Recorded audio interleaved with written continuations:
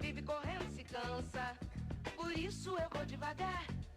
Quem vive correndo se cansa, por isso eu vou devagar. Jorge, meta a mão na cara desse pandeiro, vou cantar.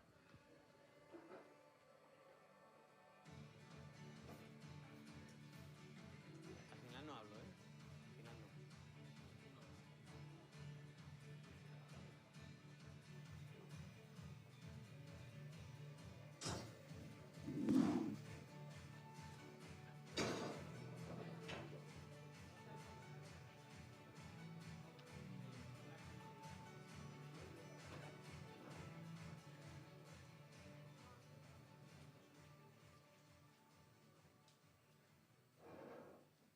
Welcome, dear participants.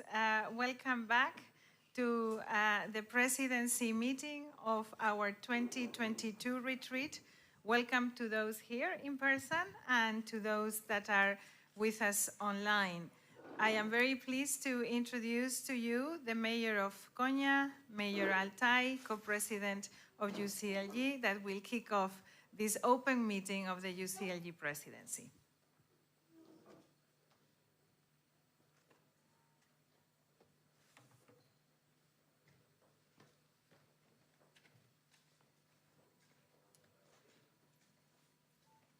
Teşekkür ediyorum. Öncelikle şunu ifade etmek isterim ki bu toplantıdan önce kapalı bir oturum gerçekleştirdik. Ve UCLG'nin ne kadar güçlü bir kurum olduğunu ve birlikte hareket edebildiğine bir kez daha şahit olduk. Ortak bir deklarasyon yayınlama konusunda bir mutabakata varıldı. Ukrayna konusunda yaşanan krizle ilgili açıklamayı Genel Sekreterliğimiz sizlerle paylaşacak ve emeğe geçen herkese, tüm katılımcılara bu birlikte hareket ve konsensüse sağladıkları katkıdan dolayı teşekkür ediyorum. Yerel yönetimlerin en büyük destekçisi ve çatı kuruluşu olan UCLG'nin her yıl düzenli olarak gerçekleştirdiği, geçtiğimiz yılın değerlendirildiği ve önümüzdeki yılın şekillendiği yıllık istişare toplantımızın son günündeyiz.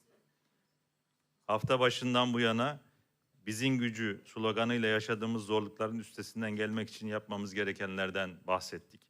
Ayrıca Ekim ayında yapılacak Dijon Kongresi'ne giden süreçte UCLG'nin çalışma planı ve önceliklerini konuştuk. Toplantının ilk gününde UCLG'nin çalışma alanlarını ve çalışma planını 2022 yıl için önceliklerini ortaya koyduk. Pandemi sürecinin hayatlarımızda yarattığı etkileri göz önünde bulundurarak gelecek için pakta belirlediğimiz gibi insanlar için, gelecek için ve hükümetlerimiz için çalışmalarımız gerektiğini yeniledik. 2022 yılında da sürdürülebilir kalkınma hedeflerinin yerelleştirilmesi, toplumsal cinsiyet eşitliğinin sağlanması, dijitalleşme treninin kaçırılmaması, pandemi sonrası iyileşmeye öncülük edilmesi, sürdürülebilir kentler, eşit ve adil şehirlerin inşası, kültürün kalkınmanın 4. ayağı olarak kabul edilmesi, gıda güvenliği, yerel finansman ve iklim değişikliğiyle mücadele gibi konularda çalışmaya devam edeceğimizi dile getirdik. Toplantının ikinci gününde yerel finansmanın geleceği, gönüllü ulusaltı değerlendirmeler ve gönüllü yerel değerlendirmeler oturumlarını yaptık. Yerel ve bölgesel yönetimler tarafından gerçekleştirilen doğrudan yatırımların dünyadaki toplam kamu yatırımlarının yaklaşık %40'ı oluşturduğu göz önünde tutulduğunda finans ve yatırımın yerelleştirilmesi gerektiğine vurgu yaptık. Sürdürülebilir kalkınma amaçları için çok önemli bir noktada duran gönüllü ulusaltı değerlendirmeler ve gönüllü yerel değerlendirme raporlarının yaygınlaştırılması ve bu konuda UCLG'nin her türlü desteğe hazır olduğunu belirttik. Toplantının 3. gününde UCLG Öğrenme Forumu, İnsan Hakları için Yerel Yönetimler, Toplum Sözleşmesi ile geleceği şekillendirmek ve UCLG'nin barış gündemi oturumlarını gerçekleştirdik. Dijon'da gerçekleşecek kongrede Birleşmiş Milletler ortak gündeminin unsurlarını da dikkate alarak Gelecek Paktı'nın ilkelerini önceleyen yeni bir toplumsal sözleşmeye hayat vermek için yapmamız gerekenlerden bahsettik. Çarşamba günü ele aldığımız UCLG'nin barış gündemi oturumunda yerel ve bölgesel yönetimlerin barış konusunda oynadığı önemli role değinmiştik. Ancak üzerinde çok uzun bir süre geçmeden Ukrayna'da bir kriz patlak verdi. Bununla ilgili bir ortak deklarasyon yayınladığımızı biraz önce sizlerle paylaştım. Ve bugün toplantının son gününde tüm eş başkanları bir araya gelerek hafta boyunca görüştüğümüz her konuyu tekrar gündeme getirecek ve geleceğimizi şekillendirmek için çeşitli adımlar atacağız. Bugün burada alacağımız kararlar bizim gücüyle geleceğimizi şekillendirecek. Hafta boyunca vurguladığımız konuları Haziran-Temmuz ayları arasında devralacağım UCLG başkanlık görevim boyunca daha iyi noktalara getirmek için çaba sarf edeceğimi de buradan belirtmek isterim. Sonuç olarak hep birlikte verimli bir hafta geçirdik ve yıllık istişare toplantımızı bugün tamamlamış olacağız. Sizlerin de mutlaka çok değerli katkıları olacaktır. Ben hem bugün burada bulunan hem de dijital olarak katılan tüm katılımcılara tekrar teşekkür ediyorum. UCLG'lere önemli katkılarınız olmaya devam edecektir. Ben bir genel değerlendirme yapmış oldum. Şimdi Genel Sekreterimiz sizlere konuyla ilgili değerlendirmeler için söz verecek. Hepinizi selamlıyorum.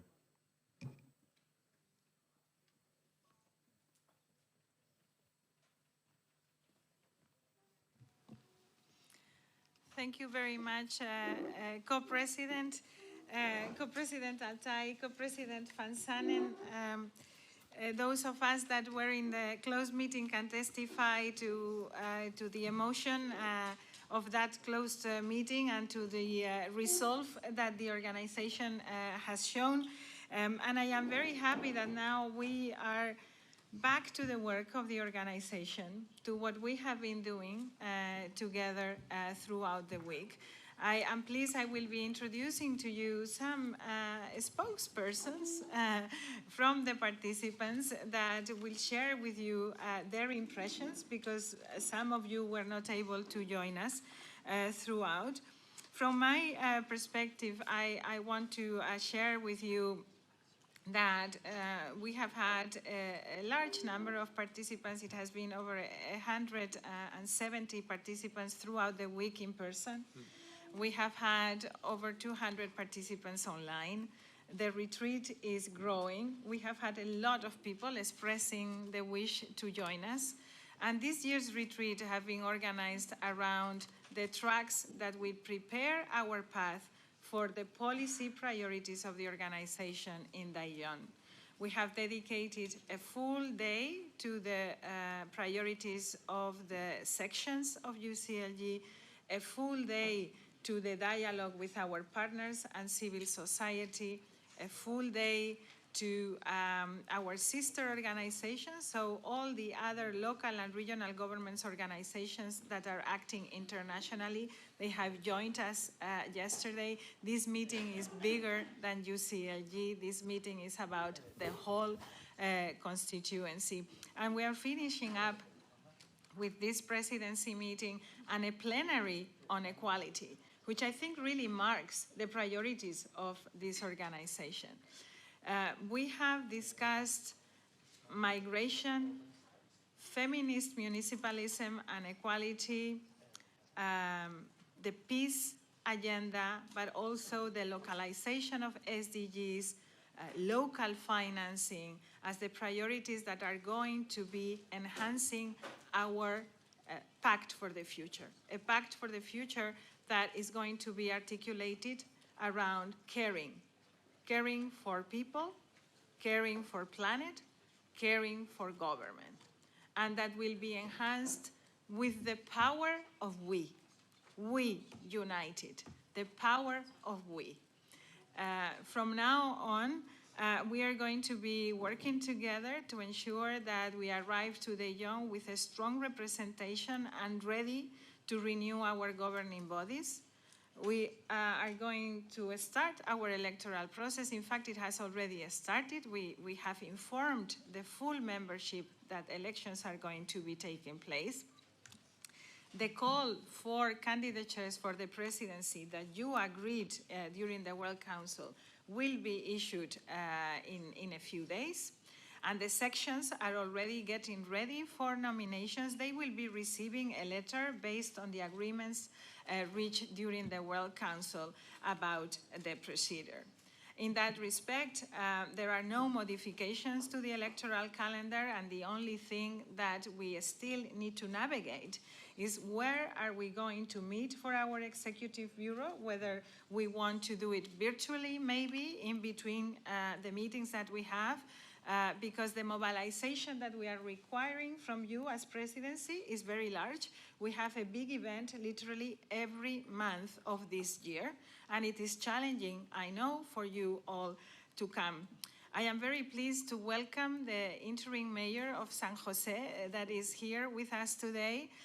She will have the opportunity to intervene later, but she has expressed that the city of San Jose, due to internal political issues, would prefer us to postpone our visit to San Jose to next year.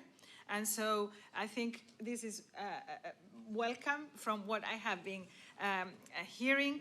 So this decision, which I hope we can discuss over lunch on the space for the Executive Bureau, is the only institutional issue that is pending your decision.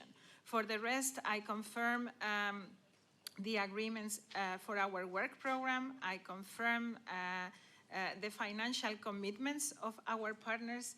I confirm that membership fees are coming in, and I confirm that the host city of the Yon is complying with their commitments with their organization. So from my part, I think all I have is positive reporting. I am open for any questions you might have. But before we do that, and with your permission, President Altai, I would like to invite a couple of participants to provide an overview. And I would like to start with Vice Mayor Evgenia from Kazan, because although Mayor Metzing is not able to be here with us today, and as I was sharing in the closed-door meeting, we have done a big job since November. And we are very proud, in particular, of something that we want to present to you. And I think it should be Vice Mayor that does this. So if I may, Mayor Altai, I would give the floor to Evgenia, the Vice Mayor of Kazan, to show the work that we have been doing. Спасибо большое, Эмилия, уважаемые коллеги. Мы действительно с ноября месяца проводили огромную работу с секретариатом, приезжали в Барселону, обсуждали, что мы можем сделать за столь короткий срок. И я, конечно, сегодня хочу доложить вам результаты нашей, пусть небольшой, но плодотворной работы, на мой взгляд. Коллеги, каждый мэр, каждый член его команды хочет видеть город благоустроенным, комфортным, уютным, гостеприимным, городом с равным возможностям для всех, город, в котором хочется жить, трудиться, отдыхать. И много лет мы с мэром Казани, с Ильсуром Медшиным обсуждали такой вопрос. Все мы ищем пути решения той или иной проблемы. Если можно обратиться за советом и использовать прогрессивный опыт других коллег, то почему бы это не использовать? И зачем изобретать велосипед, если его кто-то уже сделал до нас? Как поделиться с другими мэрами тем, что придумала и внедрила наша команда? Каждый руководитель должен на расстоянии вытянутой руки иметь инструмент для быстрого решения поставленных перед ним задач. И поэтому вот уже 2 года мы собирали лучшие практики по основным направлениям деятельности муниципальной сферы разных городов мира. Мы создали проект, который носит название Shared City. Пока здесь собрано около 200 успешных муниципальных практик, абсолютно по разным направлениям. Здесь можно выбрать интересующую вас тему, и вы получите возможность ознакомиться с лучшими решениями данного вопроса. Каждая страница содержит структурированное описание практики, фотографии, данные о команде проекта, а также необходимые ссылки и еще много полезной информации. Кроме того, проект дает возможность выбрать город и рассмотреть, какие успешные кейсы были в нем реализованы. От имени действующего президента ОГМВ ЮНАКЛа, мэра Казани Ильсура Медшина, мы хотим поделиться с вами тем, что создала наша команда, чтобы каждый член нашей организации смог перенять у коллег положительный опыт И я надеюсь, что вы, в свою очередь, захотите стать частью этого проекта и поделиться своими историями на Shared City. Этот проект очень хорошо ложится в общую концепцию ОГМВ, о которой говорила Эмилия, Power of We, потому что мы все, опираясь на прошлый опыт, должны жить в настоящем и вместе строить будущее. Конечно, заседания экспертных советов, обучающие семинары, тематические секции в рамках наших встреч очень важны, но городская администрация не может ждать очередной встречи для поиска решения неотложной проблемы и уверена, что вот этот инструмент, он будет востребован в каждом муниципалитете, где дорожат временем и стремятся к его эффективному использованию. Поэтому, коллеги, этот проект Share City, мы с вами им делимся, и вы можете как посмотреть практики, которые были реализованы в городах, так и добавить туда свои. Мы с вами уже на этом ретрите обсуждаем те стратегии, которые предстоит утвердить на конгрессе в Тэджоне. И этот конгресс станет важной вехой в работе ОГМВ. Уже, вот сейчас еще показывают немножко Shared City сайт. Но я думаю, что каждый может посмотреть его потом отдельно. Эмилия его видела, я думаю, что вам он тоже очень понравился. И мы также начали подготовку к конгрессу в Тэджоне, и также мы уже разработали и запустили сайт Тэджон 2022. Его адрес вы также видите на экране. Он уже функционирует. Там размещена вся необходимая информация о мероприятиях, и мы уже призываем вас активно регистрироваться, чтобы быть в курсе последних новостей. И, конечно же, в заключение мне хочется выразить особую благодарность секретариату ОГМВ, лично Эмилии. Как я уже говорила, нами совместно за небольшой срок была проделана огромная большая работа. Мы искренне надеемся, что вы поддержите все представленные сегодня инициативы и примите в них активное участие. Спасибо большое. So thank you so much. I really like the Shared City platform. And it is so generous because, let me tell you a secret. They have been working on this for a long time. You don't do this in 3 months, right? Exactly. So they had been working on this for 3 years, and when we had our first technical meeting after the governing president took over, they explained that to us, and we were looking serious, and they were like looking back, and I said, but why are you doing this on your own? And immediately it was, okay, we will give it to UCLG. We will do it with UCLG. So it's a great platform. Thank you so much.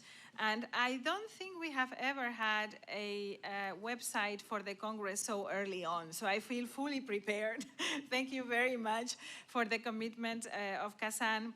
I also have to say that the governing president has supported us to enhance our technical capacity. So we have been able to renew our equipment with a special contribution that he made and that he announced during the World Council. So part of what you see happening here is also possible because we have been able to do that. So thank you very much. We are grateful, and the power of we will continue. So, President, we agreed it would be okay now to give the floor to the mayor of Montevideo. Mayor Cose is the vice president for Latin America. She is online and has joined us from Latin America. I see her there. ¿Qué tal? Buenos días, Emilia, muchas gracias. Sí, me estoy uniendo desde América del Sur, desde Montevideo, en Uruguay, y quiero expresarles que para mí es realmente un placer poder participar en esta reunión, y quiero saludar a los colegas de la presidencia de CGLU. Antes de comenzar a compartir alguna reflexión, quisiera unirme a ustedes en este ánimo y en esta comunión con nuestro deseo por la paz, que nunca es ni puede ser una acción unilateral. Siempre se requiere el concurso de muchos para lograr la base de la paz sobre la cual podemos construir lo mejor de nuestros gobiernos, lo mejor de la democracia y por supuesto la igualdad. Que en el día de hoy esta reunión nos invita a reflexionar en torno a uno de esos pilares de nuestro movimiento, ¿verdad? Que ha sido impulsado por la igualdad. En ese sentido, me gustaría abordar dos temas que nos parece deben ocupar un papel estratégico dentro de las prioridades de nuestro pacto para el futuro. Por un lado, la defensa y la promoción de la igualdad de género y el cuidado, como decía hace unos minutos Emilia, como derecho y como eje alrededor del cual construir igualdad. Esta crisis de COVID-19 se ha manifestado como un gran reto para toda la humanidad en términos de la igualdad de género. Y hemos sido testigos en todos los lugares del mundo, creo yo, en particular en Montevideo, de un estancamiento de la participación de las mujeres en la actividad, en la vida pública, en todos los niveles de ocupación y condiciones laborales. En todos. En particular, por ejemplo, hay mediciones objetivas sobre el descenso de la producción de material científico por parte de las mujeres, porque aún teletrabajando, la distribución de las tareas del hogar históricamente recae sobre las mujeres. Hemos visto también un aumento de la violencia de género y una sobrecarga en la centralidad de las tareas de cuidado, como decía recién, que las mujeres continuamos asumiendo en mayor medida que los hombres. En Montevideo, durante 2021, hemos desplegado un plan ABC que tiene su nombre porque quiere decir apoyo básico a la ciudadanía, pero también porque hace referencia al ABC, al 1, 2, 3, que usualmente, históricamente, han sido las responsabilidades de las ciudades, que han sido iluminación, saneamiento, el estado de las calles, temas urbanísticos. Nosotros hemos replanteado que sí, que asumimos esas responsabilidades, pero que la pandemia pone sobre la mesa un nuevo ABC que tiene que ver justamente con el eje de la igualdad y de las inequidades. Y hemos diseñado un conjunto de medidas para hacer frente a los impactos negativos de la pandemia, que exceden los impactos iniciales de salud, que son muy graves, porque no hay nada más importante que la vida humana, pero que la pandemia vino a profundizar desigualdades que ya existían y a reclamar la acción de políticas que actúen en función de lograr esa igualdad. Hemos priorizado la atención en la emergencia social derivada de la violencia doméstica y de género y la autonomía económica de las mujeres, problemas que hemos visto potenciados por este impacto de la emergencia sanitaria. En este año 2022 vamos a seguir con un ABC más. Vamos a continuar reforzando los servicios de atención a la violencia de género en todo Montevideo, así como la implementación de fondos para el fortalecimiento del emprendedurismo y del crecimiento para mujeres que lideran emprendimientos productivos. Estas acciones se van a enmarcar en más de 2 décadas de trayectoria en políticas de igualdad a través de planes de igualdad de oportunidades y derechos que confirman el compromiso de toda la institución del Gobierno de Montevideo en sus diferentes áreas. Nuestra gestión está impulsando la Estrategia para la Igualdad de Género de Montevideo 2021-2025. Es nuestra hoja de ruta de políticas de género a través de la cual nos proponemos generar transformaciones en 4 ejes estratégicos. Una vida libre de violencia, empoderamiento y autonomía de las mujeres, derecho a la ciudad y al territorio y cultura organizacional para la igualdad de género. De a una no somos nada. La organización es un derecho, pero también es una enorme necesidad. Para esto es clave innovar en las formas de gestionar políticas para la igualdad, políticas públicas, promover mensajes, políticas y acciones para la igualdad de género desde todas las áreas de actuación dirigidas a la ciudadanía y promover muy intensamente la participación en todos los temas. Nuestro compromiso es con el aumento de la participación significativa y el poder de decisión de las mujeres a nivel local. Una participación no solo basada en números, sino también en la calidad de la participación. gobernar con empatía y solidaridad, construir una nueva forma de hacer política, de la mano de vecinas y vecinos. Y si bien las mujeres están ampliamente representadas en la vida pública y están al frente de la prestación de servicios públicos, en Montevideo hemos conformado desde hace un año un gabinete de gobierno paritario, el primero en la historia de la ciudad y del Uruguay. Nuestra representación sigue siendo limitada en las funciones de liderazgo a nivel general y en la toma de decisiones. Vamos hacia la recuperación y en pos de la pandemia, las mujeres y las niñas debemos ocupar el lugar que nos corresponde, lo cual va a implicar generar ciudades que garanticen el derecho de mujeres y niñas, tal como se propone en el marco de la Agenda 2030 y en la nueva Agenda Urbana. 2. Crear canales de participación efectiva que incorpore las voces de las mujeres y las diversidades en la construcción de las políticas públicas. Tercero, promover el empoderamiento de las mujeres y más participación política en los espacios de toma de decisiones para avanzar en toda la sociedad hacia la paridad, hacia una sociedad más amable, más solidaria. Construir una cultura organizacional que posibilite que la transversalidad de género permee el conjunto de las políticas públicas. Para alcanzar estos retos, el compromiso con el municipalismo feminista de CGLU será fundamental. Las ciudades feministas son ciudades que aseguran oportunidades a las personas y en particular a las más vulneradas. Quizás en este momento de la humanidad y del mundo, los feminismos son la esperanza por la paz, por la comprensión y por el progreso. Si consideramos el escenario del COVID-19 como un laboratorio de experimentación urbana en el medio de la tragedia y del dolor, son muchos los aprendizajes que ayudan a construir una agenda para avanzar hacia un modelo de ciudad cuidadosa de su gente. Por ejemplo, diseño de servicios de cuidado a personas con altos niveles de apoyo, cuidar a quienes nos cuidan y reconocer su trabajo, cambio en las narrativas de manera en que concebimos las labores de cuidado de nuestras sociedades y el uso de todo cuanto esté a nuestro alcance para facilitar los cuidados, entre ellos la capacidad de desplegar tecnologías de la información y de fomentar la investigación científica y la participación de las mujeres en ellas. Por eso, pero todo esto solo es posible si lo hacemos en conjunto, si lo hacemos en común.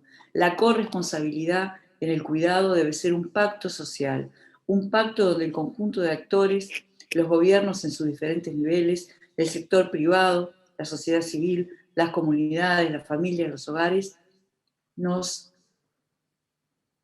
responsabilicemos por nuestro propio futuro. De verdad, muchas gracias por la oportunidad de participar y como siempre, Montevideo está y estará presente.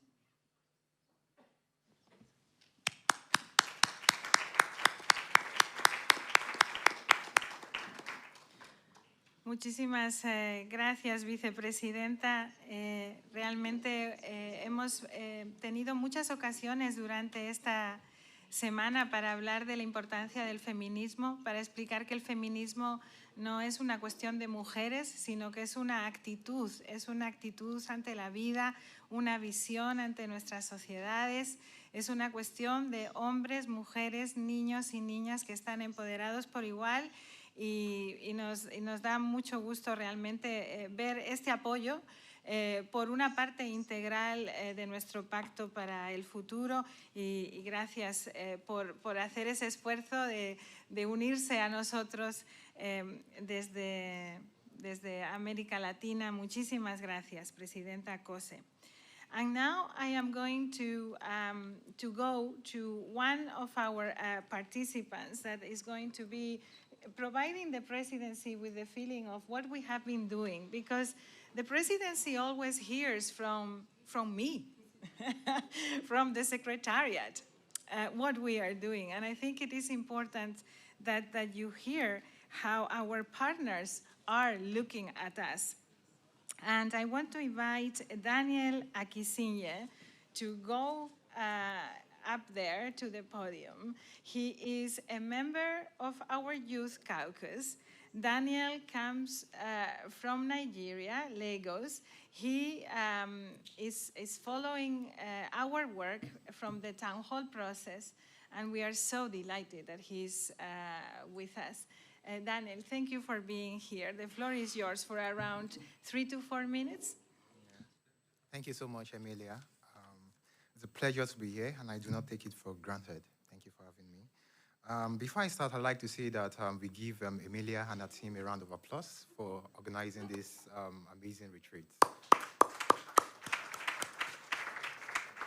Being a member of the Youth Caucus has helped me share my thoughts from youth and African perspective.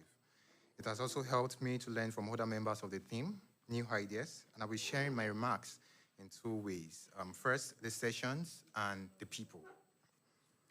The sessions, day 1 started with a program on Together Again, taking stocks of 2021, which of course has to do with the things we passed through during COVID-19. And then we had a session on an hybrid session, especially that talked about welcoming us into 2022 and how we look forward to the successes that we want to achieve in 2022. Then the highlight for me on that particular day was the communication workshop, which I took part in. Upstairs there, we had about 20 other persons in attendance. And the workshop had to do with people coming together to collaboratively solve problems with ideas, brainstorming together, and to represent it with art. And so it was an highlight for me because I enjoyed it. I was able to interact with members of the team. Day 2, the highlight was on local finance and how local government can have access to finances. And so I'm particularly interested in this, and I can relate with it because I come from a country where local government look up to the state government for finances. And so it's not always easy to source for finances themselves. And so I could relate with the discussions that happened then, and I'm able to take learning so that I can positively impact my community with the learnings. The 3 had to do with a lot of sessions, but particularly I would like to talk about the town hall, which we also have young people here who participated in the town hall. And topics includes global common, climate and culture, trust in government, and caring communities. We also took part in the learning forum, which of course had to do with exchanging methodologies, how people can learn from each other, peer-to-peer learning, mentorship, and all of that. In Nigeria, I work with young people, a lot of young people, and I've come to realize that there's so much we can learn from each other, and that speaks to the peer-to-peer learning that UCLG is doing, and I give kudos to that. Day 4, which was yesterday, we had sessions, a lot of sessions, but the highlight for me was on the municipal feminism movement, which speaks to gender equality and how women can actively participate, have a seat at the table. I think it was great having a discussion on feminism movement, which of course gives everyone an idea of the importance of gender equality in our daily activities as leaders of the community. So I'll be going to the people, which is of course the second session that I'll be talking about. I think the people are quite friendly. The people I've met since I joined the session on Monday, they've been friendly and receptive. Right from the day I arrived, I felt like I was home. I was at home in my country. The reception, which of course happened yesterday, was another opportunity to meet a lot of people. I met Madam Catherine, who is an elderly person who keeps talking about the need to include aging people in our processes and decisions. And so I'm happy to see her here because, of course, it then means that she has even a seat at the table. Thank you. The topics that interest me, and I'll be wrapping up with this, is migration. Migration is an important issue because I stay in Lagos, and Lagos can be regarded as the most developed city in Nigeria. And so we then have people who come from different urban areas, villages coming to Lagos to reside. So it's an issue for me. It's an issue of interest for me, and which is why I'm highlighting it at this particular occasion. We also talked about human rights, and I'm going to go into what happened in Nigeria in 2020. We had an issue with the NSAS protest, police brutality. And this speaks to how young people should be treated as humans and not just as any other element. We talked about climate change. Climate change is an issue for me, and I'm particularly highlighting it because, I picked interest in climate change in 2017 after participating in the National Climate March which took place in Nigeria. During the climate march, we had people come out to talk their mind about how how the climate is changing and how it's affecting them. We had women come out to say there's drought in their villages, there is flooding, and how governments should come into this. In the past, we would attach the effects of climate change to metaphysical power. So people would say when there's no rain, it probably means that the gods are angry at us. But I'm happy to hear the thoughts of people here. I'm happy to pick learnings from people here. How climate change is not spiritual, but it's as a result of what we've done and how we can create positive impact into changing the story, the narratives. I also will particularly state the inclusion that I've felt with UCLG. UCLG bringing together people from different age groups, generations, young, the children, women, men, and aging. I'd like to stop here and I'd like to say thank you so much for having me. Thank you, Emilia. Thank you for the thing.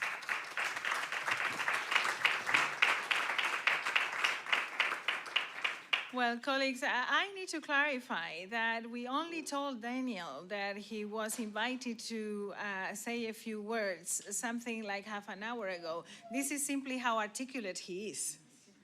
It's not a prepared speech. He just really means it, and he's able to put it like this, so eloquently and nicely. And I am very grateful, Daniel, for your acknowledgement of how hard we have tried during this retreat to make everybody feel welcome and cared for. So I am very happy that we have been successful, at least in your case. Thank you very, very much.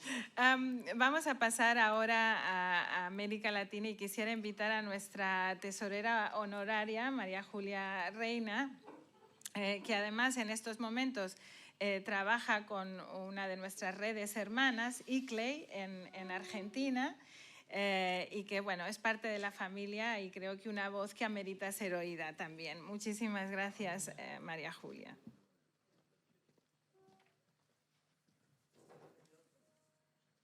Hola, ¿qué tal? Muy buenos días. Daniel, no me lo has dejado fácil. Ahora, después de ti. Bueno, señor presidente, señora secretaria general, compañero de las sesiones, de los foros, que estamos hoy aquí reunidos, asociaciones amigas, hermanas de CGLU. Hemos transcurrido con el día de hoy 5 días de trabajo, de intercambio y de encuentros que han ido asumiendo un grado de presencialidad creciente. Hace noviembre del año pasado éramos más los que estábamos en híbrido y bueno, vemos mayor presencia de nuestras ciudades y de nuestros socios en este encuentro aquí en Barcelona. Estos encuentros no son casuales para la familia de CGLU porque es el lugar y el espacio que tenemos para planificar estratégicamente el año, para redireccionar cursos de acción, que muchas veces las coyunturas y las políticas nos van marcando una readecuación de nuestros temas de trabajo, de nuestras agendas. Quiero felicitar a la familia municipal por la calidad de la reacción de posicionar una declaración conjunta, consensuada, que daremos a conocer y que realmente habla de un tema que para nosotros desde las ciudades y las regiones es central, que tiene que ver con la construcción de la paz y que ve realmente en este mundo actual, en la agenda por el futuro, en el pacto por el futuro, una enorme oportunidad de trabajo para repensar nuestra agenda urbana, para repensar los grandes desafíos que tienen las ciudades con foco en la implementación de sus políticas. Es un momento para compartir, es un momento para intercambiar experiencias, para decirnos que estamos en un camino que es complejo, pero que está al alcance y que estamos trabajando en ese sentido. Dijon es un momento de culminación política de un año donde tendremos, como dijo nuestra secretaria general, la oportunidad de elegir nuevas autoridades. Hay un proceso que está abierto, nuestra organización siempre abre en ese sentido las oportunidades de los posicionamientos, del diálogo, de las alianzas, y hemos dado muestras, ¿no?, que realmente es posible el recambio, nutrir las representaciones políticas y la calidad de las agendas que trabajamos. No es casualidad que esté presente una agenda, Emilia, que quiero destacar, que no es sectorial, que no es fragmentaria. CGLU, si hay algo que tengo que distinguir, más allá de que hoy vengo trabajando más cuestiones que tienen que ver con la acción climática, siempre se caracteriza por tener una agenda de vanguardia, y no por iluminados que van hacia adelante, sino porque hay realmente una calidad de construcción donde la interseccionalidad de la agenda hoy la vemos muy presente. Lo vemos en ejemplo entre cultura y clima. No hay categorías estancas que funcionan, sino que hay una dinámica de mainstreaming en el cual la igualdad, el feminismo, la nueva agenda urbana, el foco en la implementación se hibridan, se articulan y dan lugar a un nuevo posicionamiento y a una nueva calidad de las políticas que asumimos para con nuestros socios. Así que felicitar la reunión también del High Level Political Forum, de la Global Task Force, que yo he visto construir, y se lo he dicho a nuestra secretaria general, y aprovecho para saludar a todo el equipo de trabajo que hay atrás, ¿no? Porque, bueno, todo esto es posible por los compañeros que están aquí en Barcelona y también por a los compañeros que están y que integran nuestras sesiones, que hacen que las ciudades, las organizaciones se movilicen y nos encontremos. Así que me parece que nos queda un gran año de trabajo, que las líneas político-estratégicas están, que hemos sabido reaccionar pidiendo por la vida y por la paz, y que tenemos en claro que hoy más que nunca es necesario construir un pacto para el futuro basado en los pilares que han sido señalados por cada uno de ustedes en sus intervenciones. Así que muchísimas gracias, un saludo a todos y nos vemos muy pronto.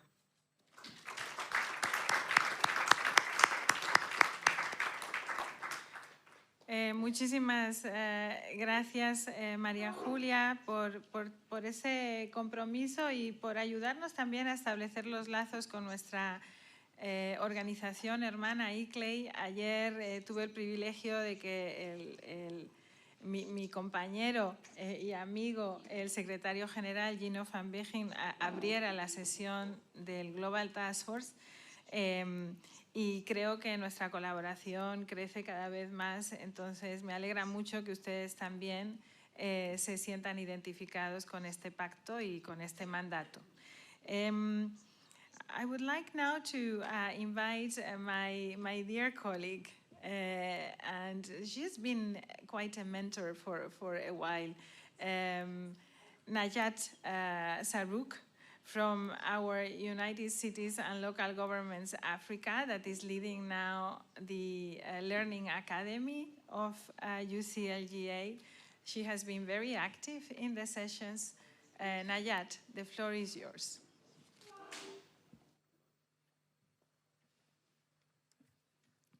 Assalamu alaikum wa rahmatullahi ta'ala wa barakatuh.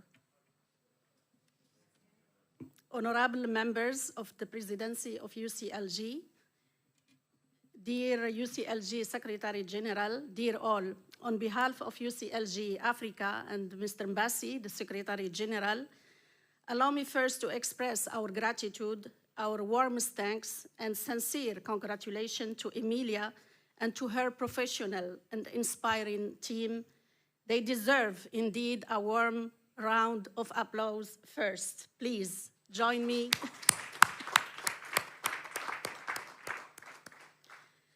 What is the meaning of this retreat for us as UCLG Africa, and for me and my colleague here, Rahmat?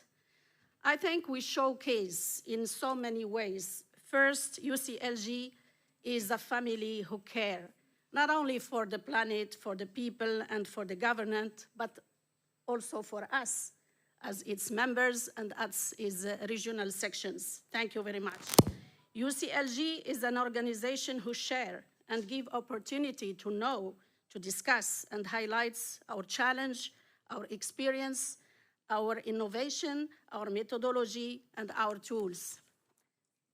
The retreat is also a global campus where we capacitate and empower ourselves, the human capital.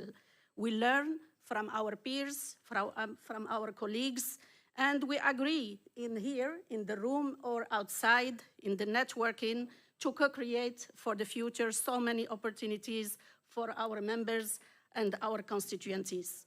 The retreat is also a valuable space to enhance and strengthen our friendship and our solidarity, this human DNA that gather all of us here in the Global House. And also, we showcase that when we commit, we deliver and we achieve. We will also come back home with so many takeaways, and I will say a great harvest that will contribute and help us for the next steps of this year. And it's a very, very challenging years for all of us. We have AfriCities, we have Daejeon, we have the World Urban Forum, and we have the COP27.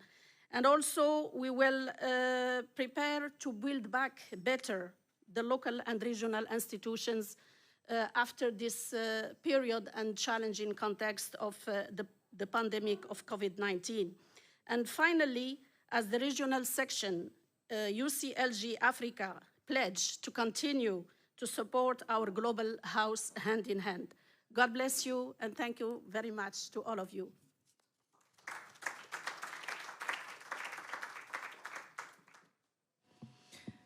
Thank you very much to all the speakers for transmitting this spirit of the retreat of this very intensive week. We have 5 or 7 minutes to open the floor. If you wish to make any comments, the presidency will be happy to listen to you. I am looking if there are hands, and if not, I will give the floor back to the Mayor of The Hague, Co-President Van Sanen, to continue with the next segment. So, Mayor, we are in your hands. Thank you, Co-President. Thank you very much. And now we go to item 4 on our agenda, the journey towards the Daejeon Congress and the Pact for the Future. As you may know, this retreat has allowed us to kickstart some of the conversations ahead of the development of the Pact for the Future and the process that will lead to us to the Daejeon Summit. And we heard this morning discussions already preluding to that. And again, give me the honor to give the floor to the Secretary General to provide us with a brief overview of what to expect from the Congress. Go ahead, Emilia. So yes, indeed, very, very briefly. We want the Congress not to be only a gathering, but actually a policy-making mechanism. That's how we perceive it, and this is why we are making sure that we are working on the different processes also in between Congresses. So we expect to have several outputs. The most important one for us is that Pact for the Future, the new social contract that we propose, which will have a declaratory part, a narrative part. It will have one more content visionary part on what we understand under that declaration. And then it will have the work plans that will be updated every year. Of course, we will also have inputs from our town halls that will be expressed in actual policy recommendations for our leadership. Each of the town halls will produce that. And we will also have policy recommendations from the perspective of the sections that will be produced within the assembly track. All of these organized around people, planet, and government. And all of it as part of the care culture that we are trying to promote, and that will be the vision for the future of the organization. And in order to do that, and I finish with this, Co-President, we have started to gather the inputs from all of these processes at the World Secretariat. We will be holding the pen with the policy team in particular, but with all of the other teams. And then we have a very privileged group we feel privileged, not that they are. We're privileged to be accompanied by a group of thinkers that will also help us to hold the pen in certain areas and think of things that we might be leaving aside. And those are Billy Cobbett, who was the director of Cities Alliance for many years, an important ally for us, because he introduced the issue of informal settlements in our agenda in the past Congress through his leadership. Mr. Luca Bergamo, you know him all because he used to be the vice mayor of Rome in charge of culture, and he was behind the drafting of the Rome Charter on cultural rights. Maria Fernanda Espinosa, who used to be the president of the General Assembly and former Foreign Affairs Ministers of Ecuador, and Professor Carlos Moreno, whom you heard yesterday talking on the new urban agenda.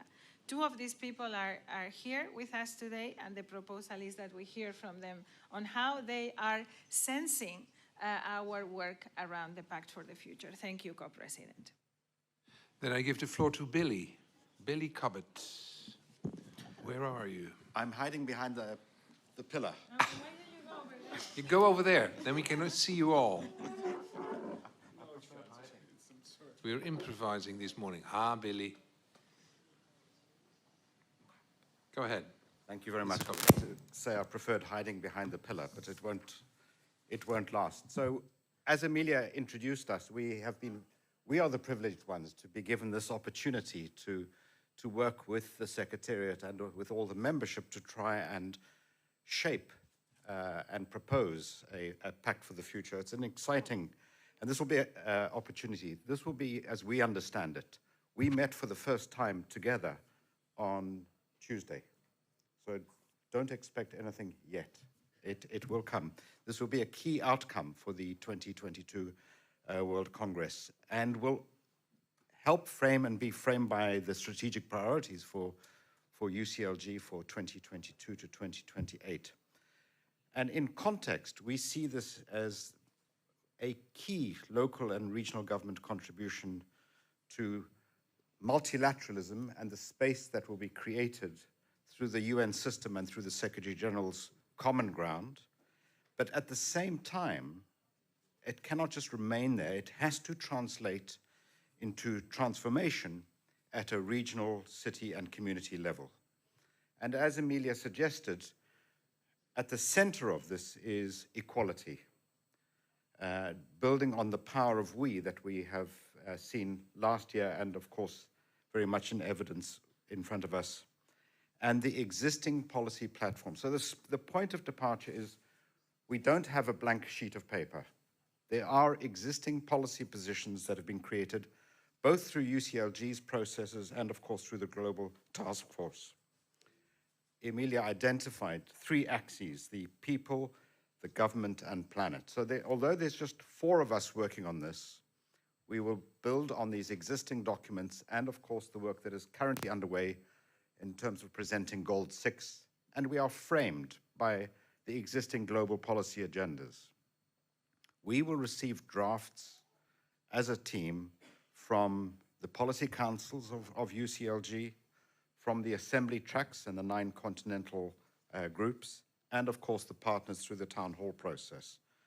So we start with, we are privileged to be supported by a complex, diverse, and consultative process.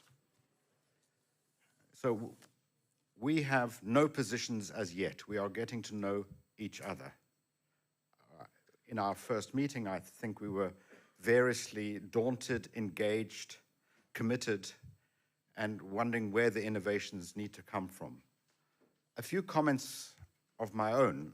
One of the words that we were discussing was did I move? You electrify everything. Yeah. It's actually the language, because we were discussing the word pact as opposed to charter, which is often, and my own view is I would stress and motivate that you retain the language of a pact. A charter is something and the Cities Alliance had a charter. It frames the relationships. A pact requires reciprocal behavior and commitment in order to achieve something. And framing that is going to be the real challenge of the Pact for the Future. And in my mind, you have got the three axes. You've got the planet, you've got the people, and the government. And I would stress from the beginning, they're not equal. And the way I would think about it is actually, how can the people and the government combine in order to service the planet? It's not equal equals the same. That's our challenge, is to try and build on what you've already done to do that. So, and these are my views, because I don't want to speak on behalf of the four, because we have not met to discuss. But so I think that the pact needs to be a clear and mobilizing vision. It has to translate into tangible possibilities at the city and community level, and also at regional government. And it has to be sufficiently flexible to allow for diversities of approach and to be culturally and contextually specific. So those are easy to say and very difficult to achieve. I think where we did have an immediate consensus amongst the four of us is the importance of clear and clean concepts and language. And this cannot, in my mind, end up being negotiated text where everyone sees their phrase there, and so it loses its focus and its impact and its meaning. So we stand before you, myself and Luca, we are the two that are left here, happy to be engaged, waiting to begin the process, and we will be guided by the executive and the secretariat, but we will also take the space to hopefully put a clear vision in front of you for your consideration. It's going to be fun. Thank you, Chair. Thank you. We all wish you a very energetic preparation. Now I give the floor to Luca Bergamo.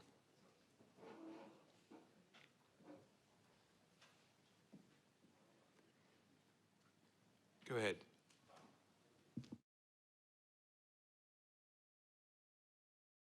The mic.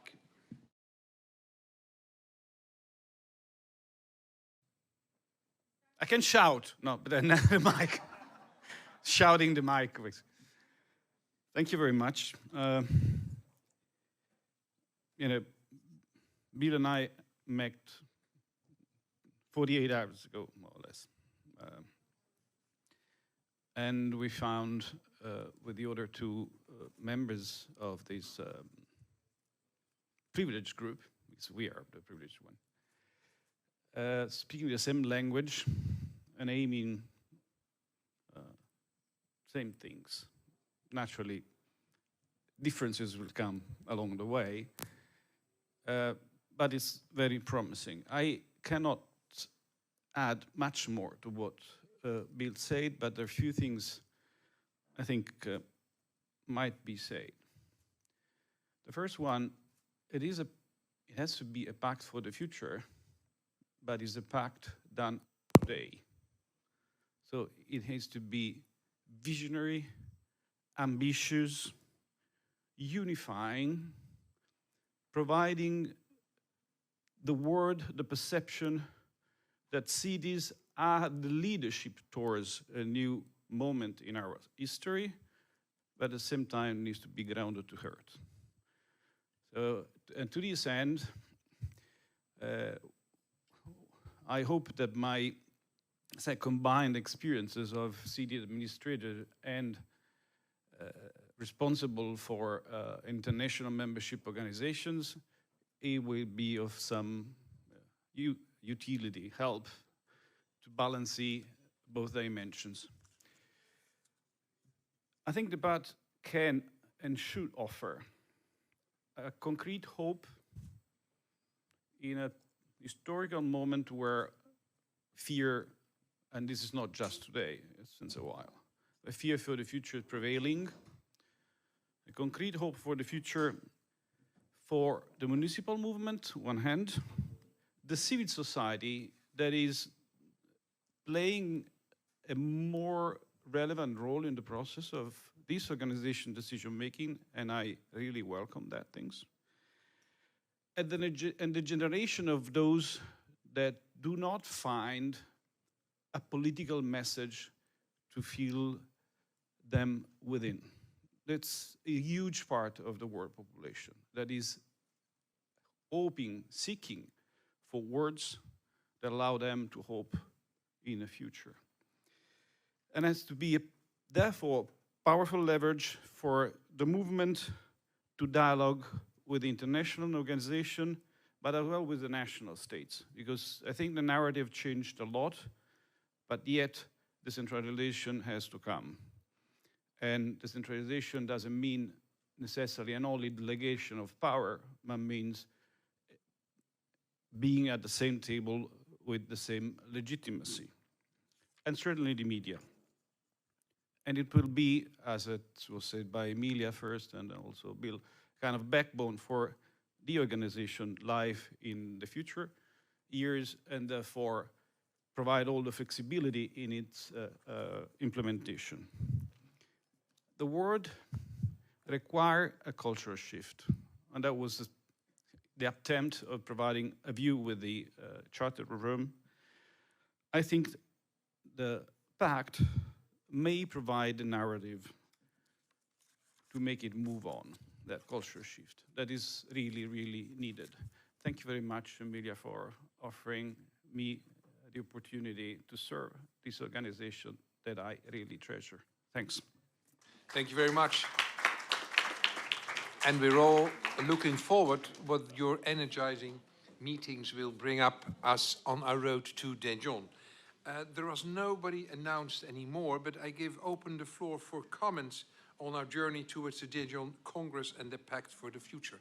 Are there any comments to make? Carola Gunnarsson. Thank you very much, Mr. President.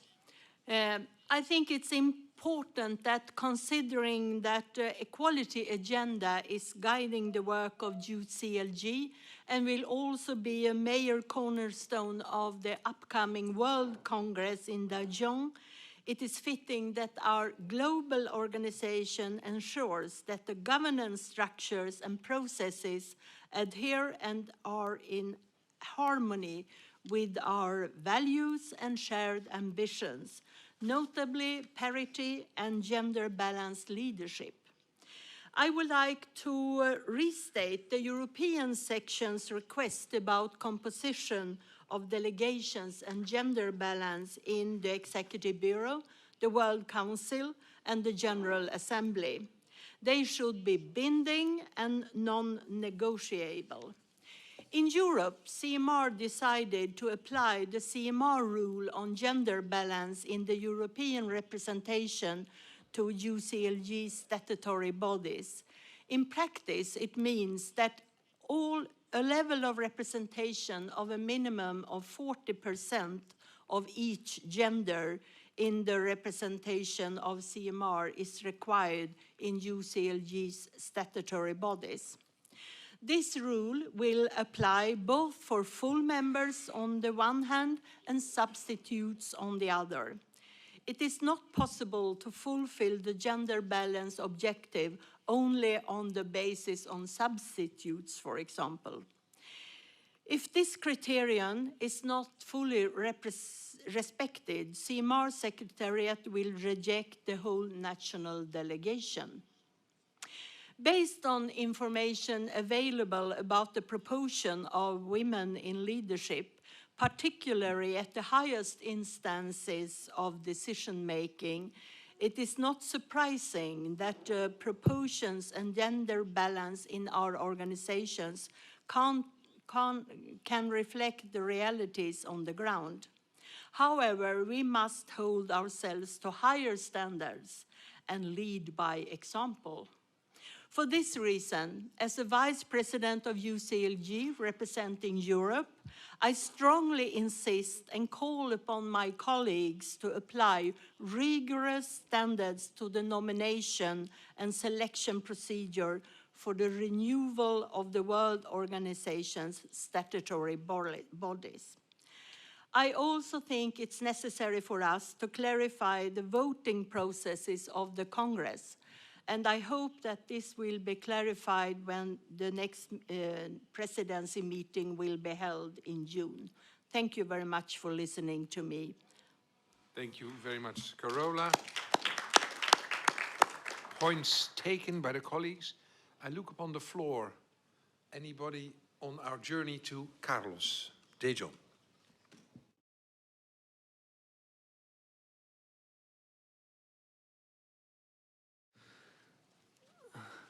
Muchas gracias, querido presidente. Yo quería hacer una puntualización y una reflexión sobre la importancia de lo que estamos hablando cuando hablamos del pacto de futuro. Precisamente en el momento en el que nos encontramos ahora mismo, ¿no?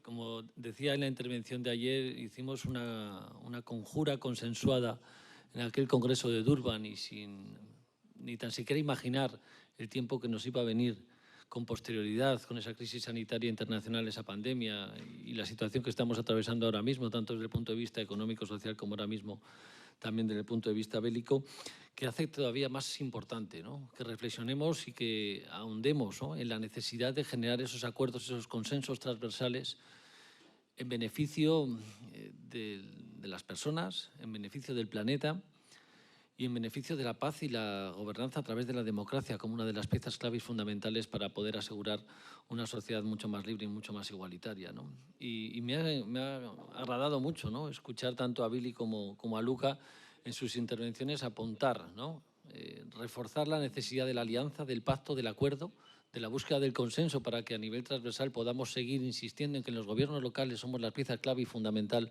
para atender ese bienestar de las personas y para salvaguardar y promocionar el bienestar del planeta, y hacerlo también con la transversalidad de lo que es la educación y la cultura como motor de transformación de la sociedad, ¿no? Si queremos realmente llegar a un desarrollo real, ¿no?, a un cambio real de ese desarrollo, precisamente tiene que ser a través de la educación, ¿no? Las transformaciones de la sociedad, bajo mi punto de vista, se hacen desde abajo, ¿no?, desde los pilares de la educación en valores, del conocimiento. Y por eso la cultura debe de ser una de las piezas claves y fundamentales como pilar que sustente ese pacto de futuro, ¿no? Por eso me alegra, ¿no?, que nos vayamos acompañando de cada vez más personas que enriquecen este proyecto, este pacto de futuro que tenemos que seguir trabajando entre todos, ¿no? Creo que tenemos un reto importantísimo por delante, que es verdad que tenemos que pasar, ¿no?, de esas políticas sectoriales en cada una de las agendas a desarrollar un proyecto integral global que sea capaz de ser reconocido por todos, pero ese es el reto que tenemos encima de la mesa, ¿no? Y de verdad, este retiro, ¿no?, al que no he podido asistir como me hubiera gustado, ¿no?, pero en las siguientes reuniones y encuentros en el que tenemos que seguir avanzando para ese desarrollo de pacto futuro es el camino que nos damos y es el camino que desde luego necesitamos ahora mismo como una pieza fundamental, ¿no?, para el desarrollo de la sociedad, ¿no? Así que vamos a intentar, ¿no?, creérnoslo nosotros mismos, porque si nosotros somos capaces de verlo, seremos capaces que la gente se contagie, seremos capaces de seducirles y seremos capaces de sumar cada vez más a este movimiento internacional.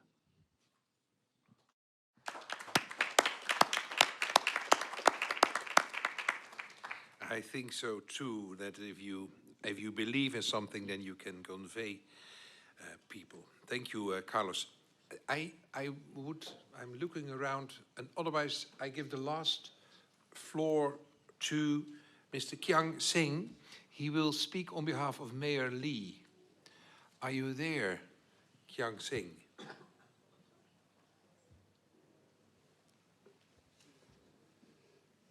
Mayor Lee couldn't make it. He had to leave, yes. Yes. Anybody of the technique? And otherwise we'll go on to the next segment and I'll try to bring in Kiang Singh. Trying to reach them. Yes, of course. Maybe there's some music or...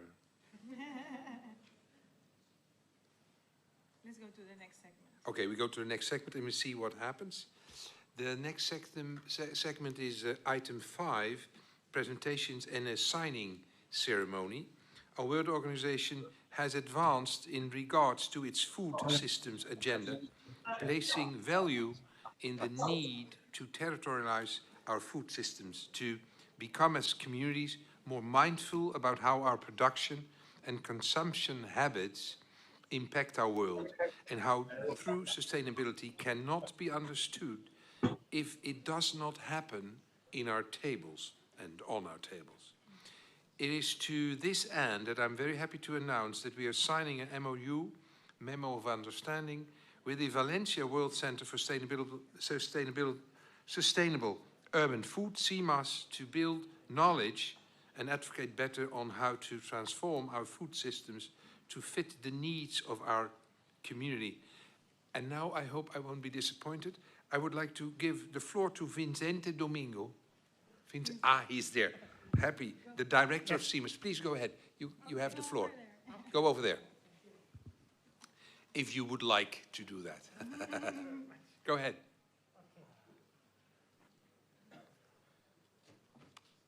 Buenos días.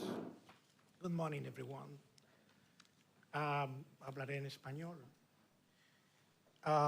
Primero, tengo que dar las gracias honesta y sinceramente, porque cada minuto de lo que se habla aquí está lleno de dignidad y de valor.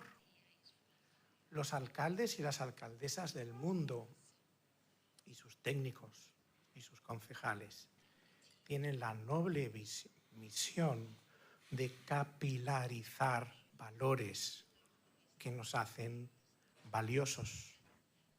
Voy a ser muy breve, pero debo mencionar dos revoluciones que han ocurrido en el mundo.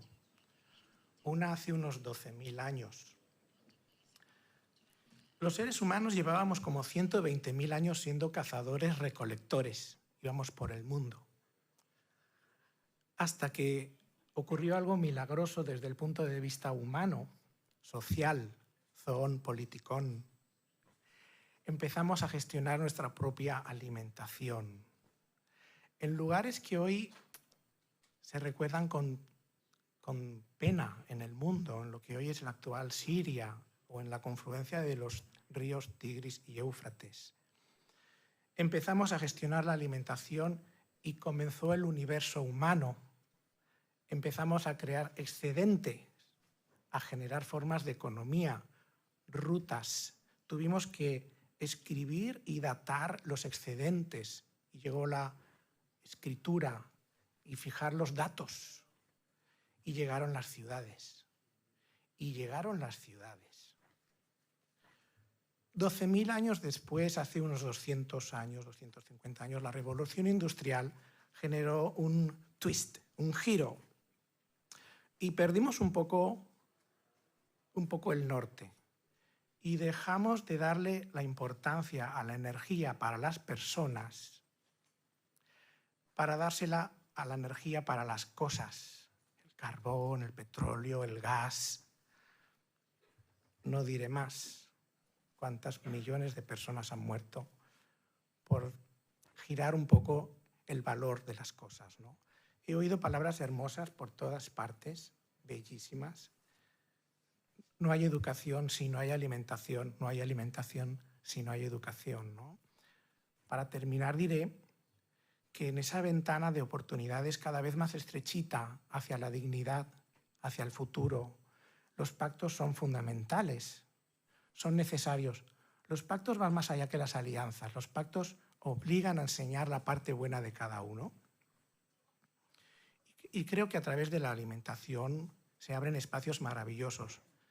Gracias a FAO comprobamos que los alcaldes y alcaldesas tienen en su mano establecer estructuras que hablan de políticas de género, de la alianza entre lo urbano y lo rural, la fabulosa herramienta que es la compra pública para dignificar la vida de los productores, el cambio climático, los matemáticos, los arquitectos, los ingenieros agrónomos, los abogados, todo el mundo, si de verdad repiensa hacia dónde debemos ir, pone el foco en la energía para las personas.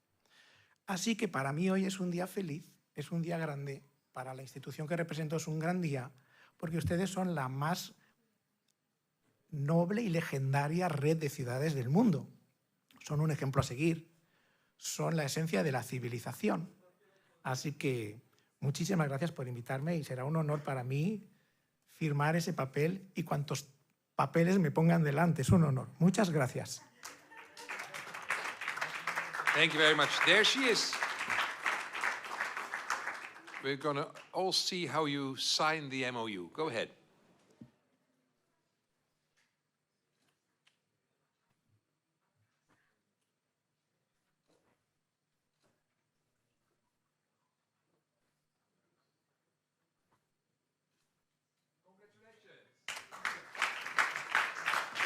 Congratulations. Food for thought. Okay, then, colleagues, we are ending now this presidency meeting. I'm looking, maybe Mr. Kiang Seng of Mayor Lee is here to say a few words to us. Are you there, Kiang Seng? Honorable? Yes. Go ahead. Thank you. 尊敬的各位主席团成员、各分区秘书长、各位同事、女士们、先生们、朋友们，感谢大家参加2022年的无锡会，并出席今晚的主席团会议。非常感谢我的几位朋友，特别是看到了喀山市的副市长叶夫根尼亚女士，也看到了艾米利亚秘书长、亚太区的伯纳蒂亚秘书长。感谢俄罗斯喀山市伊尔苏尔梅特申先生在履职期间的付出。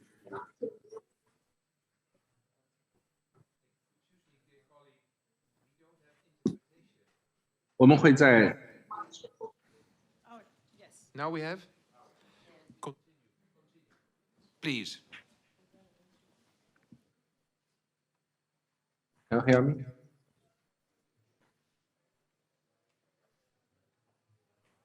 感谢大家参加今天的无锡会，特别感谢我的各位同事和朋友，特别感谢叶夫根尼亚喀山市副市长，感谢艾米利亚秘书长，感谢亚太区的伯纳蒂亚秘书长，感谢喀山市市长伊尔索尔梅特申先生在履职期间的付出。我们会在走向大田的过程中铭记他的贡献。今年我们将迎来许多重要的时刻。首先，推动生态的转型，这是我们今年的一项重点工作。本月23日，我们与联合国环境署共同举办了第2届城市峰会。下个月，我们还要参加世界水资源的论坛，倡导更公平、更加持续的用水方式。地方政府在保护地球中发挥的作用越来越重要。为了我们自己，也为了子孙后代，我们应该站在最前沿，尽力的推动生态转型。第二，在一个更加平等的世界里，妇女和儿童的诉求应该在所有的决策环节中公平、公正地得到表达，这也应该是地方政府的应尽之责。秉持这种精神，我们将参加妇女地位委员会第66届会议，重申城市发展进程中关怀妇女和儿童等弱势群体的重要性，强调每一代人在打造关怀型城市中的责任。另外，为了平等，我建议市政厅会议充分聆听青年的声音，因为国际决策离不开青年人的思想和见解。第三，16年的10月，在厄瓜多尔首都基多举行的第3届联合国住房和城市可持续发展大会上，新城市议程正式通过。现在，检验议程的成果时刻即将到来，我们需要再次重申议程的价值。6年前到现在，议程一直发挥着积极的作用。世界城市组织将参加新城市议程高级别会议，在地方和区域政府的世界大会上，回顾议程的实施过程，推动议程精神落实到各个城市建设发展的过程中，加速发挥议程的作用。在今天的主席团会议上，我想再次强调，文化作为可持续发展的第4个支柱，对推动可持续发展目标本地化的重要作用。2021年，西安市举办了7个要点研讨会，证明了文化是城市转变和转型的推动力。我们要基于教育交流和文化的交流，启动西安的地方行动党项目、全球青年领导力培训班，搭建全球青年的对话平台。为了充分发挥文化的作用，加速落实可持续发展目标，提供有效的参考和工具。乌虚会结束后，西安的李明远市长将与伊利加的市长阿尔费罗女士开始共同担任轮值主席。感谢大家对我们的信任，让我们共同展望未来，扬帆再起航。谢谢各位 ，Thank you。Thank you very much. Thank you very much, Mr. Quang Xiang. On behalf of Mayor Li, it was an honor that you could join us. And by the way, we have listeners, of course, and viewers from Daejeon. We have the Ambassador of Foreign Affairs. Mr. Ambassador, welcome to us, and please feel we're really looking forward to come to Korea at the end of this year. And the preparations must be very inspiring already for you. If you would like to have the floor, you can give a chat or let us know. Now I would like to give the floor to briefly, because we're winding up and we're wrapping up and we're ending the meeting, the Mayor of Kitchener, Barry. Thank you very much, Mr. Co-President. I just really wanted to take a moment to thank all of the team. I know this is not the end of the day yet, so we don't want people leaving after the lunch break because there's still some things to do, but this is the end of the presidency portion of the meeting. And so I really wanted to just take this opportunity to thank the team that quite frankly has been doing incredible work over the past 2 years of the pandemic to make sure that the work of our world organization continues, but particularly over the last little while to get ready for this first in-person meeting of this size by UCLG as we come back together for the first time in 2 years for our annual retreat.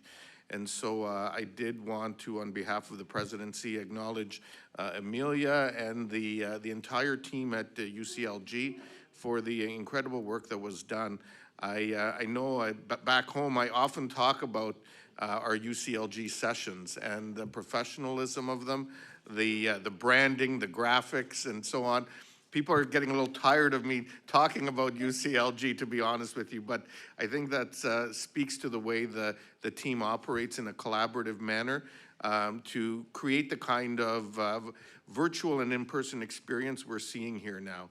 And so I would ask everyone to join me in giving them and our support partners, the video company, the photographers, and others who are all part of this, a big round, the technicians, a big round of applause with our thanks for all that we've achieved. Agreed.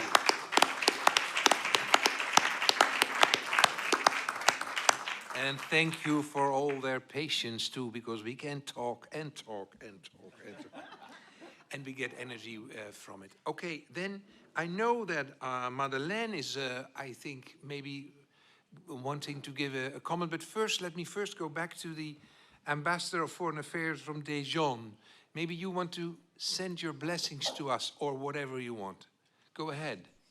Yes, thank you, Chair, and thank you very much for giving me the time to talk about a little bit about our preparations for the UCLG Congress in October. So our team is working very hard to prepare for everything.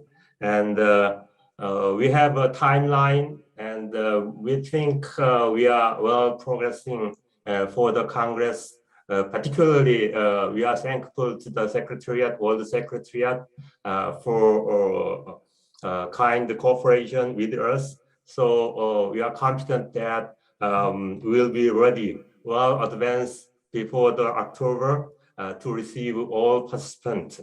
So Daejeon City would like to the Congress as a real festival where all people can enjoy together and all people can talk current issues and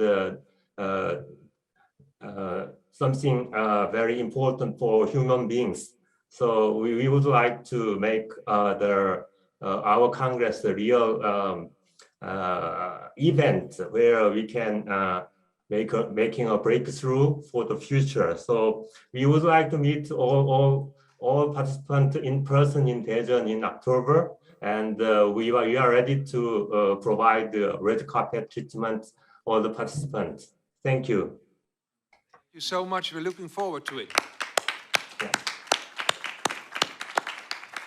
And whatever color the carpet is, as long as it is walkable, let's put it like that. I'm looking for you, Madeleine. Are you willing to give a comment? Or is she connected? No. Yes, is she? No, she's not. Okay. Then, dear friends, this is what it is. It was a retreat. It was a presidency meeting in two items, a closed one and an open one. And I'm very proud of all of us that, due to the circumstances, we did what we could. And I say it also on behalf of my colleague Altai, the mayor of Konya, also co-president, that we had this morning to be back in the family. The circumstances were asking the best of us all, and we hope that our declaration helps to bring the situation to normal again. I wish you all the best. The people, of course, at 2 o'clock the program goes on, but the presidency meeting is of 2022 is ending. And let me put it this way, dear friends from UCLG, wherever you're from and where you're looking or listening to us, please be international. Try to find the dialogue, because that's in the end always the best solution. And for my dear family members of the leadership of UCLG, remember this: when the going gets tough, the tough get going. Meeting is closed.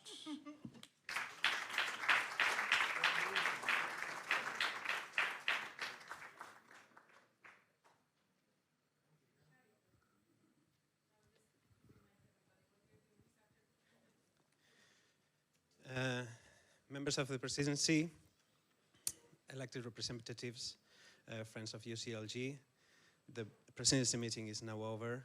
We would like to thank the presidency for this fruitful and excellent meeting. Muchas gracias, merci beaucoup. Thank you very much. Teşekkür ederim, spasiba, xie. Now, the lunch for those that are here will be served next door, but please do not miss next meeting at 2:30. Yes, 2:30. Let's do 2:30. Okay, 2:30. Reunión a las 2:30 sobre igualdad urbana y territorial. Les esperamos aquí, no nos fallen.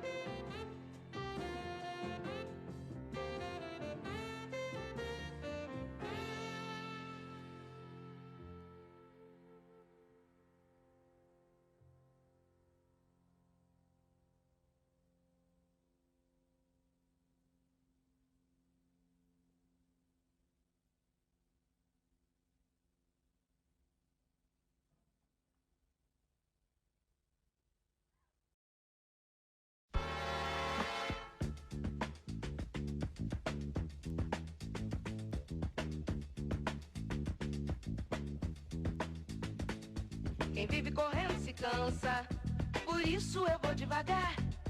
Quem vive correndo se cansa, por isso eu vou devagar. Jorge, meta a mão na cara desse pandeiro, vou cantar samba maneiro até o sol raiar. Jorge, meta a mão na cara desse pandeiro, vou cantar samba maneiro até o sol raiar. Samba maneiro é um samba balanceado, todo cheio de xingado pra gente sambar. Por isso que eu digo, meta a mão nesse pandeiro, perco a nega e dou dinheiro se essa gente não gostar. Samba maneiro é um samba balanceado, todo cheio de xingado pra gente sambar. Por isso que eu digo, meta a mão nesse pandeiro, perco a nega e dou dinheiro se essa gente não gostar. O meu negócio é viver cantando, canto bem alto pra lhe ver sambar. O meu negócio é viver cantando, canto bem alto pra lhe ver sambar. Tem um ditado que é bom, dura tão pouco, tô ficando muito louco e é melhor você parar. Tem um ditado, o que é bom dura tão pouco, tô ficando muito louco e é melhor você parar. Mas vejo o rebolado que essa nega tem, balança a noite inteira e não quero nenhum vintém. Eu não, que rebolado que ela tem. Eu vou na festa dela e não quero nenhum vintém.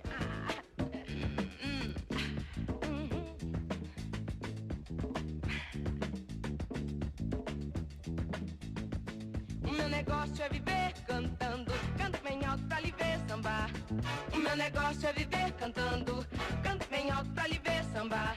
Tem um ditado que é bom, dura tão pouco, tô ficando muito louco e é melhor você parar. Tem um ditado, o que é bom dura tão pouco, tô ficando muito louco e é melhor você parar. Mas vejo o rebolado que essa nega tem, balança a noite inteira e não quero nenhum vintém. Eu não, que rebolado que ela tem. Eu vou na festa dela e não quero nenhum vintém. O meu negócio é lhe ver sambar. O meu negócio é lhe ver sambar. O meu negócio é lhe ver sambar. Eu quero ver você rebolar. Eu quero ver você rebolar. Eu quero ver você rebolar. Eu quero ver, eu quero ver, meu pai.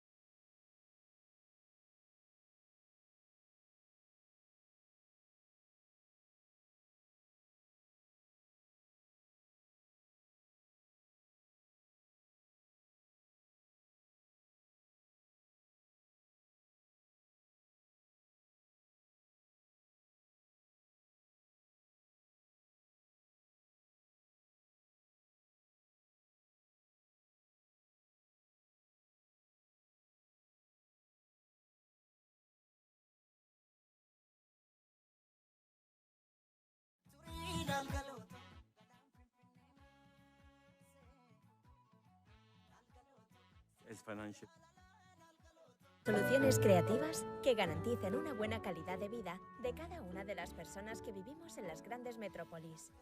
Esta es la gobernanza metropolitana y no hay un modelo único. Las metrópolis conectadas en red marcan la ruta para afrontar este desafío y responder a los retos del planeta, sin dejar a ninguna persona atrás.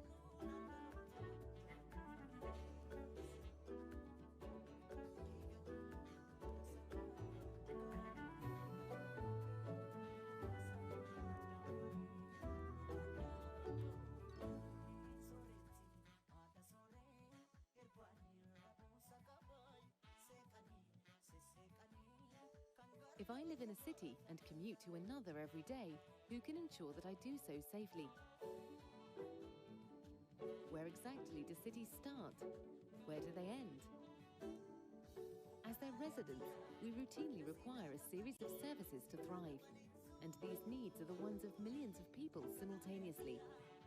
In a network of urban territories, administrative boundaries become walls that prevent effective management. To provide services to citizens, it is necessary to coordinate administrations of different levels and sizes. Barriers to the management of large urban agglomerations must be overcome. We must find creative solutions that guarantee a good quality of life for everyone living in major metropolises. This is metropolitan governance, and there is not a single model. As a network, the metropolises show the path to meet this challenge and those of the planet, leaving no one behind.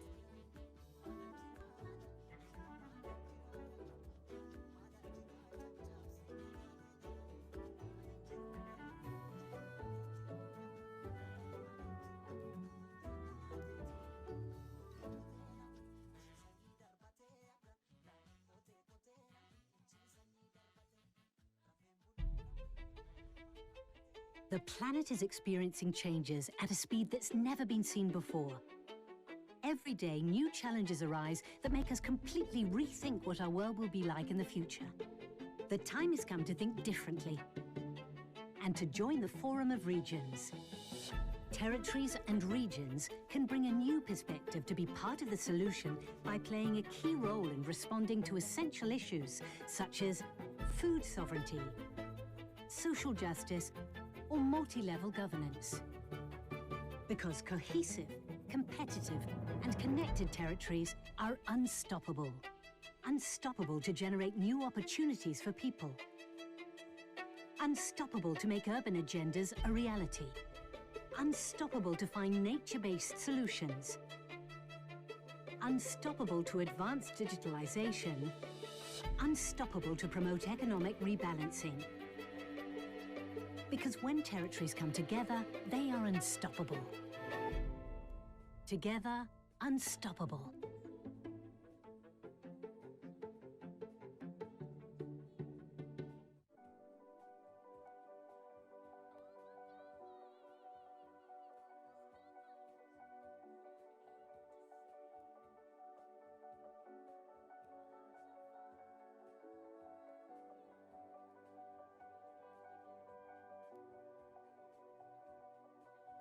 I really think we need to change how we relate to each other as communities at the grassroots.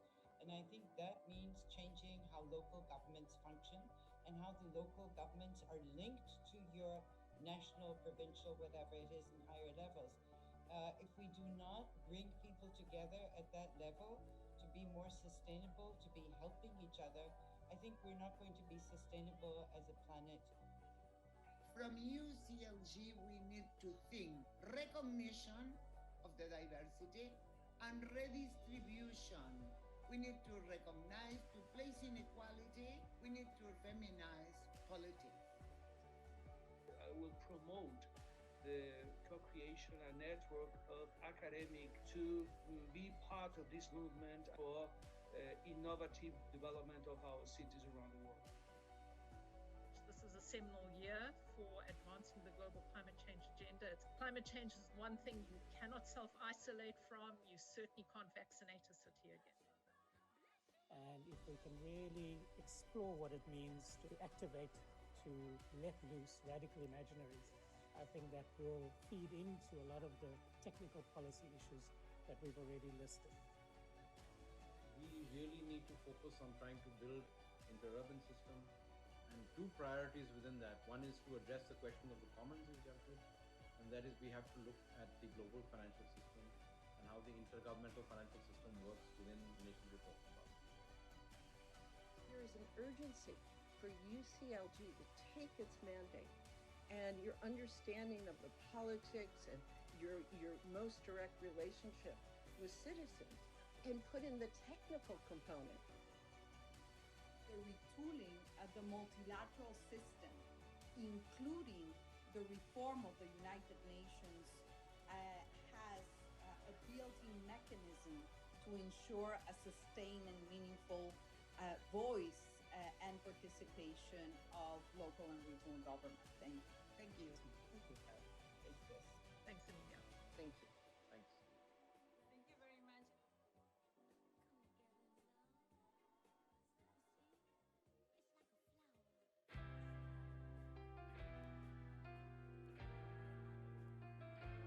Sabemos que la prestación de servicios públicos es fundamental para proteger a nuestras sociedades. Los gobiernos locales y regionales ponen los cuidados en el centro de sus esfuerzos. Cuidan de sus comunidades y de quienes nos cuidan.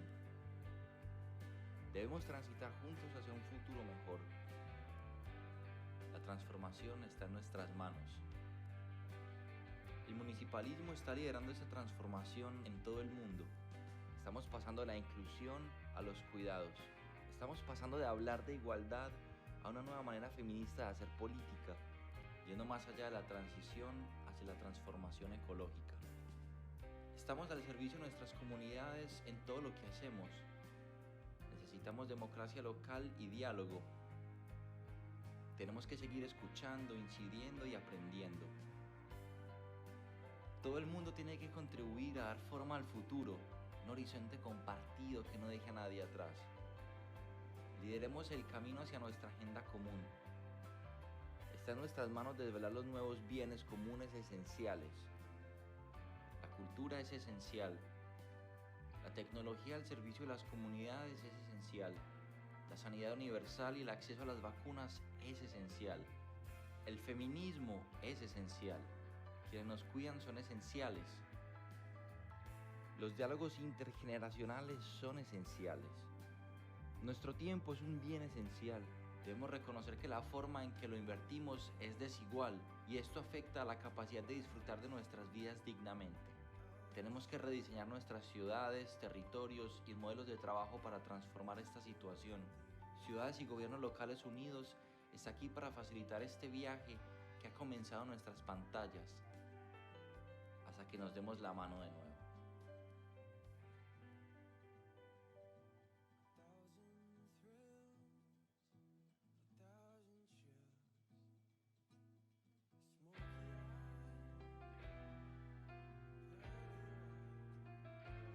Nous avons enfin compris le caractère essentiel de la prestation de services publics pour permettre aux sociétés de se protéger. Les gouvernements locaux et régionaux accordent une place centrale aux soins. Ils prennent soin de leur communauté et de celles et ceux qui prennent soin de nous. Ce virage vers un avenir meilleur doit être le fruit d'un effort collectif. La transformation est entre nos mains.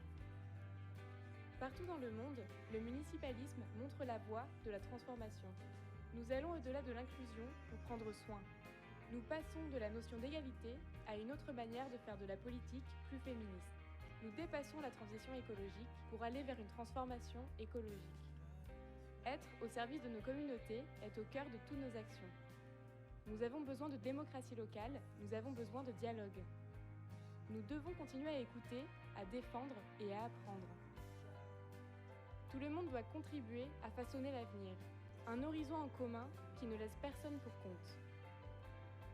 Ouvrons la voie vers un agenda commun.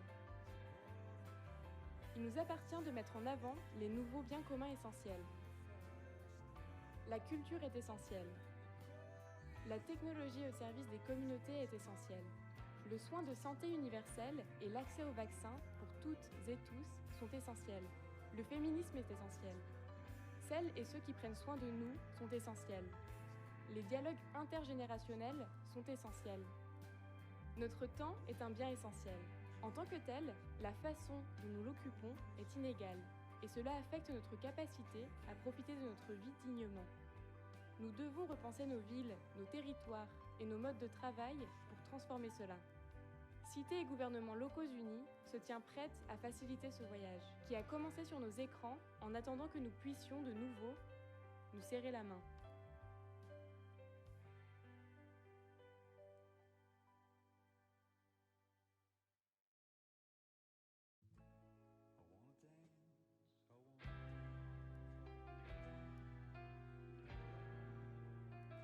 We have come to understand that public service delivery is critical for societies to protect themselves.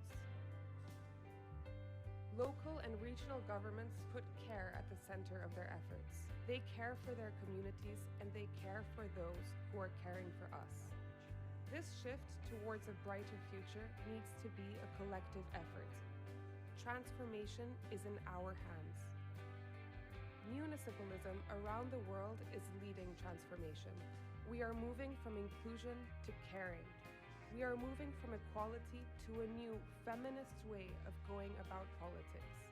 We are going beyond the ecological transition and towards ecological transformation. Being in service of our communities is at the heart of everything we do. We need local democracy.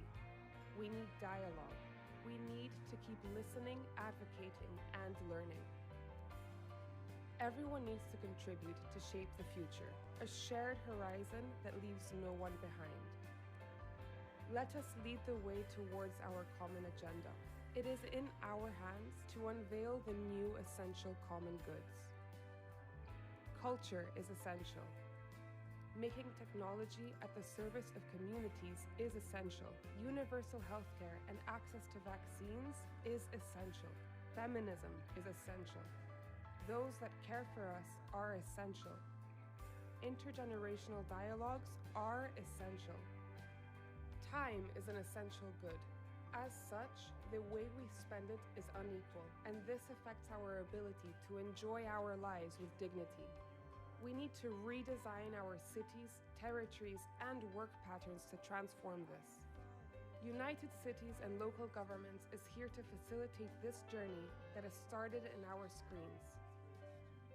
Until we shake hands again.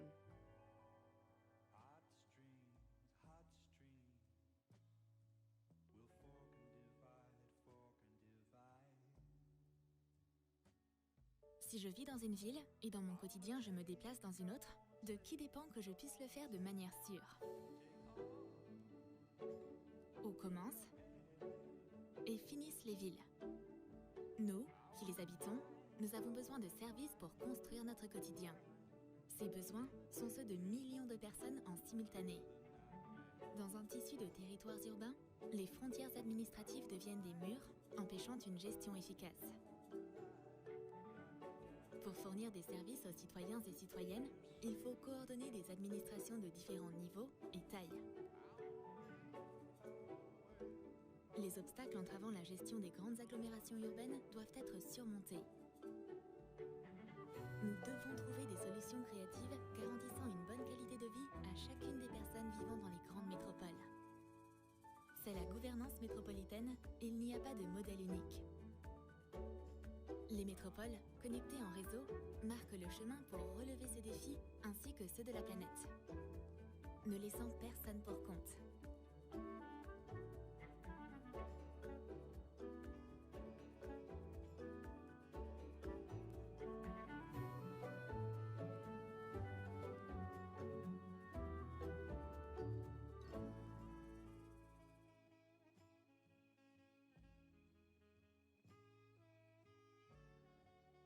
Si vivo en una ciudad y diariamente me desplazo a otra, ¿de quién depende que yo pueda hacerlo de forma segura?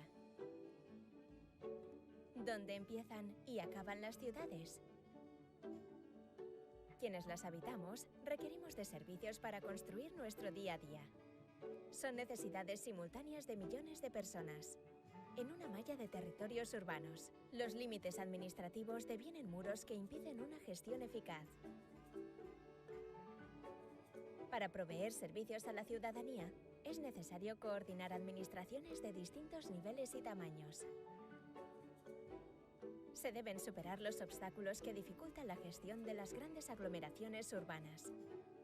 Hay que encontrar soluciones creativas que garanticen una buena calidad de vida de cada una de las personas que vivimos en las grandes metrópolis. Esta es la gobernanza metropolitana, y no hay un modelo único. Las metrópolis conectadas en red marcan la ruta para afrontar este desafío y responder a los retos del planeta, sin dejar a ninguna persona atrás.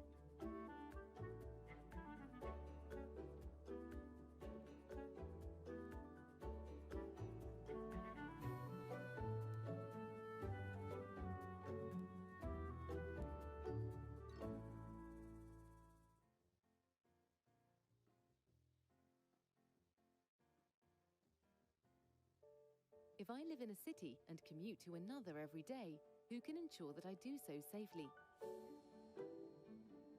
Where exactly do cities start? Where do they end? As their residents, we routinely require a series of services to thrive, and these needs are the ones of millions of people simultaneously. In a network of urban territories, administrative boundaries become walls that prevent effective management. To provide services to citizens, it is necessary to coordinate administrations of different levels and sizes. Barriers to the management of large urban agglomerations must be overcome. We must find creative solutions that guarantee a good quality of life for everyone living in major metropolises. This is metropolitan governance, and there is not a single model. As a network, the metropolises show the path to meet this challenge and those of the planet, leaving no one behind.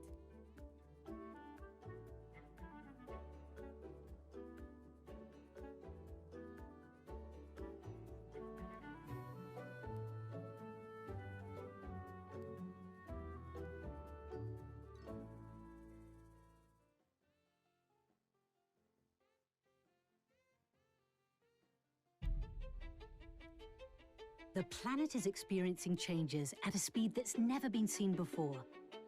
Every day, new challenges arise that make us completely rethink what our world will be like in the future. The time has come to think differently and to join the Forum of Regions. Territories and regions can bring a new perspective to be part of the solution by playing a key role in responding to essential issues such as food sovereignty, social justice, or multi-level governance. Because cohesive, competitive, and connected territories are unstoppable. Unstoppable to generate new opportunities for people. Unstoppable to make urban agendas a reality. Unstoppable to find nature-based solutions. Unstoppable to advance digitalization. Unstoppable to promote economic rebalancing. Because when territories come together, they are unstoppable. Together, unstoppable.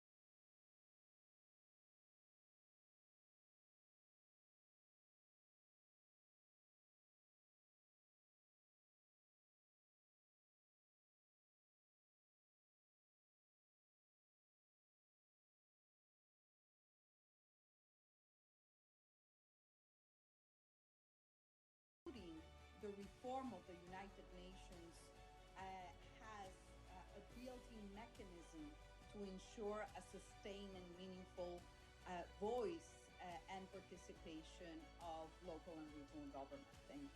Thank you. Thank you, Carol. Thanks, Emilia. Thank you. Thanks. Thank you very much.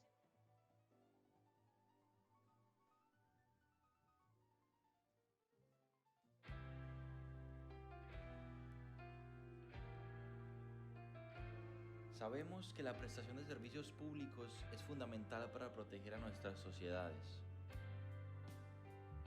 Los gobiernos locales y regionales ponen los cuidados en el centro de sus esfuerzos. Cuidan de sus comunidades y de quienes nos cuidan. Debemos transitar juntos hacia un futuro mejor. La transformación está en nuestras manos.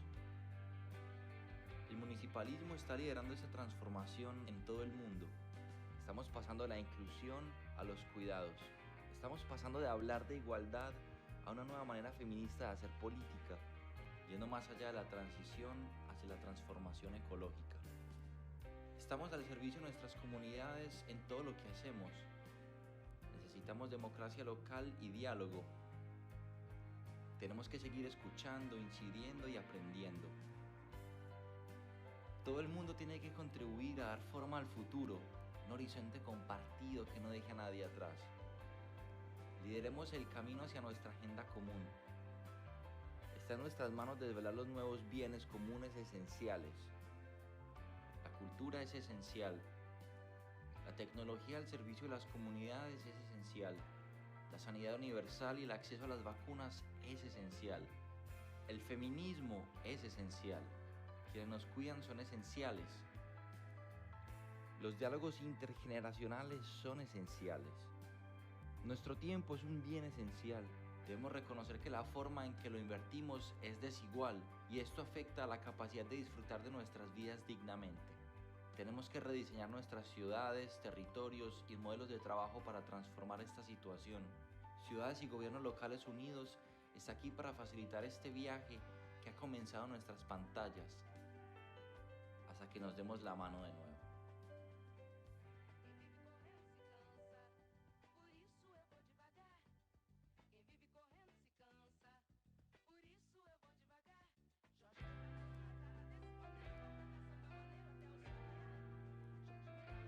Nous avons enfin compris le caractère essentiel de la prestation de services publics pour permettre aux sociétés de se protéger.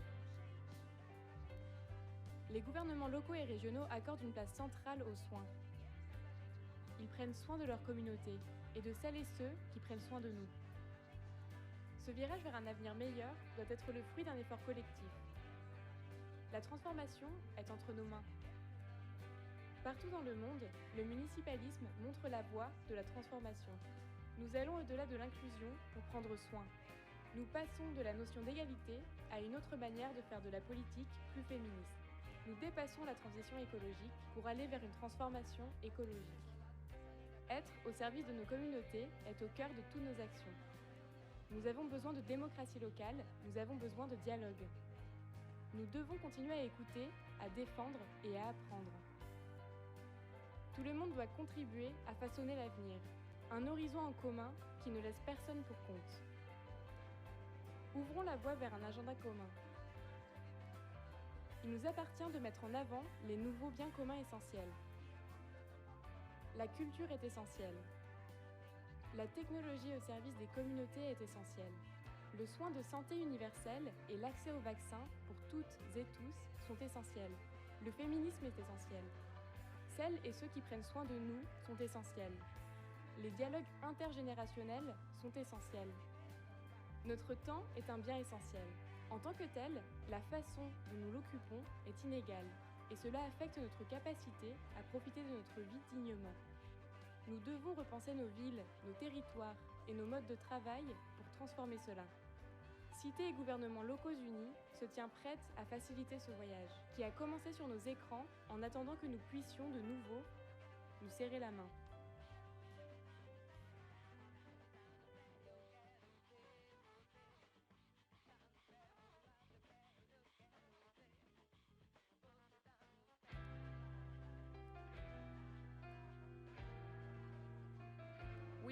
to understand that public service delivery is critical for societies to protect themselves. Local and regional governments put care at the center of their efforts. They care for their communities and they care for those who are caring for us. This shift towards a brighter future needs to be a collective effort. Transformation is in our hands. Municipalism around the world is leading transformation. We are moving from inclusion to caring. We are moving from equality to a new feminist way of going about politics. We are going beyond the ecological transition and towards ecological transformation. Being in service of our communities is at the heart of everything we do. We need local democracy.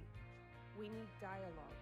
We need to keep listening, advocating, and learning. Everyone needs to contribute to shape the future, a shared horizon that leaves no one behind.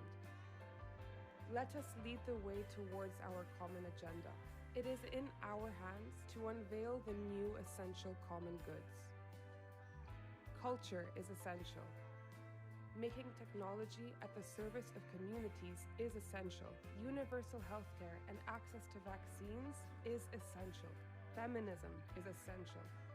Those that care for us are essential. Intergenerational dialogues are essential. Time is an essential good. As such, the way we spend it is unequal, and this affects our ability to enjoy our lives with dignity. We need to redesign our cities, territories, and work patterns to transform this. United Cities and Local Governments is here to facilitate this journey that has started in our screens. Until we shake hands again.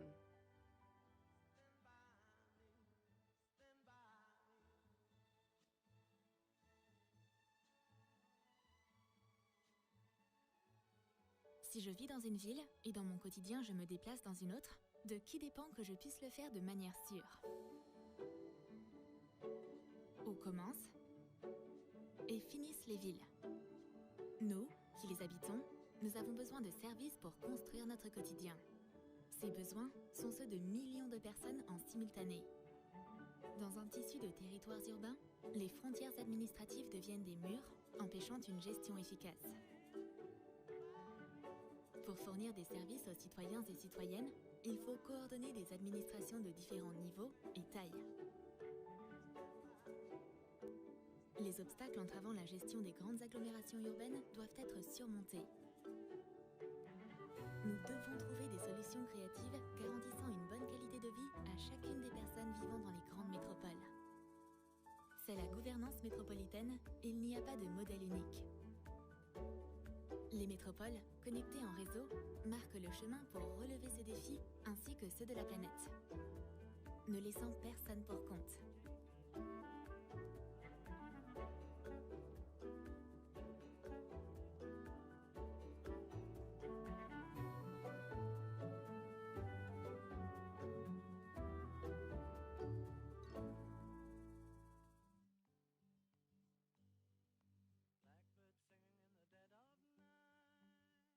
Si vivo en una ciudad y diariamente me desplazo a otra, ¿de quién depende que yo pueda hacerlo de forma segura? ¿Dónde empiezan y acaban las ciudades? Quienes las habitamos requerimos de servicios para construir nuestro día a día. Son necesidades simultáneas de millones de personas. En una malla de territorios urbanos, los límites administrativos devienen muros que impiden una gestión eficaz. Para proveer servicios a la ciudadanía, es necesario coordinar administraciones de distintos niveles y tamaños. Se deben superar los obstáculos que dificultan la gestión de las grandes aglomeraciones urbanas. Hay que encontrar soluciones creativas que garanticen una buena calidad de vida de cada una de las personas que vivimos en las grandes metrópolis. Esta es la gobernanza metropolitana, y no hay un modelo único. Las metrópolis conectadas en red marcan la ruta para afrontar este desafío y responder a los retos del planeta, sin dejar a ninguna persona atrás.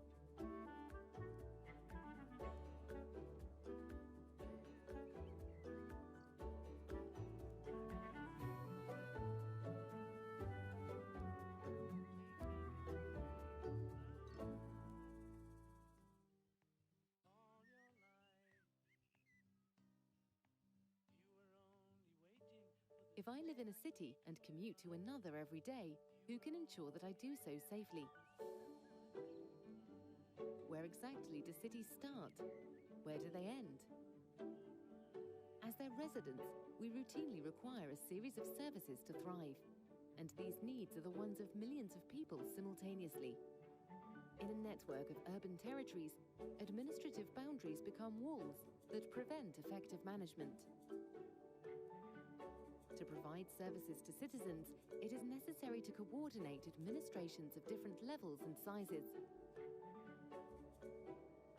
Barriers to the management of large urban agglomerations must be overcome. We must find creative solutions that guarantee a good quality of life for everyone living in major metropolises. This is metropolitan governance, and there is not a single model. As a network, the metropolises show the path to meet this challenge and those of the planet, leaving no one behind.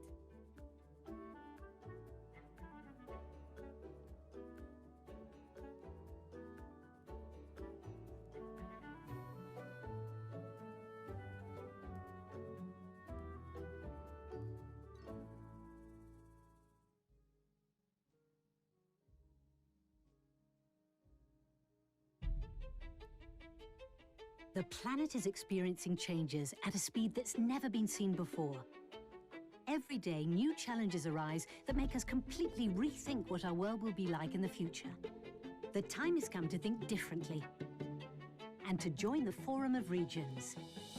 Territories and regions can bring a new perspective to be part of the solution by playing a key role in responding to essential issues such as food sovereignty, social justice, or multi-level governance. Because cohesive, competitive, and connected territories are unstoppable. Unstoppable to generate new opportunities for people. Unstoppable to make urban agendas a reality. Unstoppable to find nature-based solutions. Unstoppable to advance digitalization. Unstoppable to promote economic rebalancing. Because when territories come together, they are unstoppable. Together, unstoppable.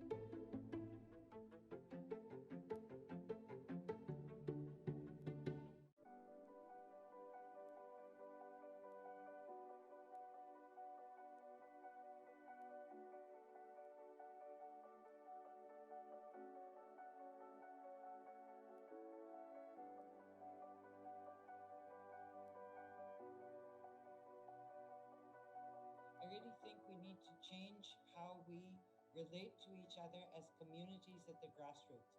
And I think that means changing how local governments function and how the local governments are linked to your national, provincial, whatever it is, and higher levels.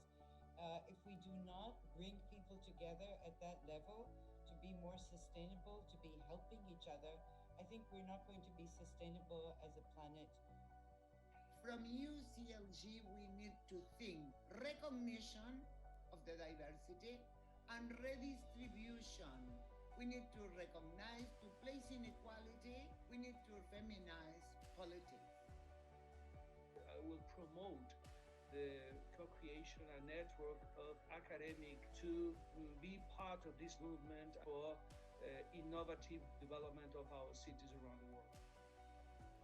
This is a seminal year for advancing the global climate change agenda. Climate change is one thing you cannot self-isolate from. You certainly can't vaccinate a city again.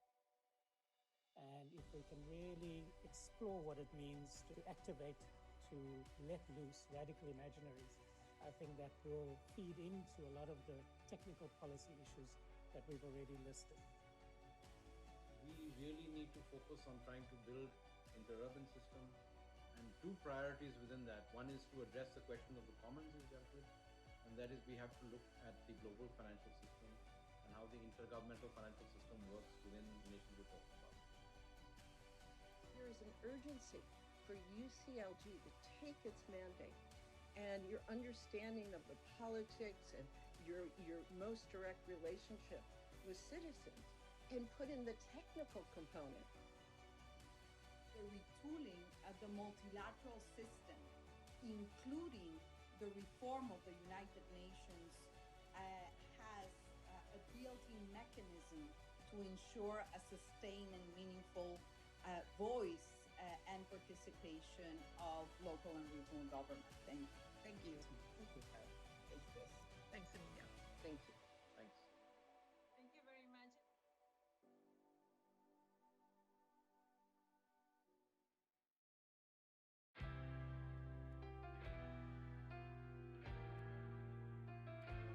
Sabemos que la prestación de servicios públicos es fundamental para proteger a nuestras sociedades.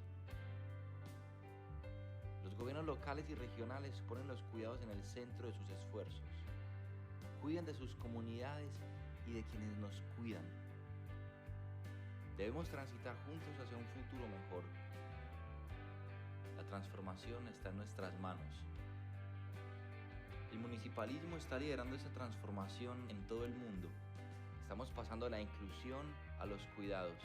Estamos pasando de hablar de igualdad a una nueva manera feminista de hacer política, yendo más allá de la transición hacia la transformación ecológica. Estamos al servicio de nuestras comunidades en todo lo que hacemos. Necesitamos democracia local y diálogo. Tenemos que seguir escuchando, incidiendo y aprendiendo. Todo el mundo tiene que contribuir a dar forma al futuro, un horizonte compartido que no deje a nadie atrás. Lideremos el camino hacia nuestra agenda común. Está en nuestras manos desvelar los nuevos bienes comunes esenciales. La cultura es esencial. La tecnología al servicio de las comunidades es esencial. La sanidad universal y el acceso a las vacunas es esencial. El feminismo es esencial. Quienes nos cuidan son esenciales. Los diálogos intergeneracionales son esenciales. Nuestro tiempo es un bien esencial. Debemos reconocer que la forma en que lo invertimos es desigual y esto afecta a la capacidad de disfrutar de nuestras vidas dignamente. Tenemos que rediseñar nuestras ciudades, territorios y modelos de trabajo para transformar esta situación. Ciudades y gobiernos locales unidos está aquí para facilitar este viaje que ha comenzado en nuestras pantallas, hasta que nos demos la mano de nuevo.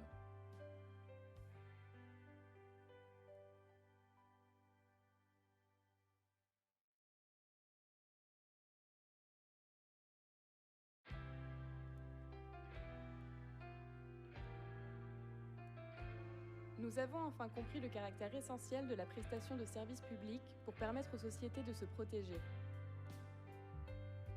Les gouvernements locaux et régionaux accordent une place centrale aux soins.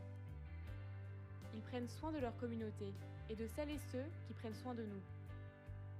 Ce virage vers un avenir meilleur doit être le fruit d'un effort collectif. La transformation est entre nos mains. Partout dans le monde, le municipalisme montre la voie de la transformation. Nous allons au-delà de l'inclusion pour prendre soin. Nous passons de la notion d'égalité à une autre manière de faire de la politique plus féministe. Nous dépassons la transition écologique pour aller vers une transformation écologique. Être au service de nos communautés est au cœur de toutes nos actions. Nous avons besoin de démocratie locale, nous avons besoin de dialogue. Nous devons continuer à écouter, à défendre et à apprendre. Tout le monde doit contribuer à façonner l'avenir, un horizon en commun qui ne laisse personne pour compte. Ouvrons la voie vers un agenda commun. Il nous appartient de mettre en avant les nouveaux biens communs essentiels. La culture est essentielle. La technologie au service des communautés est essentielle. Le soin de santé universel et l'accès aux vaccins pour toutes et tous sont essentiels. Le féminisme est essentiel. Celles et ceux qui prennent soin de nous sont essentiels. Les dialogues intergénérationnels sont essentiels. Notre temps est un bien essentiel. En tant que tel, la façon dont nous l'occupons est inégale et cela affecte notre capacité à profiter de notre vie dignement. Nous devons repenser nos villes, nos territoires et nos modes de travail pour transformer cela. Cité et gouvernements locaux unis se tient prête à faciliter ce voyage, qui a commencé sur nos écrans en attendant que nous puissions de nouveau nous serrer la main.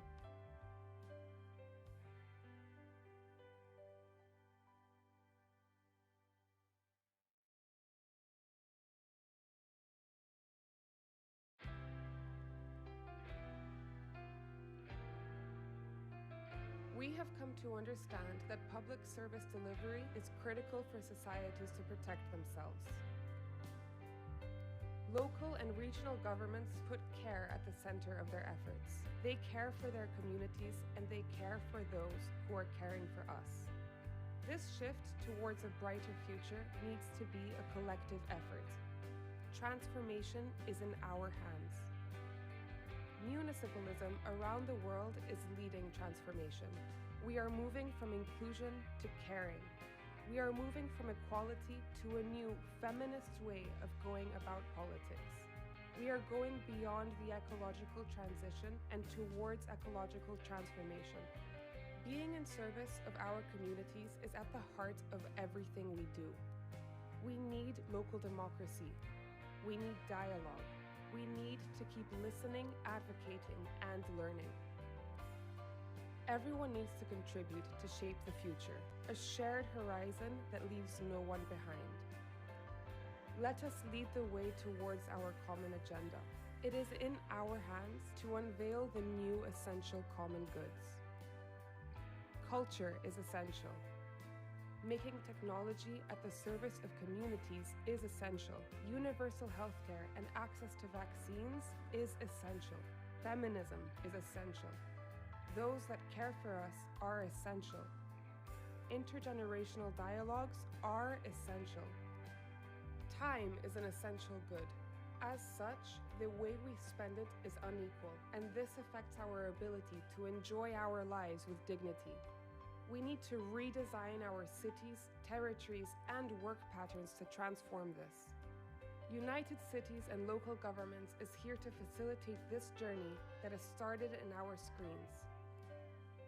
Until we shake hands again.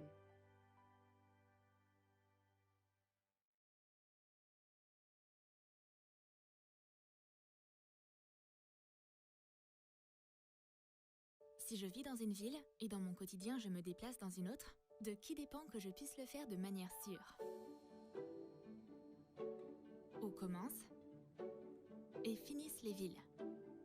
Nous, qui les habitons, nous avons besoin de services pour construire notre quotidien. Ces besoins sont ceux de millions de personnes en simultané. Dans un tissu de territoires urbains, les frontières administratives deviennent des murs, empêchant une gestion efficace. Pour fournir des services aux citoyens et citoyennes, il faut coordonner des administrations de différents niveaux et tailles. Les obstacles entravant la gestion des grandes agglomérations urbaines doivent être surmontés. Nous devons trouver des solutions créatives garantissant une bonne qualité de vie à chacune des personnes vivant dans les grandes métropoles. C'est la gouvernance métropolitaine et il n'y a pas de modèle unique. Les métropoles, connectées en réseau, marquent le chemin pour relever ces défis ainsi que ceux de la planète, ne laissant personne pour compte.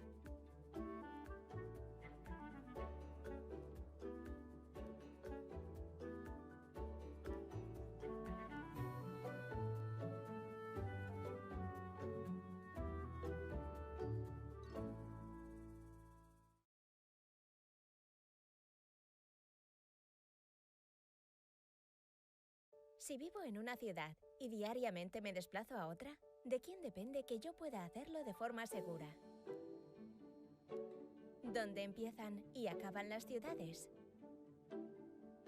Quienes las habitamos requerimos de servicios para construir nuestro día a día. Son necesidades simultáneas de millones de personas.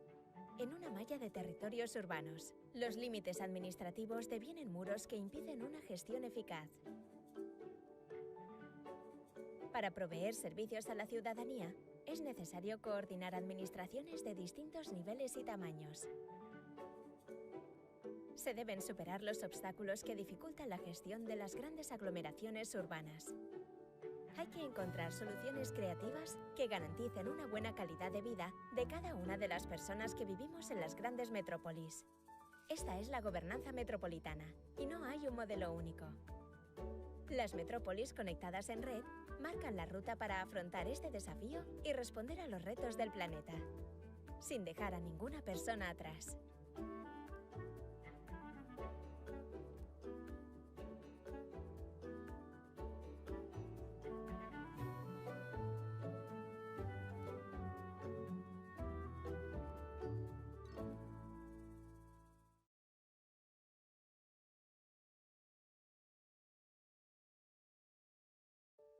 If I live in a city and commute to another every day, who can ensure that I do so safely? Where exactly do cities start? Where do they end? As their residents, we routinely require a series of services to thrive, and these needs are the ones of millions of people simultaneously. In a network of urban territories, administrative boundaries become walls that prevent effective management. To provide services to citizens, it is necessary to coordinate administrations of different levels and sizes. Barriers to the management of large urban agglomerations must be overcome. We must find creative solutions that guarantee a good quality of life for everyone living in major metropolises. This is metropolitan governance, and there is not a single model. As a network, the metropolises show the path to meet this challenge and those of the planet, leaving no one behind.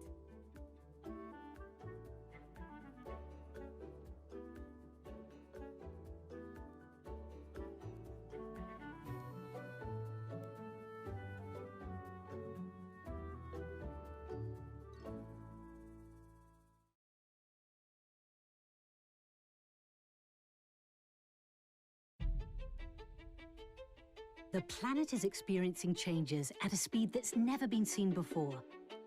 Every day, new challenges arise that make us completely rethink what our world will be like in the future. The time has come to think differently and to join the Forum of Regions.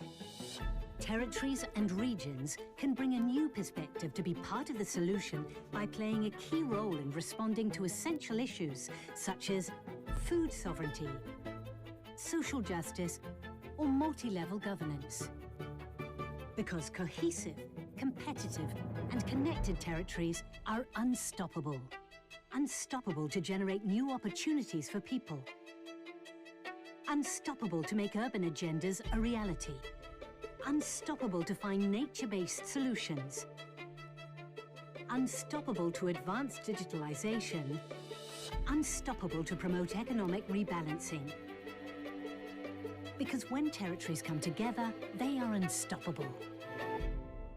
Together, unstoppable.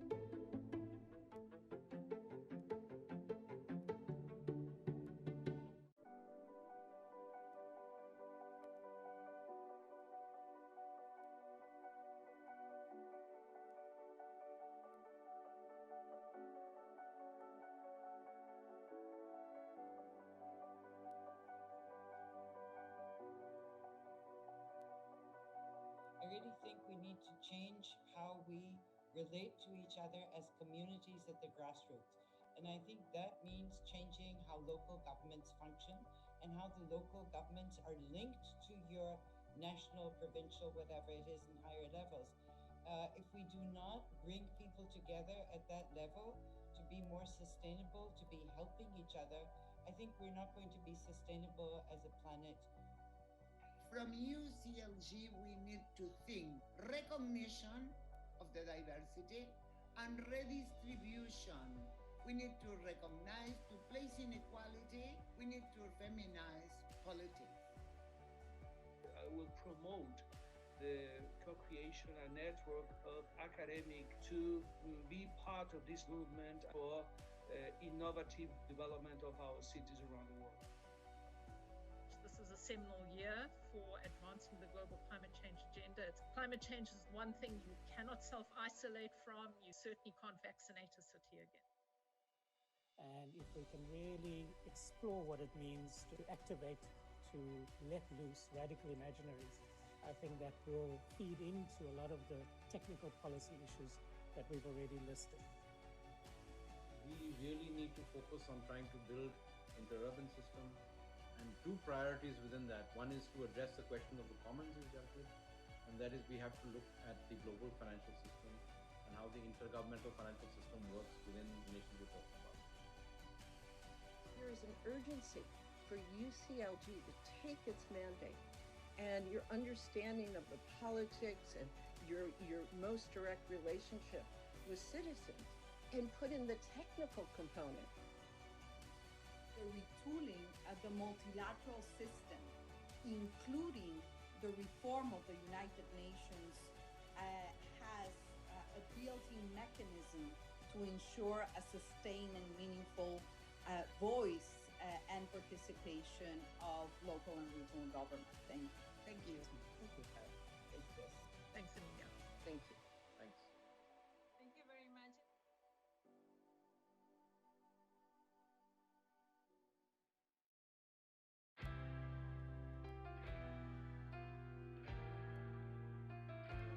Sabemos que la prestación de servicios públicos es fundamental para proteger a nuestras sociedades.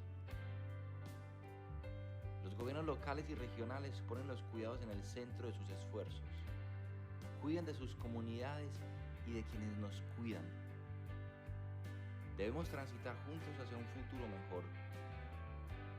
La transformación está en nuestras manos. El municipalismo está liderando esa transformación en todo el mundo. Estamos pasando de la inclusión a los cuidados. Estamos pasando de hablar de igualdad a una nueva manera feminista de hacer política, yendo más allá de la transición hacia la transformación ecológica. Estamos al servicio de nuestras comunidades en todo lo que hacemos. Necesitamos democracia local y diálogo. Tenemos que seguir escuchando, incidiendo y aprendiendo. Todo el mundo tiene que contribuir a dar forma al futuro, un horizonte compartido que no deje a nadie atrás. Lideremos el camino hacia nuestra agenda común. Está en nuestras manos desvelar los nuevos bienes comunes esenciales. La cultura es esencial. La tecnología al servicio de las comunidades es esencial. La sanidad universal y el acceso a las vacunas es esencial. El feminismo es esencial. Quienes nos cuidan son esenciales. Los diálogos intergeneracionales son esenciales. Nuestro tiempo es un bien esencial. Debemos reconocer que la forma en que lo invertimos es desigual y esto afecta a la capacidad de disfrutar de nuestras vidas dignamente. Tenemos que rediseñar nuestras ciudades, territorios y modelos de trabajo para transformar esta situación. Ciudades y gobiernos locales unidos está aquí para facilitar este viaje que ha comenzado en nuestras pantallas, hasta que nos demos la mano de nuevo.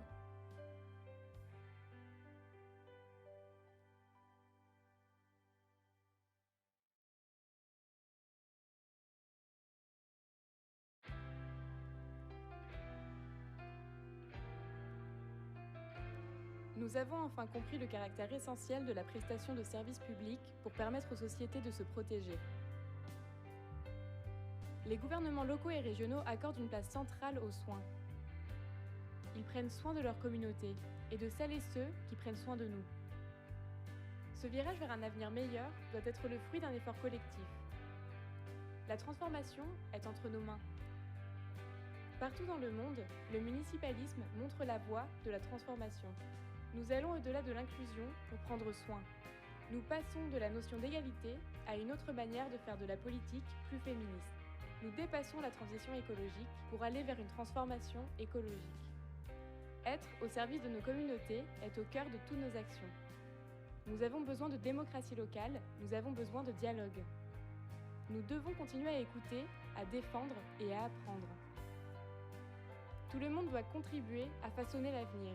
Un horizon en commun qui ne laisse personne pour compte. Ouvrons la voie vers un agenda commun.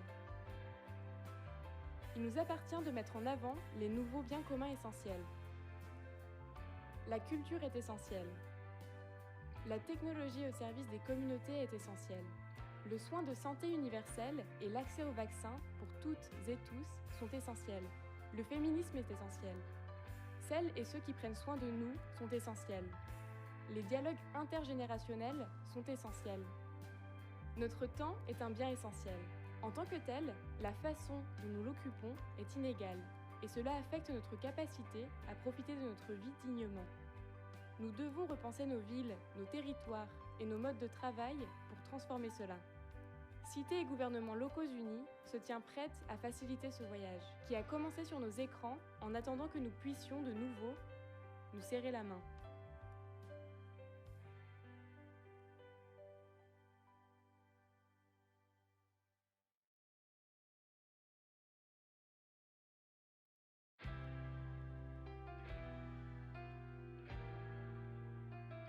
We have come to understand that public service delivery is critical for societies to protect themselves.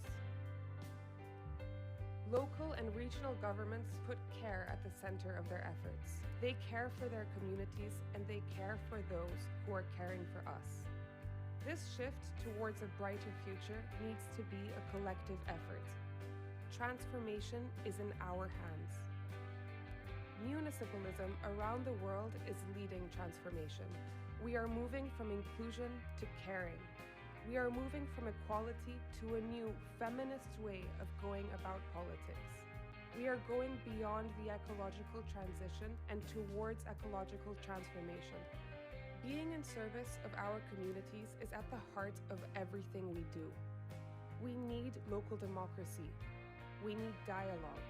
We need to keep listening, advocating, and learning. Everyone needs to contribute to shape the future, a shared horizon that leaves no one behind. Let us lead the way towards our common agenda. It is in our hands to unveil the new essential common goods.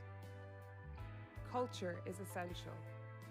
Making technology at the service of communities is essential.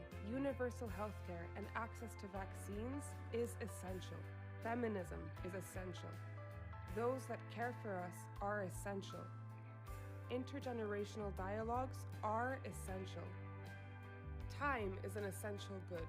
As such, the way we spend it is unequal, and this affects our ability to enjoy our lives with dignity. We need to redesign our cities, territories, and work patterns to transform this. United Cities and Local Governments is here to facilitate this journey that has started in our screens. Until we shake hands again.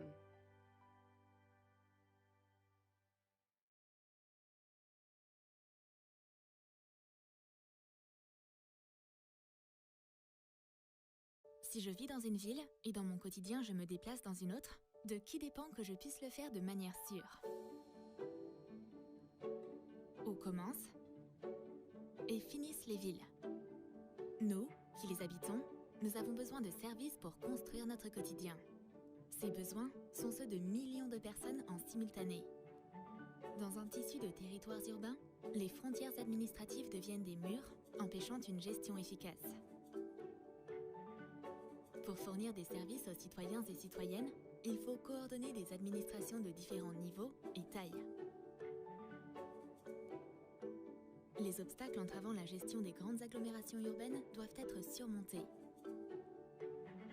Nous devons trouver des solutions créatives garantissant une bonne qualité de vie à chacune des personnes vivant dans les grandes métropoles. C'est la gouvernance métropolitaine et il n'y a pas de modèle unique. Les métropoles, connectées en réseau, marquent le chemin pour relever ces défis ainsi que ceux de la planète, ne laissant personne pour compte.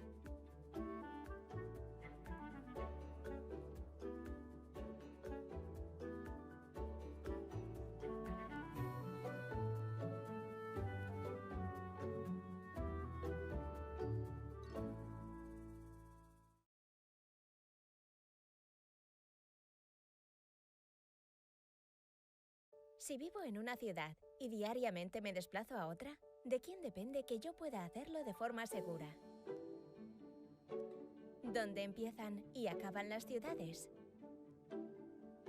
Quienes las habitamos requerimos de servicios para construir nuestro día a día. Son necesidades simultáneas de millones de personas.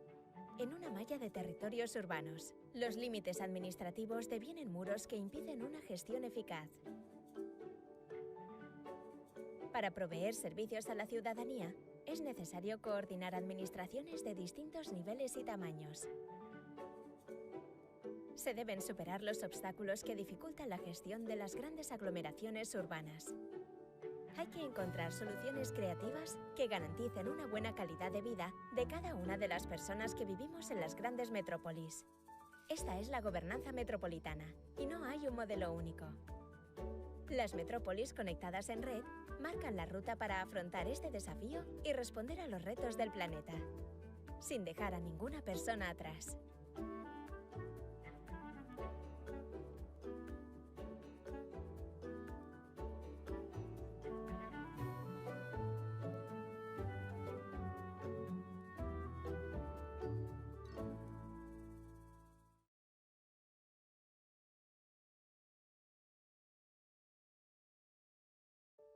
If I live in a city and commute to another every day, who can ensure that I do so safely? Where exactly do cities start? Where do they end? As their residents, we routinely require a series of services to thrive, and these needs are the ones of millions of people simultaneously. In a network of urban territories, administrative boundaries become walls that prevent effective management.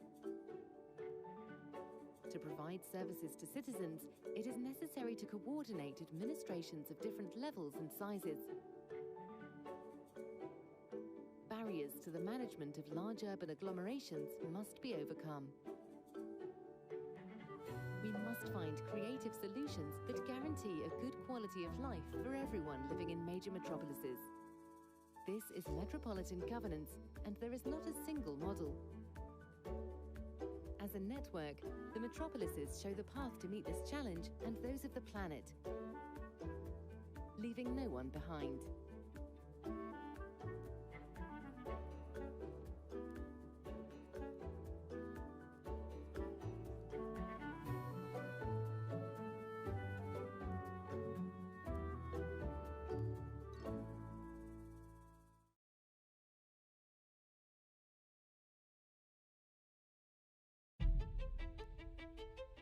The planet is experiencing changes at a speed that's never been seen before. Every day, new challenges arise that make us completely rethink what our world will be like in the future. The time has come to think differently and to join the Forum of Regions. Territories and regions can bring a new perspective to be part of the solution by playing a key role in responding to essential issues such as food sovereignty, social justice, or multi-level governance. Because cohesive, competitive, and connected territories are unstoppable. Unstoppable to generate new opportunities for people. Unstoppable to make urban agendas a reality. Unstoppable to find nature-based solutions. Unstoppable to advance digitalization. Unstoppable to promote economic rebalancing. Because when territories come together, they are unstoppable. Together, unstoppable.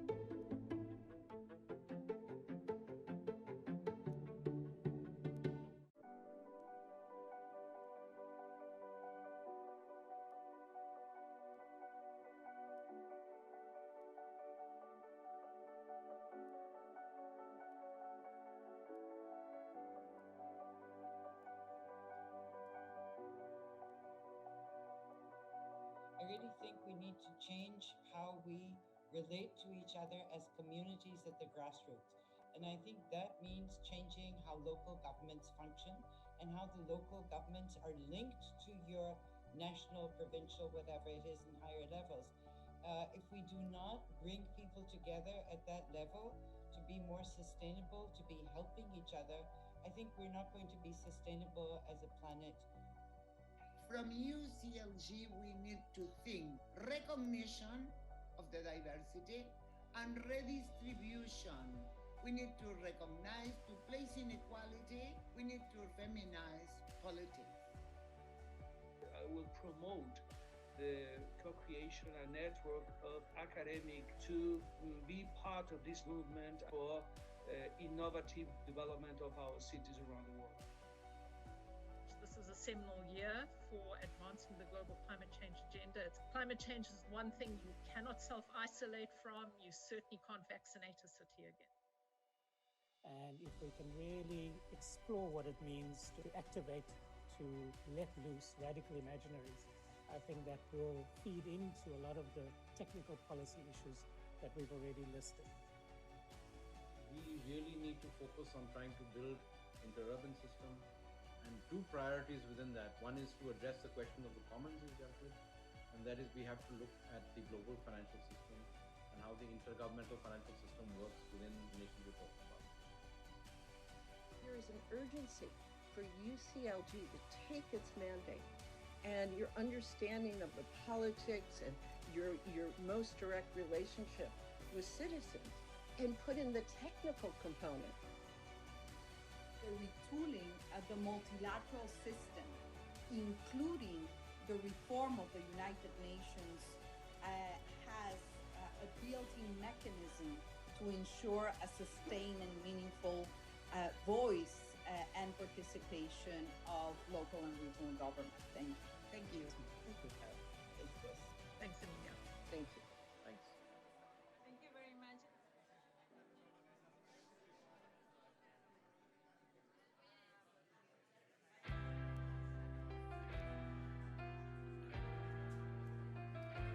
Sabemos que la prestación de servicios públicos es fundamental para proteger a nuestras sociedades.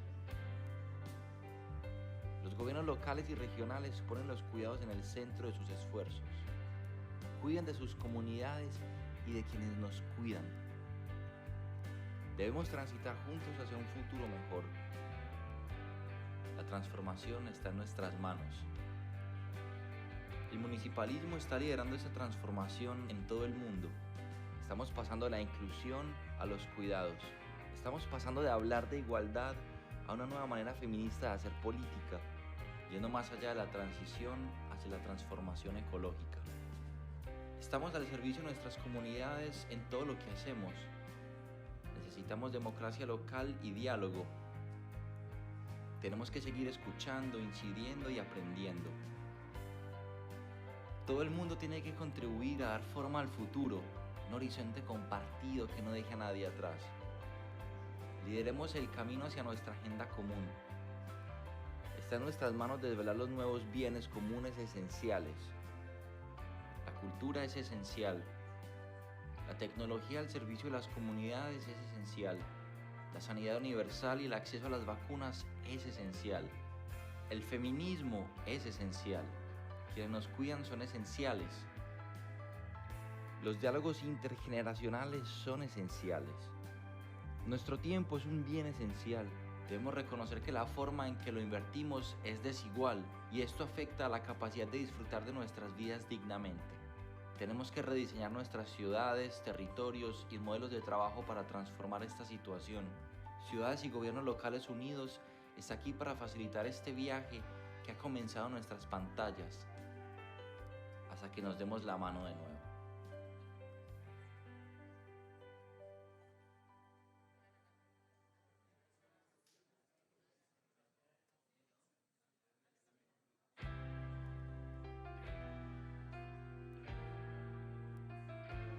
Nous avons enfin compris le caractère essentiel de la prestation de services publics pour permettre aux sociétés de se protéger.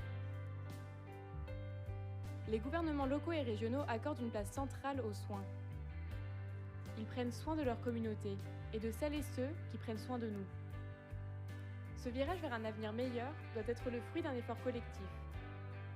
La transformation est entre nos mains. Partout dans le monde, le municipalisme montre la voie de la transformation. Nous allons au-delà de l'inclusion pour prendre soin. Nous passons de la notion d'égalité à une autre manière de faire de la politique plus féministe. Nous dépassons la transition écologique pour aller vers une transformation écologique. Être au service de nos communautés est au cœur de toutes nos actions.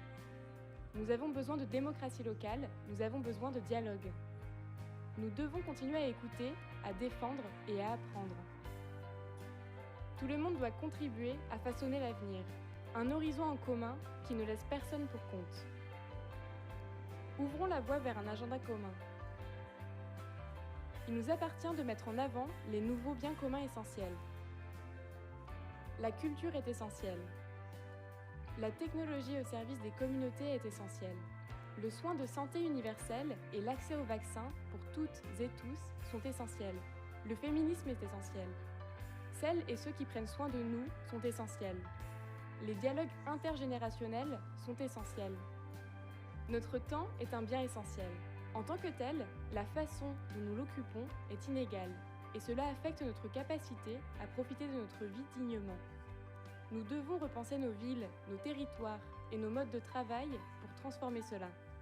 Cité et gouvernements locaux unis se tient prête à faciliter ce voyage, qui a commencé sur nos écrans en attendant que nous puissions de nouveau nous serrer la main.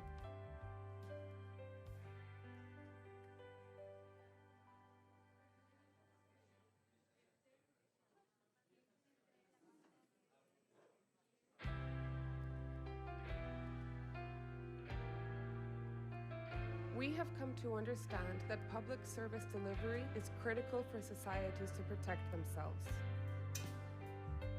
Local and regional governments put care at the center of their efforts. They care for their communities and they care for those who are caring for us. This shift towards a brighter future needs to be a collective effort. Transformation is in our hands. Municipalism around the world is leading transformation. We are moving from inclusion to caring. We are moving from equality to a new feminist way of going about politics. We are going beyond the ecological transition and towards ecological transformation. Being in service of our communities is at the heart of everything we do. We need local democracy. We need dialogue. We need to keep listening, advocating, and learning. Everyone needs to contribute to shape the future, a shared horizon that leaves no one behind. Let us lead the way towards our common agenda. It is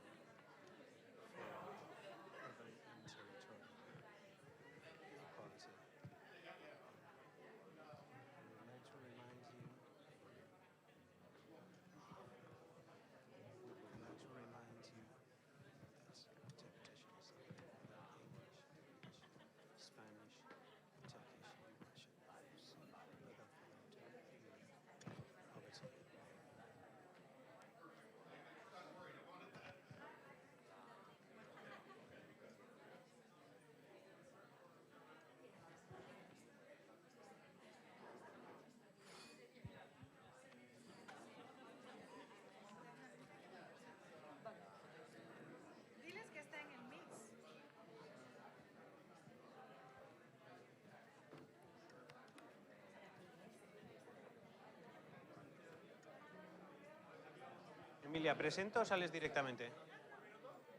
A lo mejor no tengo ni que hablar yo. Que presente Xavi a Berry. Venga. A Berry. For opening this session, to open this session, bla, bla. Y date tu tiempo al entrar porque es cuando empiezan a entrar los en línea. Nos vamos a tardar con el mosaico. Tampoco tengo mucho que decir, pero bueno, pues yo me regalo y presento y lo invitas a pasar aquí. Si él titubea, le dices que venga. Mayor of Kitchener and UCLG Treasurer on behalf of the Presidency.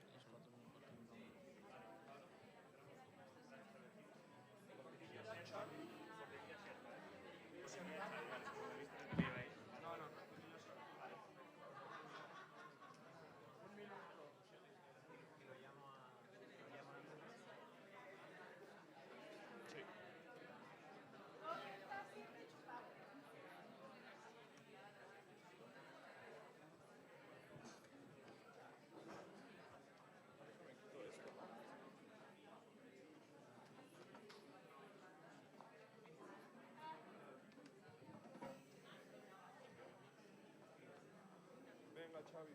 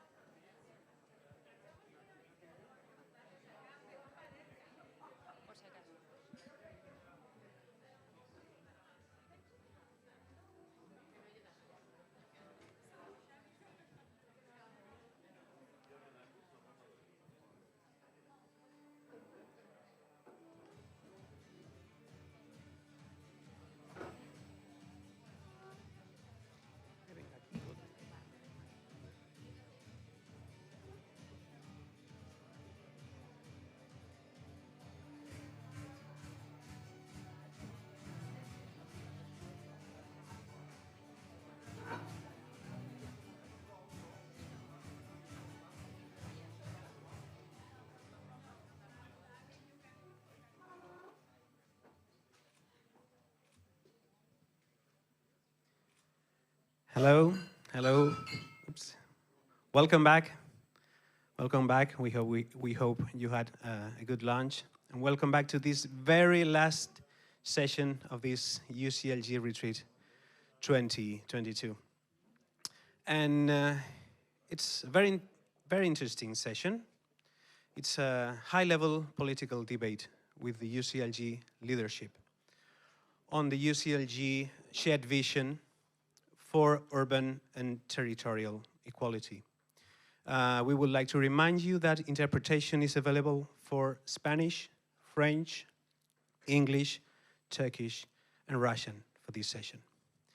So without further ado, we would like to welcome to the stage to Mayor Barry Verbanovich, Mayor of Kitchener, UCLG Treasurer, on behalf of the UCLG presidency. Please.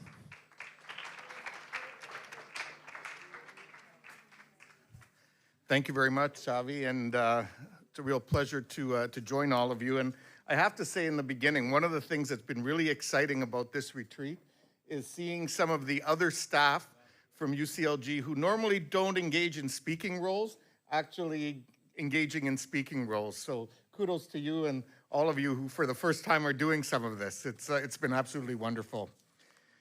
Colleagues, it's a real pleasure to join you again for this final afternoon. And as a member of the presidency of UCLG, to see us all come together for this afternoon's sessions. As you know, this is the first presidential retreat since Tanger in 2020, where we launched the debate on inequalities and decided to take advantage of our research agenda to develop a reflection on the role of local and regional governments to face the increase of inequalities in our cities and in our territories. In these past years, the COVID-19 pandemic forced lockdowns in many countries, and its social and economic outcomes have deeply impacted our societies.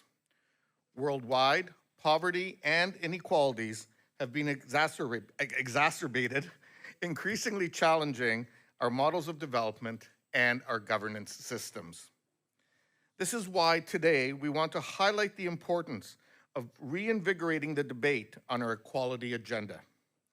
The exchange this afternoon will contribute to building our Pact for the Future, which will be presented in our next World Congress that will take place in Dijon in October of this year. A first presentation will introduce the preliminary findings of the Future Gold 6 report, Pathways to Urban and Territorial Equality, and the shared vision for advancing urban and territorial equality that emerges from them. Today, we have the opportunity to discuss this vision together, to engage with the key principles that make it up, and to deepen and share our commitment to addressing inequalities through our joint local action as the equality-driven movement that we are. At the 2020 UCLG retreat, our leadership committed to approach inequalities as one of the top issues for local and regional government's agenda, not to allow inequalities to continue growing. The COVID-19 pandemic has dramatically aggravated inequalities and is compromising the future of our societies. Therefore, since 2020, UCLG has put addressing inequalities at the heart of its research agenda by devoting the Gold 6 report, UCLG's flagship publication, to identifying pathways for local and regional governments to advance quality from their cities and territories. This report will be launched at the Dijon World Congress. The pathways that we'll be considering are first, commoning, related to addressing the common human needs for public services and housing. Secondly, caring for others and for those who we care for. Connecting, both physically and digitally. Renaturing, how to promote a just and sustainable ecological transition, more symbiotic urban and rural linkages, and sustainable food security. Prospering, better addressing formal and informal economic activities, as well as social and circular economies, promoting proximity, just and sustainable economic development. And finally, democratizing, advocating for and strengthening democracy. Please note that each pathway will cover many more subtopics, and that this is just a rough simplification of the content. And let us know if you'd like to read any chapter draft, and we'll happily share it with you. The report will seek to highlight the power of local alliances and transformative initiatives that are already taking place, but also to identify what is needed to upscale these practices. Consequently, in the final chapters, a lot of attention will be paid to multi-level governance and finance for sustainable and just development. In the conclusions, the report proposes a vision for urban and territorial equality based on 5 principles that have been identified as emerging, cross-cutting from all chapters. Based on this vision, this report will close with political recommendations. Currently, the preparation of the report is in its final stages. The chapters are almost finished, and there is a first proposal of the key principles for the joint vision that the report will propose. This plenary will provide the opportunity for the UCLG leadership and closest partners to engage with these principles for urban and territorial equality and to expand the debate from their own perspectives and priorities. And with that, it's my pleasure to turn it over to our Secretary General, Emilia Sayas, who will lead us in the next phase of the discussion. Thank you. Muchas gracias. Merci beaucoup. Merci à vous, Monsieur le Trésorier.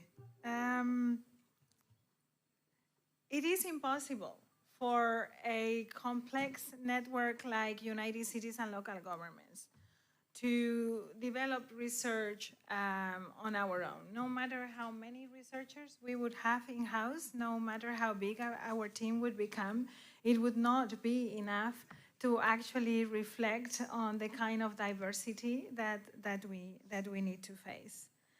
And we started working on our reports, our triennial reports, with complex groups of researchers that were accompanying us, in between Congress.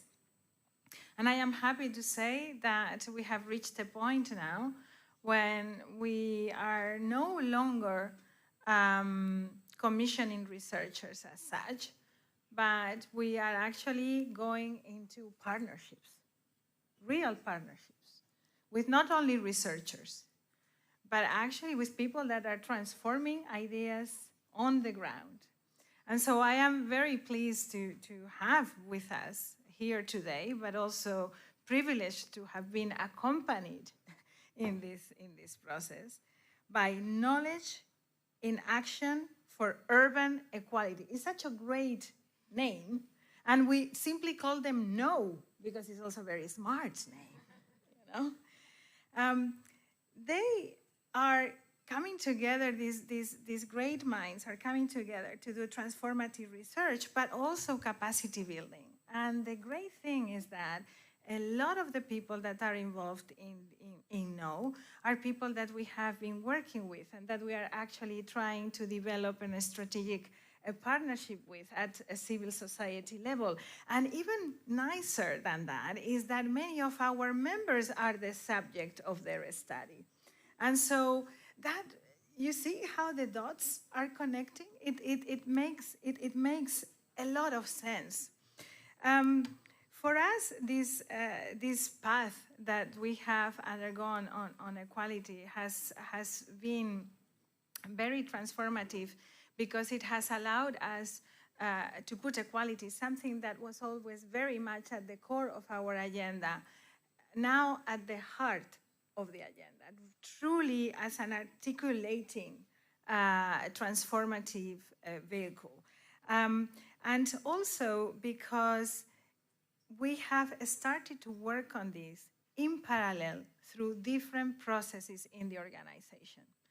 And at the beginning, we were often faced with the question, well, but isn't what the town halls are doing too similar to what we are doing in the research or what we are doing in learning? And the wonderful thing is that these processes are feeding each other. And we see the complementarities, we see the gaps that we have there.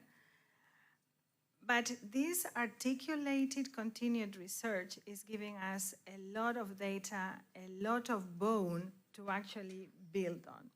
It is a pillar of what we are trying to do. It does not belong to the research or to the policy or to the learning. It belongs to the organization. And I want to emphasize that because we are asking a lot from the researchers.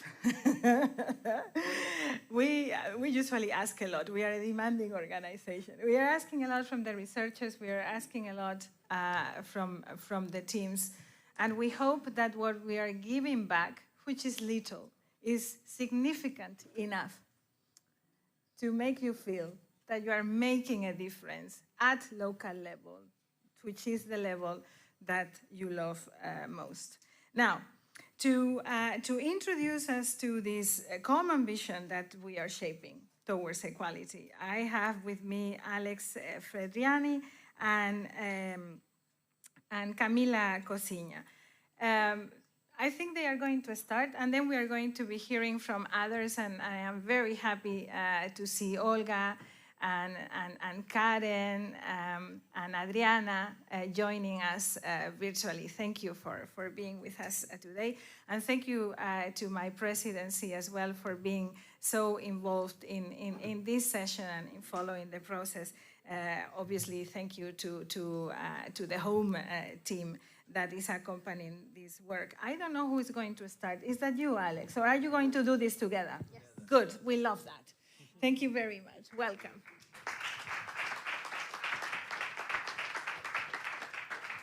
Thank you, Emilia. And yeah, it has been a wonderful process, and thank you very much for the opportunity to be here with you and to be working with all of you. It's been wonderful. So 2 years ago, we received a mandate from you to work with the GO team, a wonderful, inspiring, and great team, to produce a report on urban and territorial equality. Well, I have to say, while I seemed very confident, very calm, I was really scared, okay? Yeah, the scale and the scope of the task was daunting. The topic is one of the most pressing issues of our times, which connects directly with challenges like the pandemic, climate change, and peacekeeping.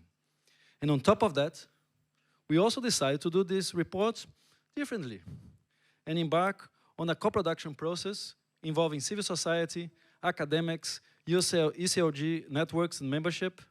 So Emilia often tells us, no pressure, guys, no pressure. A couple of times she told this to us, and well, it resonates a lot. So after a lot of work from everyone involved, from contributors, chapter curators, and the steering committee of the report, we can now see the light at the end of the tunnel.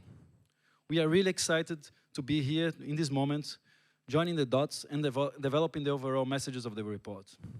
So this is a great moment to discuss this with you, making sure that the research is telling us things that can make a difference for the UCLG community. So this is a good moment for the Gold Report so that we can then collaborate and also feed into other UCLG processes so that we can contribute to the town halls, so that we can contribute to the impact for the future. So let's go for it. Let's start. Thank you, Alex. So thank you everyone for the invitation. I must say that the first central proposal that the report does was to introduce this idea that in order to build more equal cities and territories, local and regional governments should build what we have called pathways to urban and territorial equality. Pathways are trajectories of change, are about imagining alternative ways of doing, of acting, looking beyond sectorial traditional silos. So early on, as was introduced, we identified 6 key pathways that local and regional governments can take, but are actually already taking on the ground to advance urban and territorial equality. So we have named these 6 pathways: commoning, caring, connecting, renaturing, prospering, and democratizing, but also the intersections among all these pathways. So looking at those intersections and looking at those cross-cutting findings, we are now concluding the report by suggesting that local and regional governments can advance equality by considering 5 key principles. That is what we are going to discuss here today. They constitute what we have called a composite vision of pathways to urban and territorial equality. So we are now going to share with you these principles and provide a few examples of how to mobilize them and how they have been mobilized on the ground.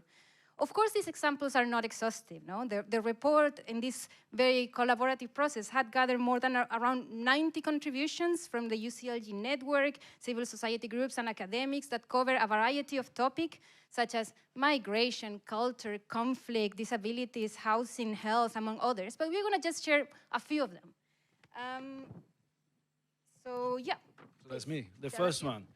The different chapters from the Gold Report argue that a key place to depart in the journey to address urban and territorial inequality is by adopting and promoting a rights-based approach to local action. This means that local and regional governments can advance equality pathways by respecting, protecting, and fulfilling human rights obligations and commitments acknowledged by the UN, as well as by leading in the integration of new generation of essential rights and entitlements, such as access to caring systems, culture, public and green spaces, among others, as fundamentals for the rights of present and future generations. Furthermore, chapters argue that inequality is also being addressed by everyday and collective practices on the ground that are expanding rights. Local and regional governments can do more here to recognize and support those processes. Now, by aligning human rights with equality principles, the report starts to demonstrate that inequality is a violation of our human rights. One example analyzed in the report that has brought many of these issues together has been the way through which São Paulo municipality has engaged with the cultural occupations of vacant warehouses in the city. This has led to the elaboration of a new framework for collective management of these buildings that recognize the value of collective action and advancing rights in the city, while at the same time creating the conditions for the states to protect those involved against violence or discrimination. So the second principle that the report highlights is about the fact that the spatial dimension of inequalities is central for local and regional governments to localize those rights in their territories. So only with a spatial lens we can address social-spatial fragmentation, promote proximity and accessibility, and reinforce urban-rural reciprocity, which is also essential for the advancement of those rights and for just ecological transitions. In other words, we know that local and regional governments, as proximity governments, have a key role advancing in more equal and just spatial distribution of opportunities to leave no one and no place behind. This is very evident, for instance, in the caring pathways, which stresses out the importance of providing local services and infrastructure to improve the life not only of those who are in need of care, but also of those who provide care, mainly women and mainly racialized migrants. We know that local and regional governments are taking the lead, no? With initiatives such as the caring blocks in Bogota, but many others, in which the notion of proximity is central for the planning of provision of basic services and new essentials. But in Goal 6, we have also found experiences that go a step farther and bringing the notion of proximity to a different level. For instance, at the scale of the house, through community-led housing, which is designed, built, and managed around the caring needs of particular groups, such as, for instance, the elderly LGBT. Looking at experiences, for instance, the Tonic Housing Program in the UK, that even if it's led by civil society groups, it is only possible through partnerships and grants provided by the local governments. So to connect rights with this territorial development that Camila has been talking about, the report argues that the way we need, well, it argues that we need to change the way we do, no, let's start again. we need to change not only what we do, but how we do things. Okay, I got it, okay. By the summit, I'm gonna get it right, okay.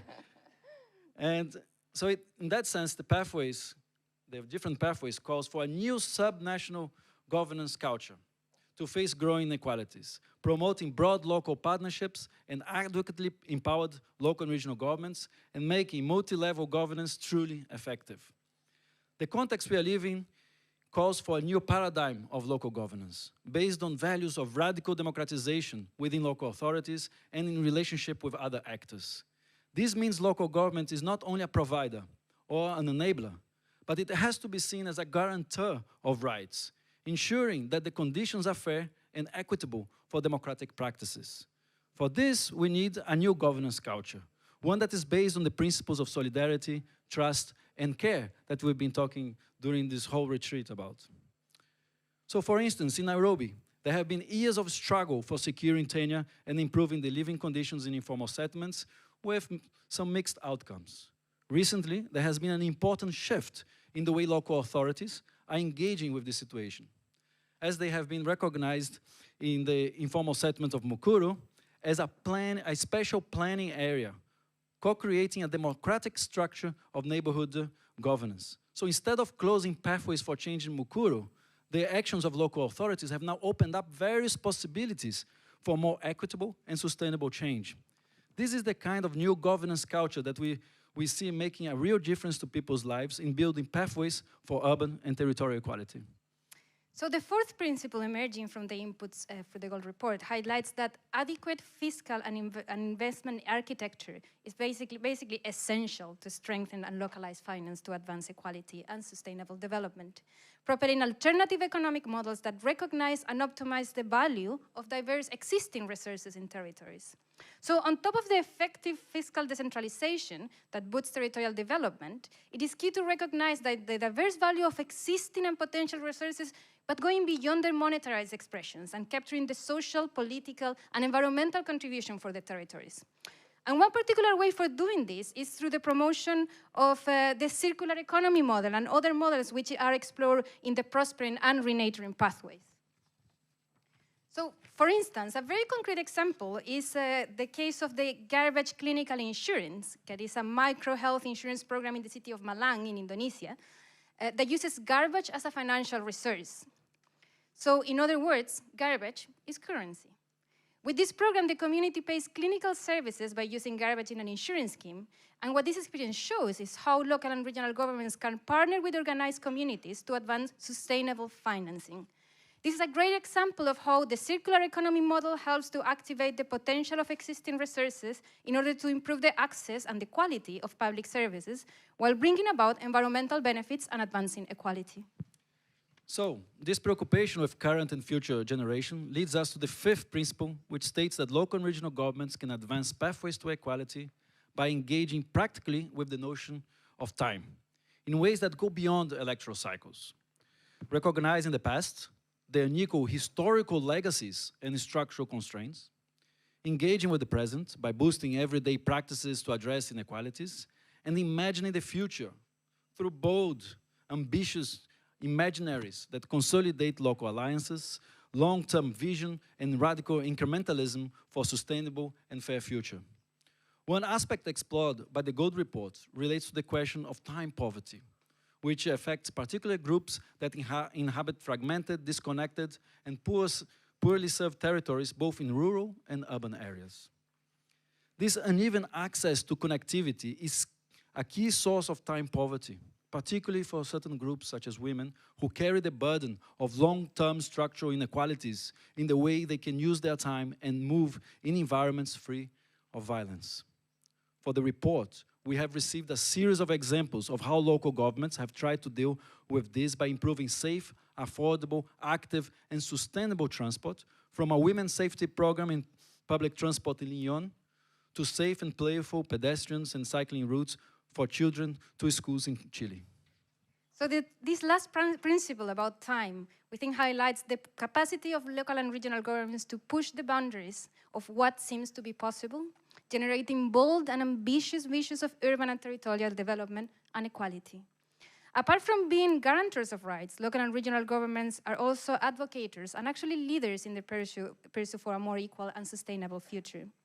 So now is the moment for us to discuss about this composite vision, no? And to make sure that what the research is telling us, what the research is showing us, actually speaks to the priorities of the UCLG community. So this is not only to inform the activities of local and regional government, but also to help advocate for change with other actors such as the national government and multilateral agencies. So to do that, we have 3 questions to this session that are projected. So do these key messages and this vision the vision that they make up reflect your priorities when we talk about equality? Is there an important element for the UCLG network missing from here? That, of course, we know that there are many other examples and details, but as a vision? And in which concrete ways can local and regional governments advance this agenda to address inequalities in their cities and territories? So as has been said, there's going to be now some reflections from the high-level panel, from some of our contributors and curators that are in the panel, and also from Karen Levy, who is the lead of the KNOW program, who has been partnered with UCLG for the production of this report. So thank you very much, Emilia, and everyone for listening.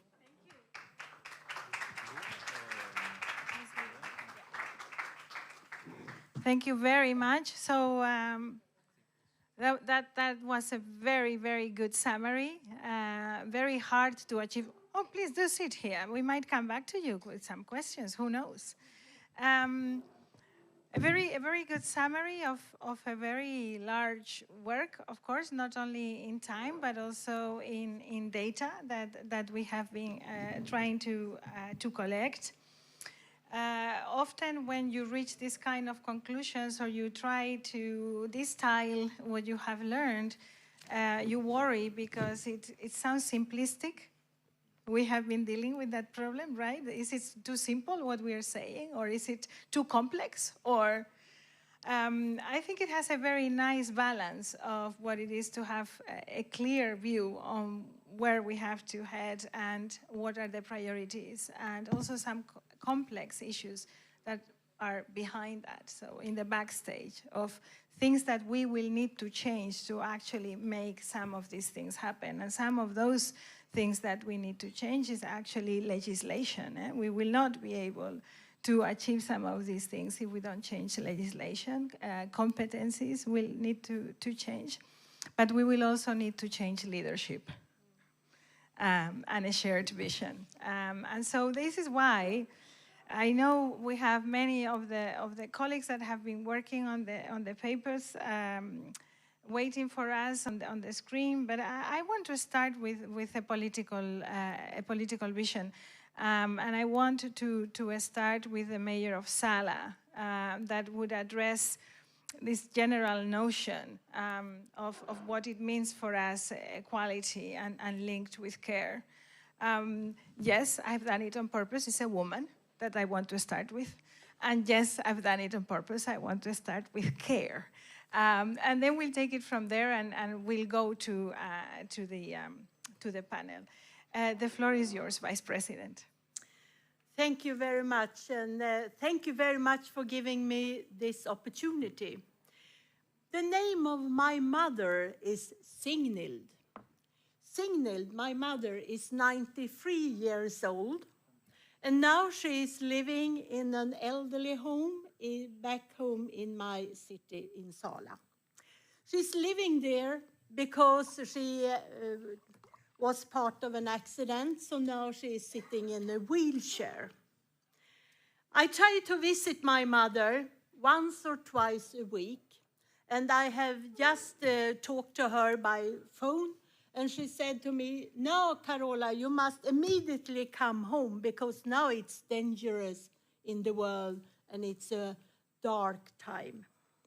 And I promised her that being together with the rest of my colleagues in UCLG, it's not a dark time and it's very safe. So I promised her I will be back on Sunday. But now, during the COVID-19 pandemic, it has been very clear that care is very, very important. It's a fundamental question, care.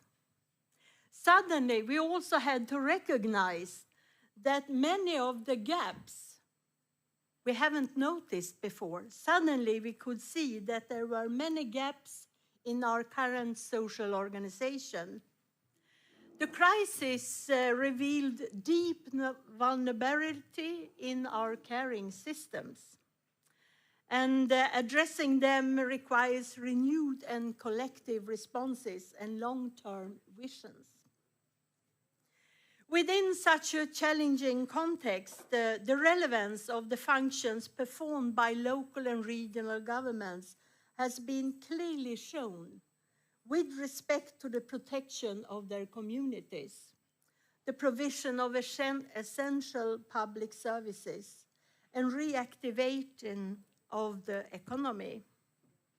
In particular, the pandemic has led local and regional governments to give greater attention to care, considering it as the central pillar of their policies to deal with the crisis.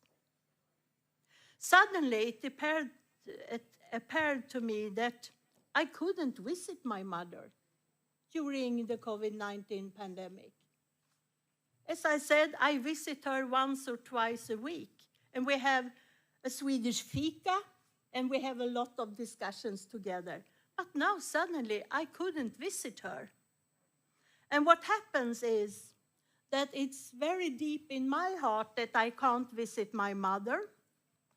And my mother at the elderly home feels very, very bad. She feels lonely. And what will be the result of this? Well, she will feel lonely for a very long time. And she is very scared of the future because suddenly something has happened.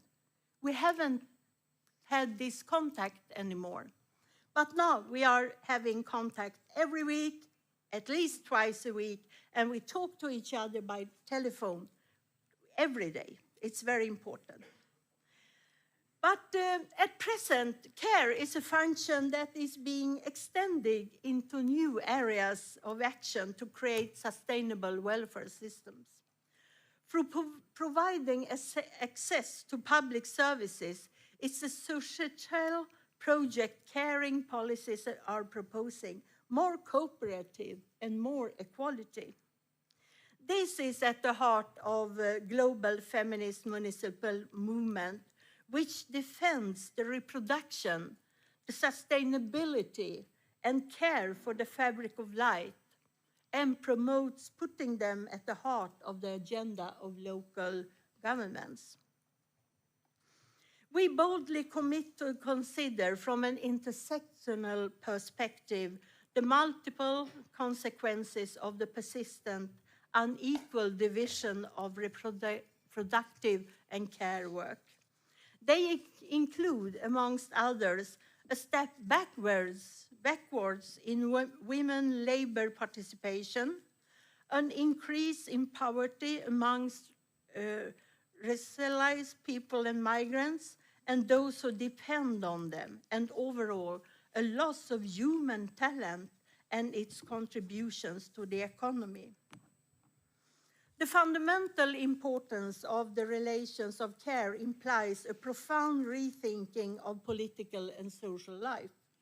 From a political point of view, denying the importance of care work and the people who need it and those who provide it is unsustainable and unfair.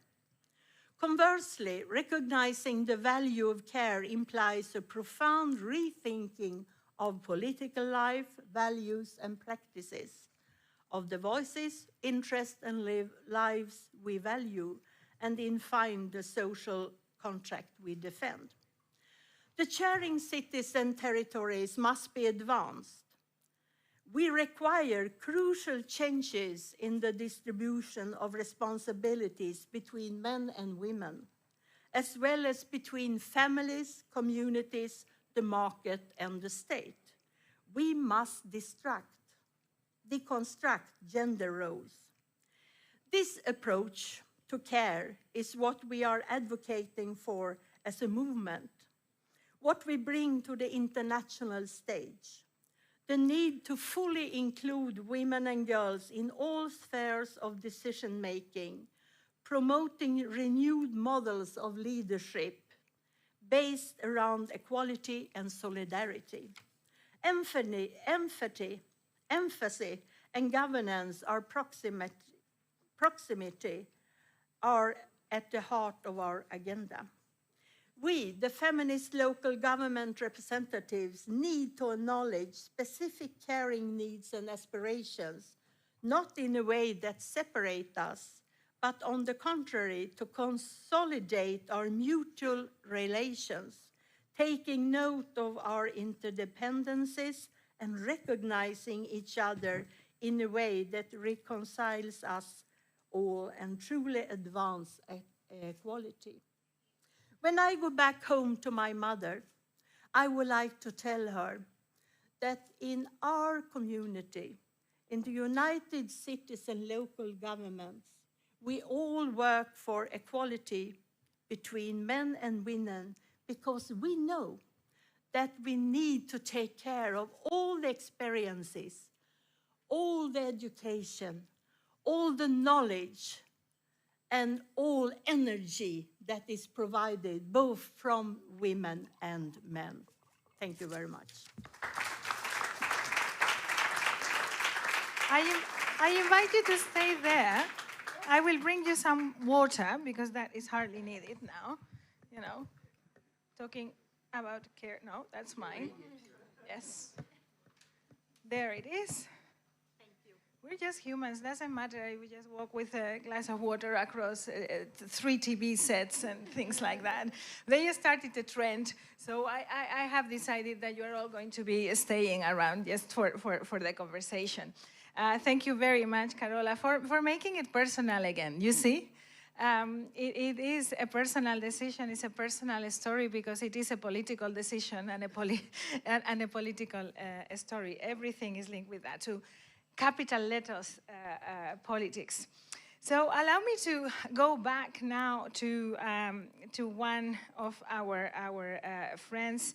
More than a researcher, I would call her an activist. I would like to go to Olga Segovia, whom we have met many times in different places.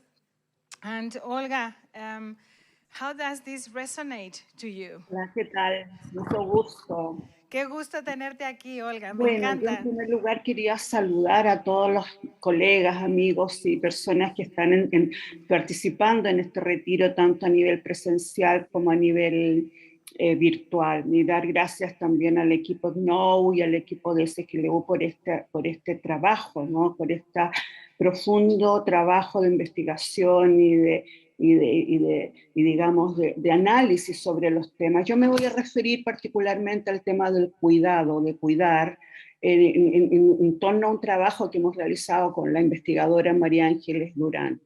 Yo diría que en primer lugar es muy importante que el informe Gold se aborde desde una perspectiva que requiere diferentes escalas y diferentes niveles. Es decir, es interesante proponer caminos multisectoriales entre los que se encuentra el camino de cuidar.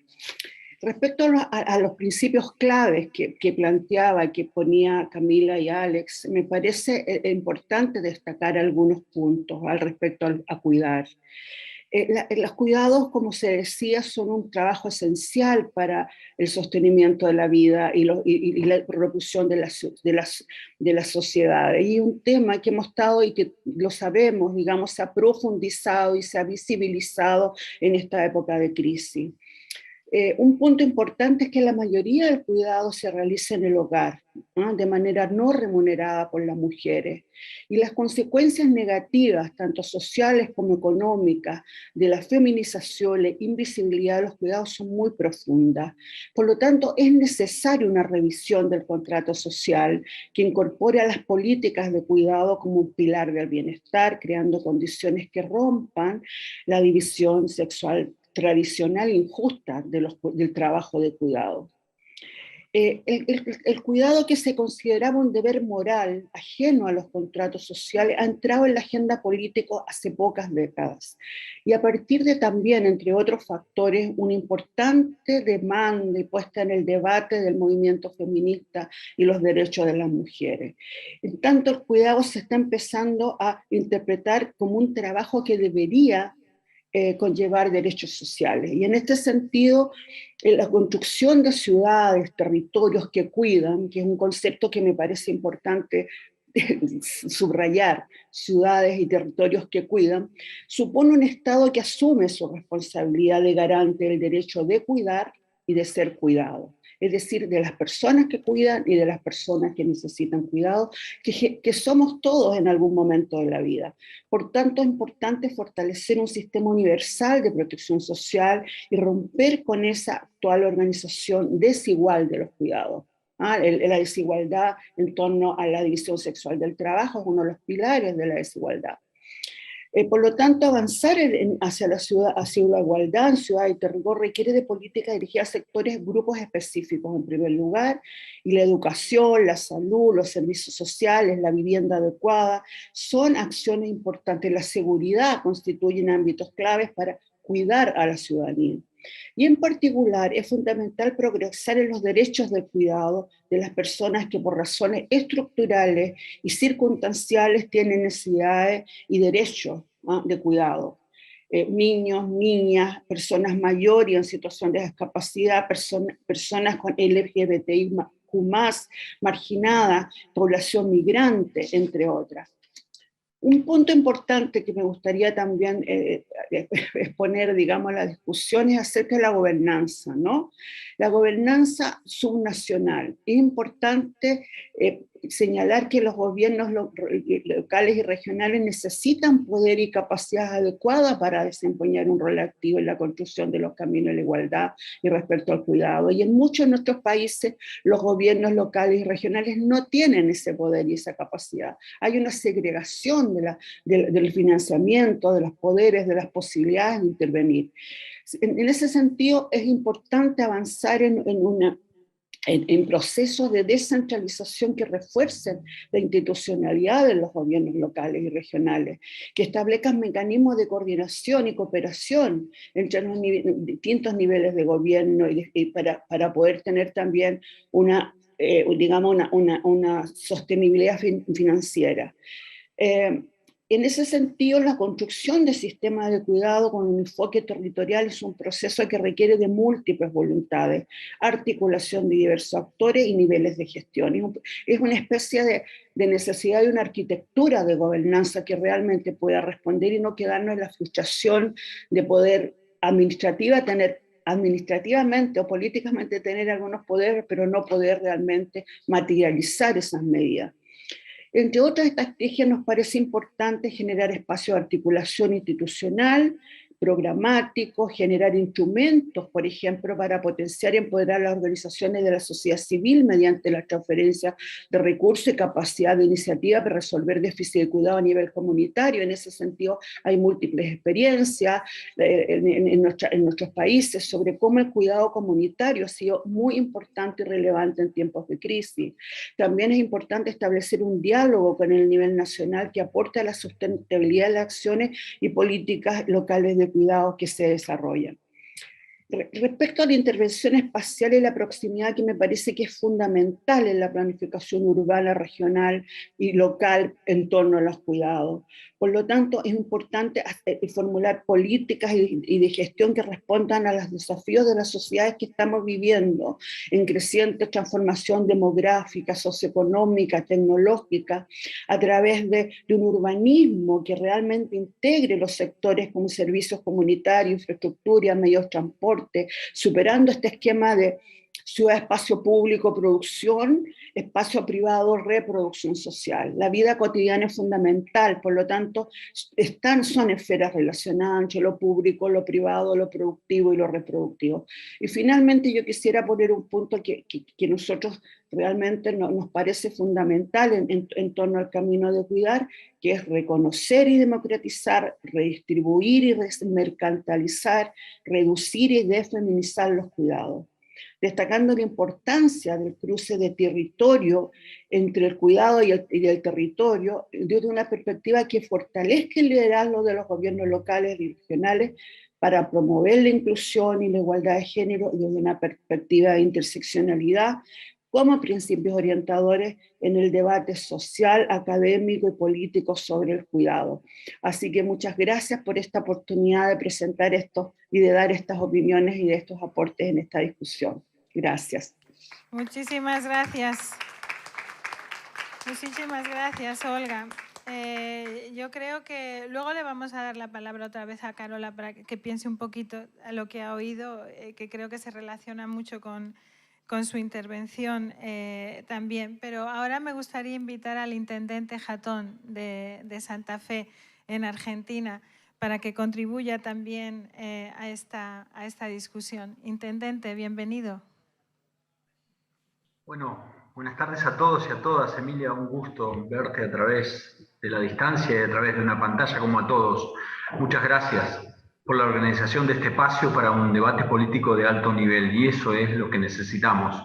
Hago llegar también mi afectuoso saludo al presidente de GCLU y a todos los líderes de gobierno con quienes compartimos esta importante red de ciudades. Cada uno de los presentes, y yo la escuchaba atentamente a Olga recién, en este encuentro conocemos de primera mano la realidad sobre la que nos toca gobernar. Así también lo tocamos a diario las desigualdades con las que gestionamos. Vivimos un mundo desigual y tenemos que trabajar a conciencia de qué manera colaborativa para intentar resolver estas desigualdades. La pregunta que me hago cuando nos enfrentamos a este nivel de encuentro es cómo llevamos a la práctica todo lo que conceptualmente manejamos y compartimos. Digo, no dejar a nadie atrás no puede seguir siendo un eslogan. Tiene que ser nuestro propósito de acción, el objetivo con el que encaramos todas nuestras políticas. La agenda global impacta de lleno en las agendas locales. Ya no es algo que inventamos, lo sabemos, lo vemos a diario, lo sentimos. Nos sobran los ejemplos. Tragedias ambientales, humanitarias, sanitarias, nos ponen a las ciudades en la primera línea de fuego. Tenemos que atender las urgencias en respuestas rápidas y atentas a cada realidad. Sabemos que los territorios y los grupos más vulnerables son quienes tienen menores posibilidades de recomponer y reconstruir su vida a partir de la tragedia, de una tragedia. Es ahí donde se hace evidente que todos nuestros esfuerzos tienen que tener una dirección clara. La nueva agenda urbana nos alinea a todos allí en los ODS y marca la hoja de ruta de nuestras planificaciones de mediano y largo plazo. Tenemos que seguir una planificación ordenada. Los que gobernamos ciudades importantes del mundo, de la República Argentina, sabemos que tenemos que tener una planificación que sea escalable, con objetivos claros. En Santa Fe, la integración social y urbana de los barrios más postergados es el único proyecto de la ciudad, no tengo otro. Estoy en ese objetivo. Las desigualdades estructurales que son un obstáculo del desarrollo y son causa central de la pobreza, la falta de infraestructura básica, lo inequitativo del acceso al hábitat, a la vivienda, las escasas oportunidades de educación, de acceso al servicio de cuidado de gran parte de nuestra población. Olga lo decía, ¿cómo construimos esa multiplicidad que ella hablaba con voluntades? Bueno, hay formas La gobernanza se construye también. Nosotros tenemos una serie de redes barriales para construir esa gobernanza.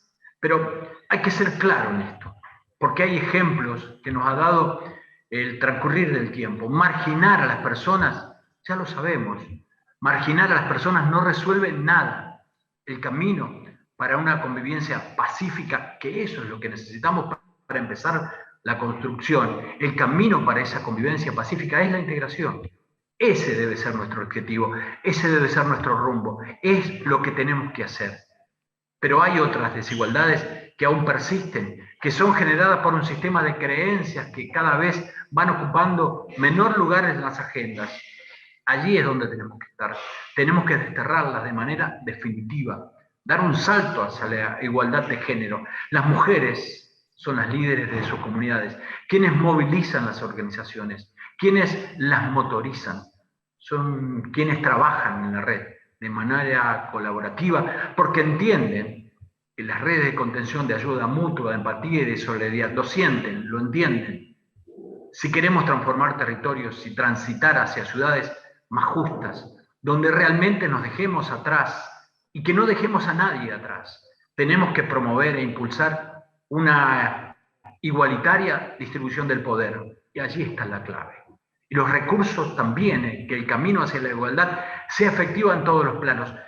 Yo quiero ser claro, no habrá ciudades del futuro con potencial si no empezamos a cambiar en cómo las vemos. Este es el lugar para empezar a cambiar en cómo nos vemos, en cómo vemos las ciudades. Ciudades para todos, donde las personas se sientan parte de ellas.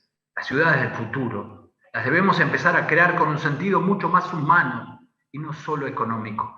La pandemia nos ha hecho valorar nuestro entorno. Yo creo que en esto que plantea Olga, la construcción de múltiples voluntades, tenemos que dejar atrás la democracia meramente delegativa. Abracemos y alentemos la participación ciudadana, construyamos un futuro más próximo. Las organizaciones internacionales, las redes de cooperación internacional y la articulación entre los estados locales, las sociedades civiles tienen mucho que aportar en este camino. Yo quiero dar 2 ejemplos nada más. Santa Fe, la ciudad capital, es la 8ª ciudad de la República Argentina. Uno de los barrios que nació allá hace más de 360 años, todavía hoy no tenía agua potable. Teníamos que llevar el agua con camiones. Hoy estamos conectando la red de agua potable para ese barrio. ¿Por qué? Porque el río estaba tan solo 1 kilómetro y en 360 años no se había hecho. Apenas llegamos, creamos la Secretaría de Cuidados. A partir de allí empezamos a poner el Estado en los distintos lugares donde se necesita. No somos un ejemplo. Estamos siguiendo conceptualmente lo que piensa el mundo, pero en acciones. Creo que es tiempo que construyamos juntos un futuro mejor. Les dejo un abrazo enorme. Me hubiera gustado estar allí. Lo saben, estamos con ustedes. Muchas gracias. Lo sabemos, lo sabemos. Es el abrazo aquí en forma de aplausos, Intendente. Nosotros también nos apena mucho que no hayas estado con nosotros, pero te agradecemos que hayas traído a colación los Objetivos de Desarrollo Sostenible, porque soy consciente de que en el chat del Zoom se está cuestionando por qué no lo estamos relacionando, los Objetivos de Desarrollo Sostenible con los indicadores de estos objetivos, con algunas de las cosas que estamos presentando. Y yo sé que Susan se ha ofrecido para responder esa pregunta. Right, Susan? You said, I will gladly address this. I saw your response in the chat. So you need to address it now, right? I mean, what you write in a UCLG chat is global, right? It's not private anymore. And so I know that you will talk to us about something else that the mayor has also touched, which is this change in governance. Multi-level governance, the type of transformation that we need. And we are very interested in this. To hear that, because as you know, we are convinced that the democratic renewal will also need to lead to a different kind of relationship between communities and government, and the more and more we think, the more and more we define or we come to realize that governance is the way to go, and we need to develop mechanisms to make that possible. So some thoughts on that, linking up with what the mayor has said, and then I will do a quick round here when you end. Susan, also sorry that you are not with us, but hopefully seeing you soon. So very sorry not to be there. It looks so much more fun to be meeting in person. Believe me, it is fun. Colleagues across the world and across our virtual world, on this question of the SDGs, I personally find it very helpful to be quite literal. And in our last chapter in the report, or chapter 10 of the report, when you get to read it, which is really about the way these things come together at the city and regional scale, we take on this question about how SDG 10, about inequality, has to be dealt with at the local and the regional scale, not just at a national scale. But to be clear, and I think this is what Amelia is alluding to, is that in that discussion, we make the case both that you need to have effective devolved government and powers for the local and the regional scale, but also that what is really critical is how those pieces of government fit together, and indeed one might argue how civil society navigates the relationship between different parts of government. So that's the first thing that we say directly in relation to SDG 10.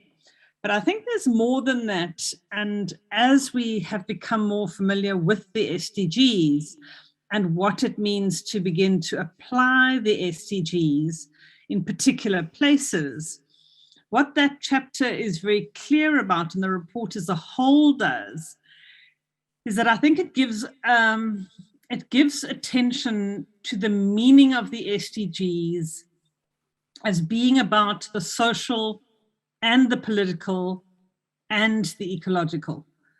And you can see that right across the report, but very specifically in this chapter, what we do is we are able to, taking off a little bit from SDG 11, make the case that inequality manifests not just economically, but inequality also manifests ecologically in things like water and at the subnational scale. So that logic of the integrated sustainable development that underpins the individual goals requires a very different form of government, because it has to look explicitly at issues of environment as much as it has to look at issues of economy. And so we see this as very different from some of the earlier arguments that were made about inequality and what government had to do to tackle inequality that was seen in purely economic terms. And we've already heard the argument about the social, about those issues around questions of care. So that's the second thing that the chapter does. The third thing that argument that we make in the chapter, which for me really does come from SDG 11, and I was very centrally involved in the discussions around SDG 11, which were really only partly about cities. They were fundamentally about the idea of territory, of place, of spatial relationship. And what the argument here is that, and we go back and we look at India, we look at South Africa, we look at the European Union, and we are able to demonstrate, and it's that point Camilla made about time, is that over time, territorial policies, they might be territorial policies about a water catchment, or they may be territorial policies about industrial policy, but they have a spatial or a territorial element to them. And what has happened is that almost every country in the world has used territorial planning, either positively or negatively, to enhance inequality or to drive wedges in inequality. We can have a discussion about some of the territorial dynamics of our day if we have time. So that's the very specific sense. And then the final sense that we pick up on in the detail of the chapter really for me relates to SDG 17, that talked about SDG, the one we don't kind of bring to the fore, and where we basically argue that if you are going to manage territorial inequalities of different kinds, either as local government or as regional government, I need some of your water, or as in a multi-scale way, yeah, then you have to deal with technical detail. And the technical detail of how money flows, of what information that you have, what data you have, and what your legal system is, and how the pieces of the puzzle fit together is really important. This is information that we cannot just say, oh, it's just technical, we don't have to engage with it. No, the technical is political, and the technical becomes territorial, and the territorial leads to entrenched inequality. And that's exactly what the SDGs are asking us to do. So I was very pleased to see Diana's question, and I hope that helps you a little bit to see that we have thought about it in some ways. Thanks. Thank you very much. Thank you very much. Let me do a quick round here to see what kind of feedback we can get. I'm getting a little bit concerned about the fact that we are agreeing so much. We agree a lot. I feel, on the one hand, I feel that we can be truly transformational because we have these shared objectives and shared values. On the other hand, I'm wondering, why haven't we done it before?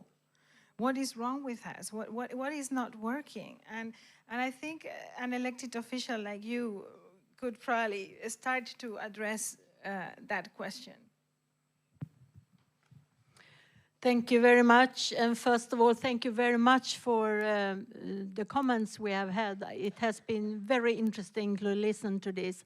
I would like to make 3 remarks. First of all, about the Sustainable Development Goals.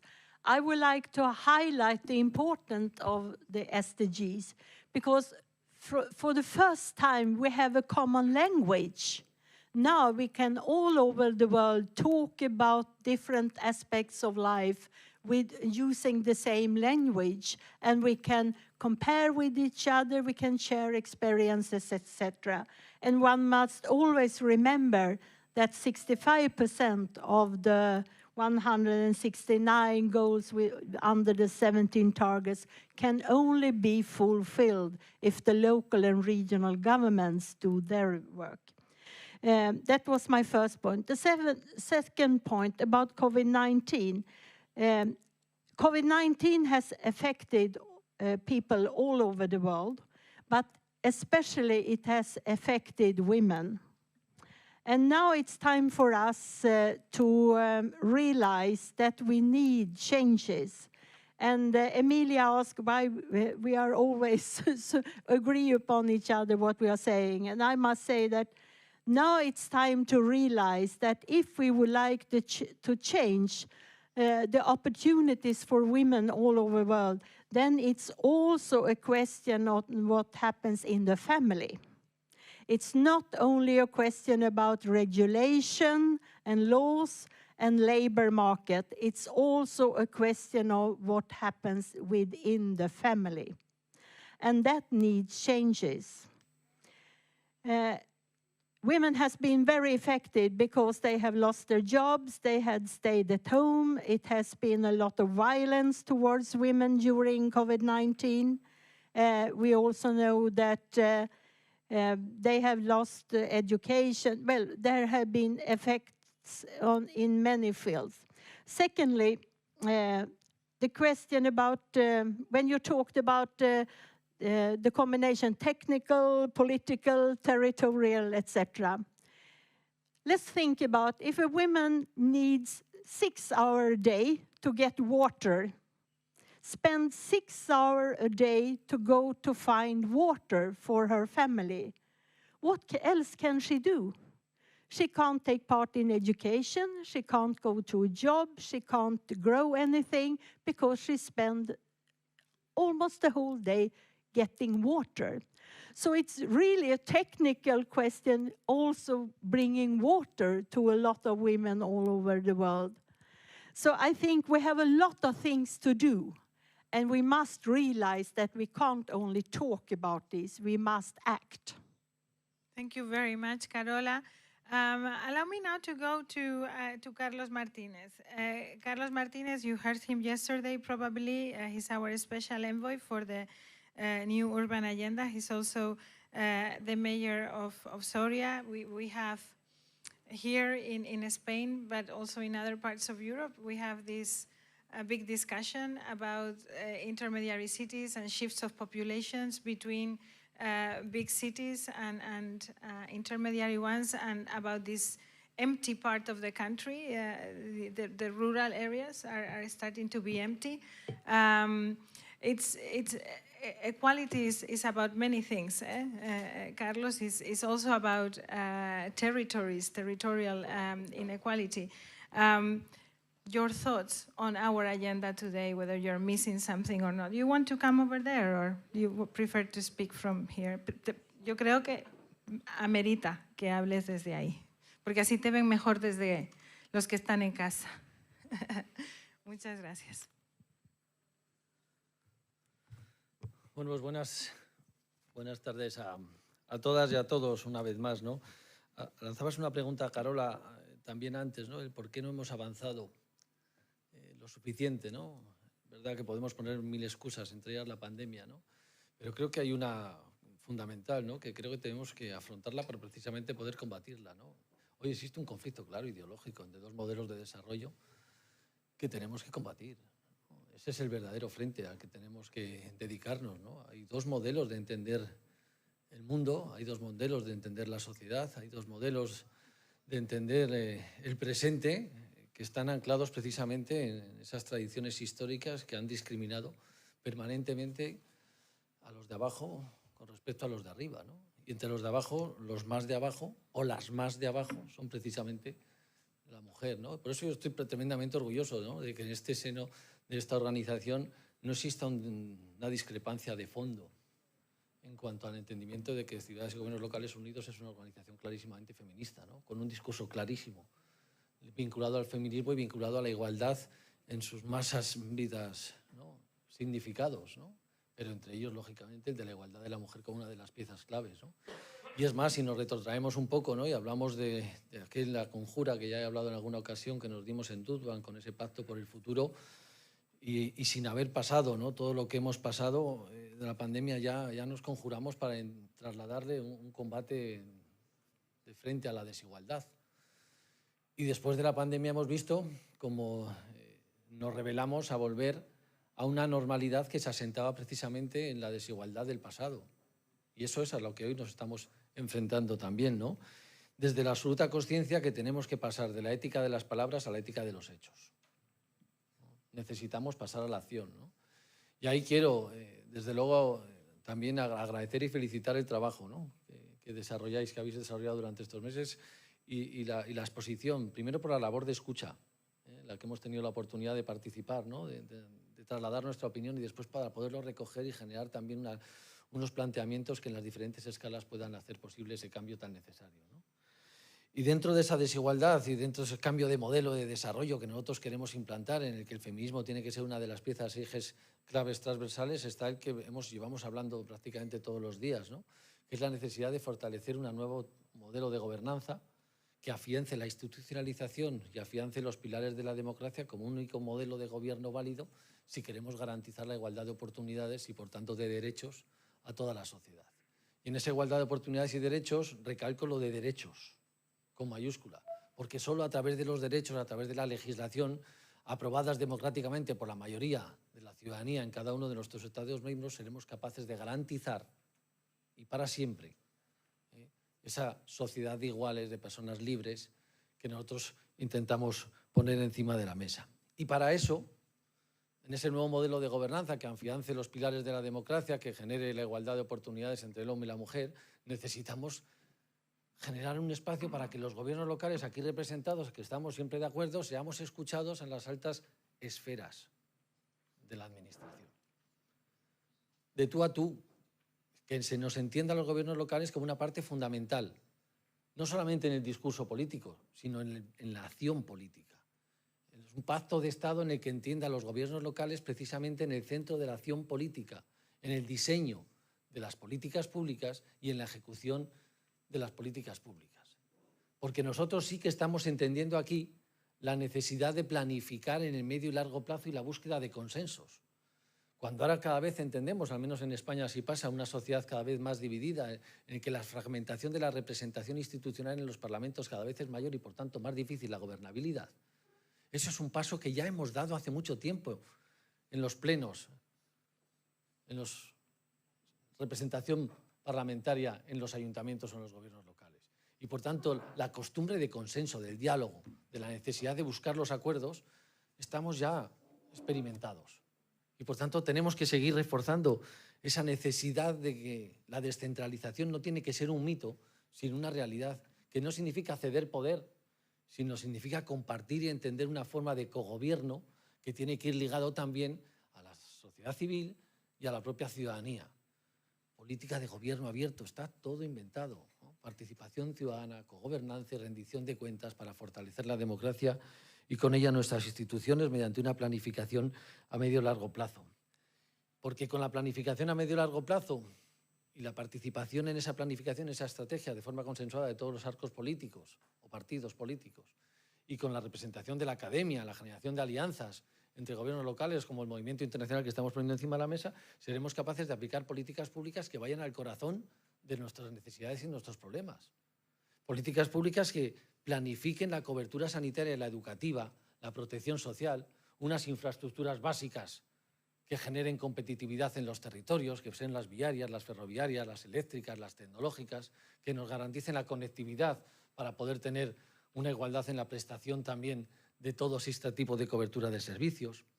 Algo que apunta, que creo que no sale muchas veces, pero creo que es absolutamente básico, que es la fiscalidad.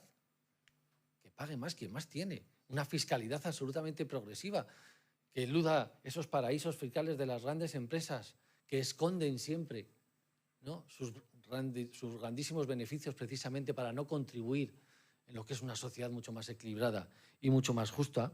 Y después que vayamos a la perspectiva territorial. Y perdona que ya me alargue un poco, ya que me voy a ir. Es el último No me he movido, ha sido buenísimo. De las intervenciones, ¿no? Pero luego que enfoque la perspectiva territorial. Cada una de las políticas sectoriales que se planifican en esas estrategias deben de tener un enfoque territorial. Se ha dicho ya por alguno de los intervinientes anteriores.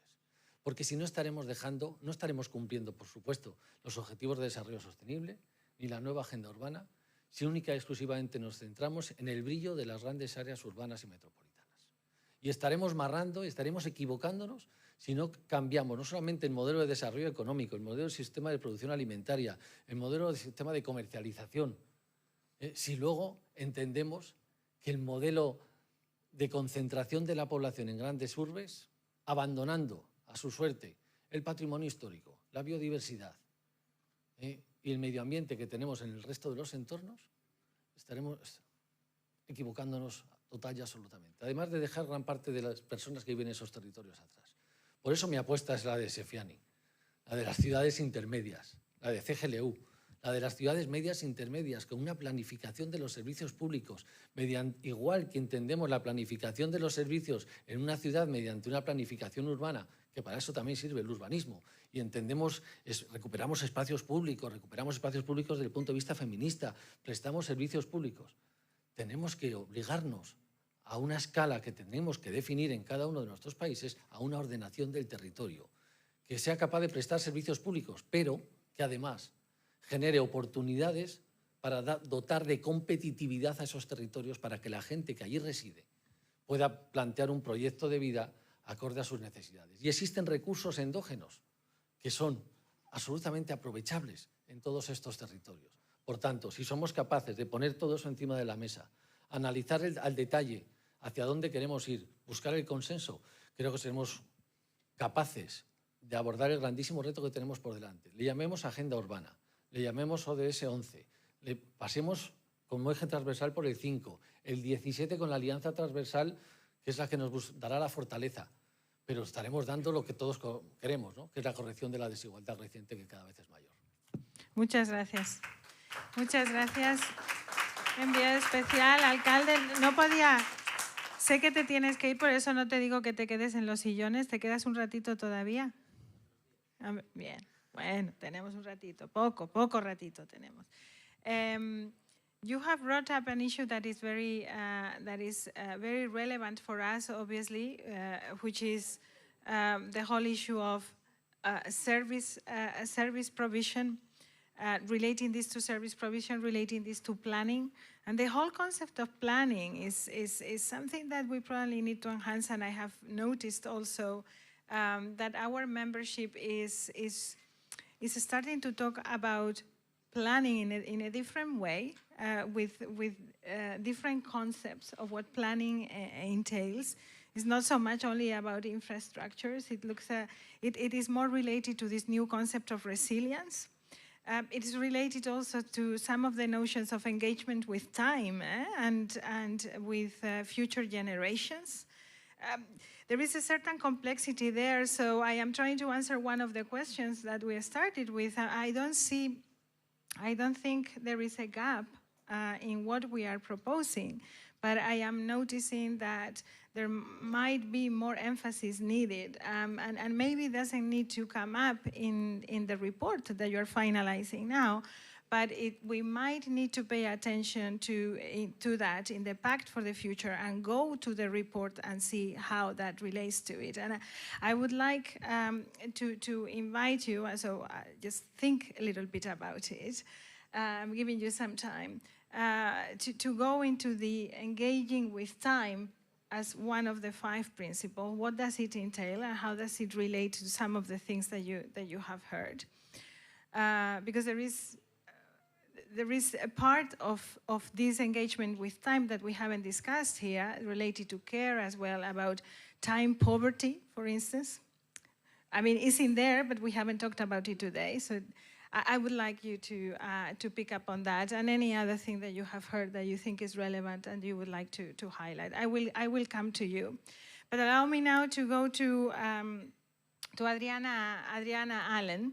And I know that Adriana, who works with the Habitat International Coalition, and it's a very close partner of United Cities and local governments. We worked particularly together in our advocacy path towards the new urban agenda, but also around making the shift in housing with the global platform for Right to the City.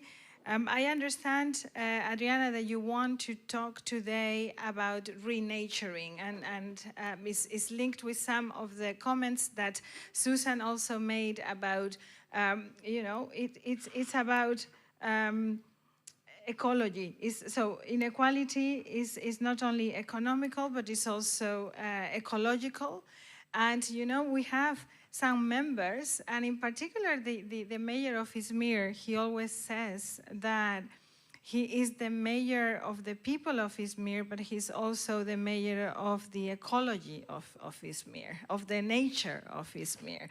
And there is something important there in that shift of the conversations. Izmir has the greatest flamingo population in the world. It's a very big population. I don't know if it is in the world, but very, very large.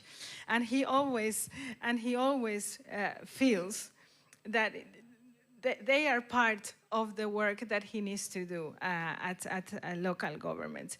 So there is a narrative that we are developing there. We are very interested to hear what renaturing means for us in this research. Go ahead, please, Adriana. Good to see you. Thank you so much, Emilia, and big hug to everyone. Like Sue, I wish I was there with you in person. It really looks like a lot of fun.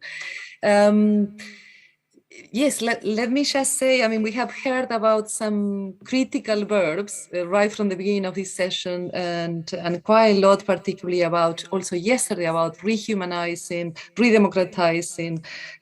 And of course, one that has to come and is very connected to those verbs is the idea of renaturing. And we took quite a long a lot of time to think about whether this was going to resonate, the meaning we had in mind in the context of the Gold Report. And we wanted to differentiate the idea of renaturing from the idea of greening, which is more in circulation, if you wish.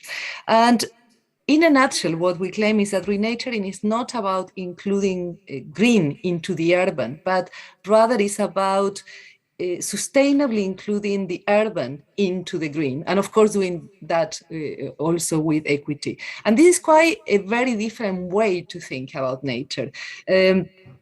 It is important to, first of all, highlight that, I mean, when we're talking about renaturing, we are not talking about a separate silo, something that is, as perhaps as the SDGs propose, partly only related to certain aspects. What do we do with energy? What do we do with water? What do we do with sanitation, with food production? But across all those things.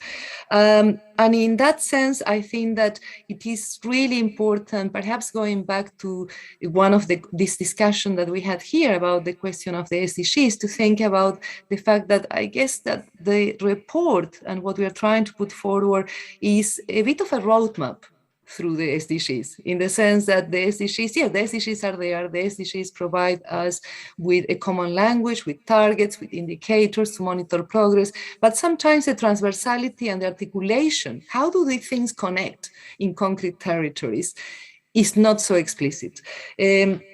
So this is what we try to do. When it comes to renaturing, what are we saying? Some key high-level messages. Renaturing urbanization, first of all, of course, needs and talks about transcending the economic dependence of cities and human settlements in general on natural resource extraction and carbon-intensive development. And we know we face a massive problem there. We tend to think that we talk about that when we talk about climate change, but it's far more than what we call climate change. Renaturing also needs to respond to long-term inequities. And here we go back to the question of time that Emilia was highlighting. To be more precise, for instance, when we talk about climate change, we tend to think about some of the imbalances and depths, and disparities between benefits and burdens across, different parts of the world and cities in different parts of the world. But we have to take this further to also talk about long historical debts, and the climate debt, the natural resource over extraction debt are very important ones that we need to engage with. Renaturing in that sense also takes us to think about how do we ensure that the positive health outcomes and environmental benefits are shared equitably. And this, I think, takes us to think not only about what are the challenges or the problems we face, but also what are the consequences of actions that we take within cities, very often of planning actions.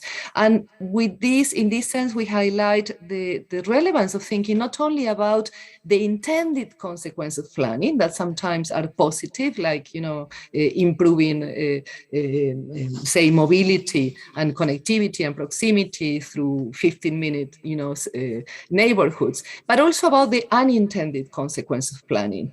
Many of the problems we face and that can be tackled through local and regional government structures have to do with those unintended consequences. A crucial one has to do with the process of green gentrification. Whenever we green cities, we tend to very often to take a very shallow approach. It's not just about access to public spaces, green spaces, and we also have to think about what happens as we take active measures to green cities. Very often what we see is, again, a process of green gentrification, a process of displacement, a process that continues reproducing the separation in terms of who has access, who benefits from different environmental benefits within cities. So we cannot any longer say that we didn't see it coming. Yeah? Green gentrification is something that we have seen again and again and again. So we have to plan to prevent green gentrification among many other things. And we talk about many experiences that do that. Renaturing obviously also involves very much thinking about circularity, and this is something that has been highlighted before. How do we make sure that cities stop being just processes that maximize inputs, water, food, energy, and just get rid of the unwanted outputs like waste and pollution in a linear way? How do we maximize fixing value of those resources locally? And circular economies, solidary economies have a lot to do with that. Food production, of course, within the cities, the way in which we can rethink and encourage production and consumption patterns within cities is also crucial. And we know a lot about that. There is a lot of experience under the belt. To give a concrete example, for instance, local and regional governments have a lot of power in shaping consumption and production cycles, patterns that are much more circular through procurement processes. Yeah, you cannot. It's not about allocating certain services and supplies to what is cheaper, yeah, or to what is more economically advantageous, but what fixes more value. And this idea, for instance, of base value rather than lower cost is something that is clear in many strategies across many cities. I'm going to conclude, to go back to also one notion that I thought is very important that Emilia put forward. She said before, we need to rethink about planning. So planning is something that we tend to think, planning is something that certain parts of local and regional government authorities do. But I really like what my compatriota Emilio was saying about Santa Fe. He was saying, actually, my number one priority is about, supporting the social production of the city, supporting the social production of housing, of habitat, and so on. And in that sense, I think that there is an expanded notion of what planning means. This means not the idea that local governments can simply provide those services, but need to engage differently with other forms of planners. There are plenty of everyday planners, city makers, women and men that make cities, produce cities, run them, build them, and they are not simply just consumers. They need a completely different seat at the level of, in this sort of pact and turning a pact into action that we are discussing. I think that, just to finalize, I think that it is useful, it is valuable to go back to this idea in terms of what happens if we agree so much. Why is that we are not moving forward? And I think that we do have to recognize that we agree within this room, this virtual room, but we are also in a context in which the future and the present and the future are under deep dispute. And so that really requires us to be very bold. I think that we need to take a moment to think about, many of the measures that are being put forward in action by many of the local governments and regional governments that we are exploring and learning from are really bold, are really radical, but they are also possible. But they require very political decisions. I probably took too much time, so I'm going to stop here. Thank you. I think you took just the right time that you needed to say everything that you needed to say. The more I hear us this week, the more I realize that what we are proposing is a very radical transformation, actually, of the institutions, that are the cornerstones, the building blocks of our society. Maybe not so much the values. Maybe the values is where we find each other, but the institutions, those we are requiring them to be drastically changed. And I'm going to quote something that is in this book I read over Christmas about being a good ancestor from Roman Kratnik. And he says, a good ancestor recognizes a dying system, and rather than trying to pass it on to this dysfunctional civilization to next generations, they take part and try to transform it. And I guess this group of people is trying to be a good ancestor, but we don't have the right institutions to do that. And so this radical transformation needs also, when we talk about scales, we also need to think about the time scale. and how long we want to plan with that scale. So it's not about scaling up in terms of numbers, populations, or territory, but actually radically rethinking the time scale, which is something that he also proposes in his book, and that I see also are very much part of your dissertations today. So I'm really grateful that you are bringing that, and you have made us look at the renaturing chapter from a different perspective. It's about much, much longer planning with future generations in our head. More than the current needs that we have now. And I want to invite Mayor Sefiani, the mayor of Chefchaouen, an intermediary city, a beautiful intermediary city, I have to add, a blue city in the mountains of Morocco. Welcome, Mayor. Thank you very much, Emilia. Chers amis, chers collègues, vraiment c'est très passionnant de parler d'une transformation radicale et nous devons être bien sûr très optimistes par rapport à ça, et la construction du pacte pour l'avenir est une véritable innovation nécessaire et qui se fait avec une approche participative. Et dans ce cadre-là, bien sûr, les villes intermédiaires qui se développent, qui vont se développer très rapidement durant la prochaine décade et qui ont un potentiel énorme, tel que la proximité, tel que le rapport rural-urbain, et pourront donner des solutions pour ce pacte, dans le cadre de ce pacte d'avenir. Nous nous rappelons que la déclaration de Kutaya, des villes intermédiaires du monde, il a été mentionné clairement qu'il faut protéger les systèmes de vie. C'est important, ce volet, prendre soin de la nature. C'est très, très important, et je crois que les villes et les villes intermédiaires pourront le faire. Ce sont les villes, leur engagement à protéger les ressources locales, la biodiversité et la qualité de vie repose sur des systèmes ruraux, urbains et sur l'accès aux services de base afin de réduire les inégalités. C'est donc essentiel.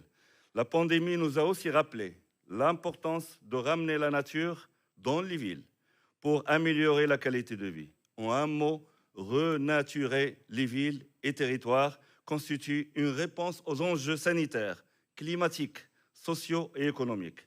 Le développement des villes plus vertes, moins polluées, a des effets positifs sur la santé physique et mentale de tous. Donc, cette croissance urbaine prévue au cours des prochaines années nous oblige à repenser également le développement urbain afin de réduire les émissions de carbone et réduire l'extraction des ressources naturelles. Dans le cas contraire, notre planète ne pourra pas soutenir ce rythme de croissance. Dans le même temps, et là on parle d'équité, la distribution des avantages liés à la renaturation de nos territoires doit être plus équitable, accessible à tous, au même titre que l'accès au système de soins et à la culture, entre autres, et qui fait partie d'une nouvelle génération des droits essentiels. Et là, la planification des infrastructures, ces infrastructures, que ce soit bleues ou vertes, nous permet de prospérer avec la nature, de contribuer à la protection de la biodiversité tout en améliorant la qualité de vie des citoyens. Et continuer à préparer nos villes et territoires à être plus résilients face aux catastrophes naturelles et aux phénomènes extraordinaires comme la sécheresse et les inondations et les autres types de phénomènes extraordinaires, qui deviendront de plus en plus fréquents avec ces changements climatiques en plus et qui affectent les plus vulnérables et les plus marginalisés en premier lieu. Nous devons agir pour préserver ces ressources en répondant aux objectifs d'atténuation et d'adaptation, tout en favorisant l'amélioration du bien-être, mettre l'être humain au centre de nos politiques publiques, locales ou régionales. Nous devons compléter et améliorer les outils pour surveiller et évaluer, analyser et suivre l'impact de ces politiques locales. En outre, je tiens à souligner que dans le cadre de la déclaration de Kutaya, il a été noté le rôle important des villes intermédiaires pour redéfinir notre rapport à la nature afin de promouvoir une transition écologique qui prend les générations présentes et futures et bénéficie d'une planète saine, avec des ressources naturelles et une biodiversité préservée. La lutte contre le changement climatique ainsi que les inégalités sont des priorités pour toutes les sphères de gouvernement. Et là, le multiniveau, le partenariat multiniveau, le dialogue structurant multiniveau, il est hyper important. Donc, un travail très important, très constructif, où tout le monde se trouve au sein de cette construction-là. Continuons à faire ce travail-là. Merci Emilia, merci pour toutes les équipes, merci à tous.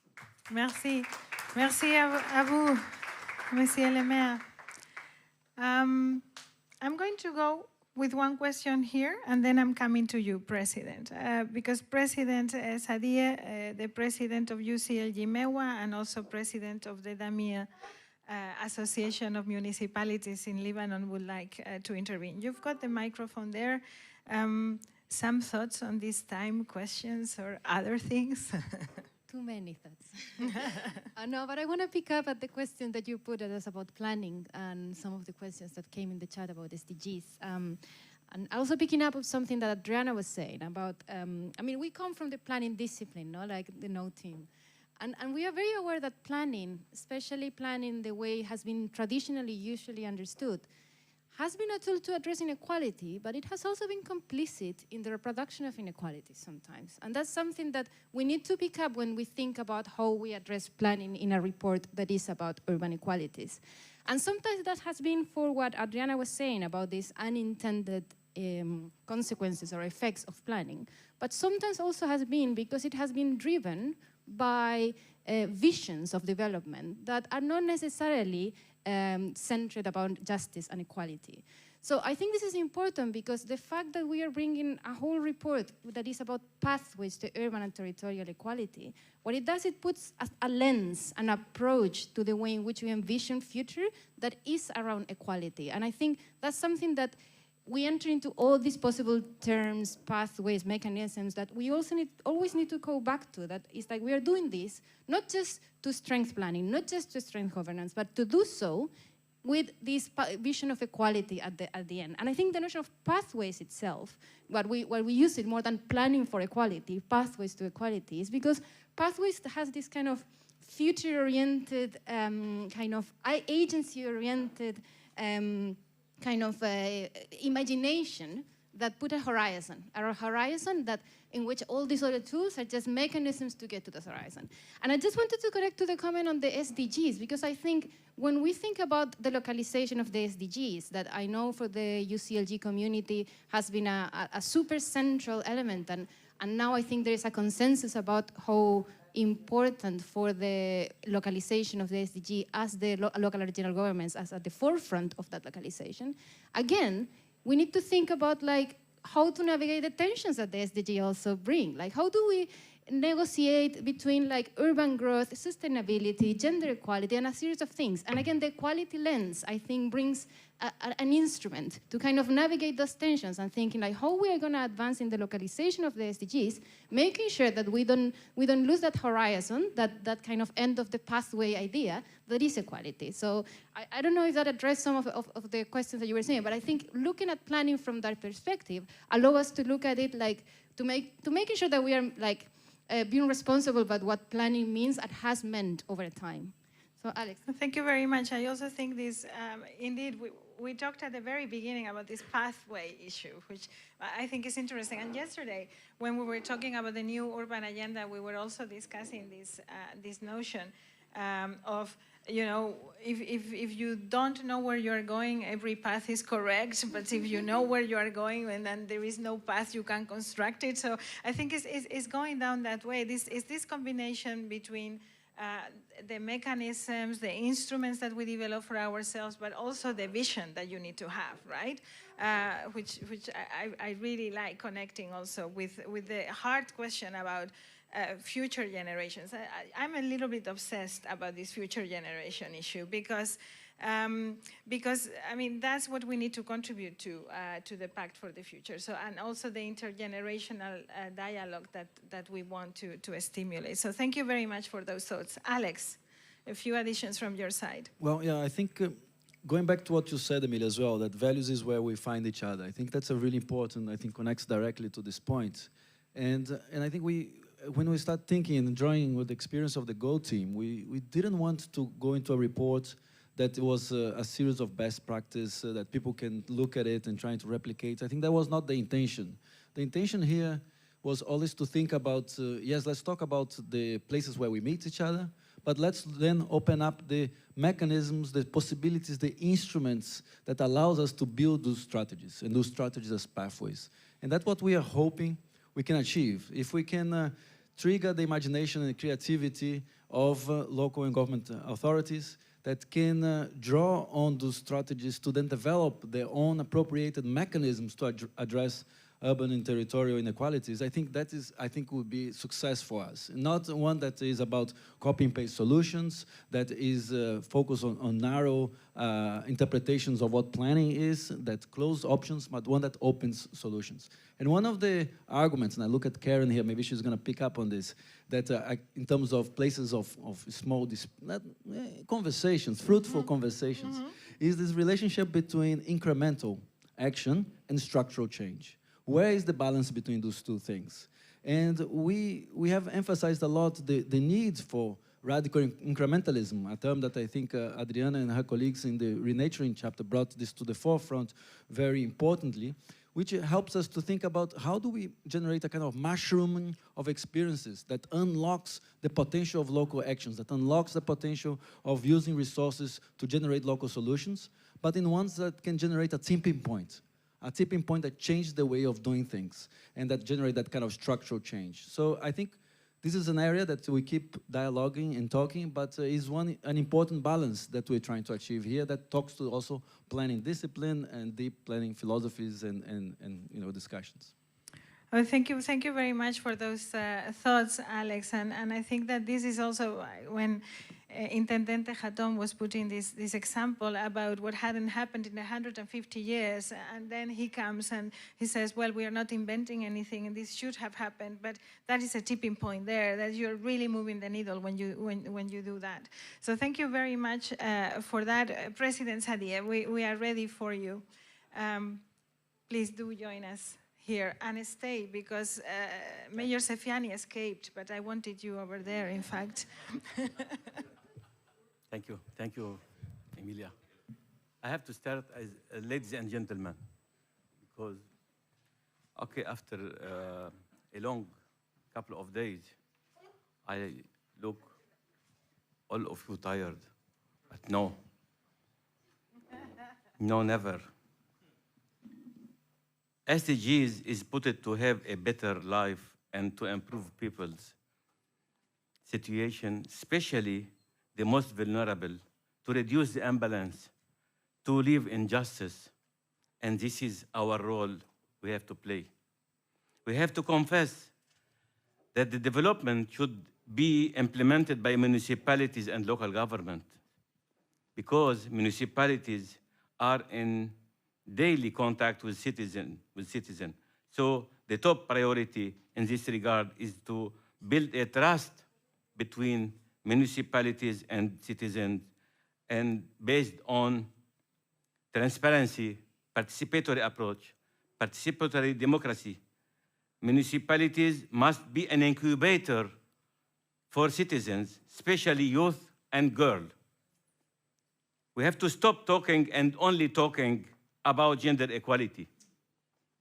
We have to empower the woman, and I am sure that she will get his place and in advance. Citizens must participate in all projects may they concern, not to impose for them what we want.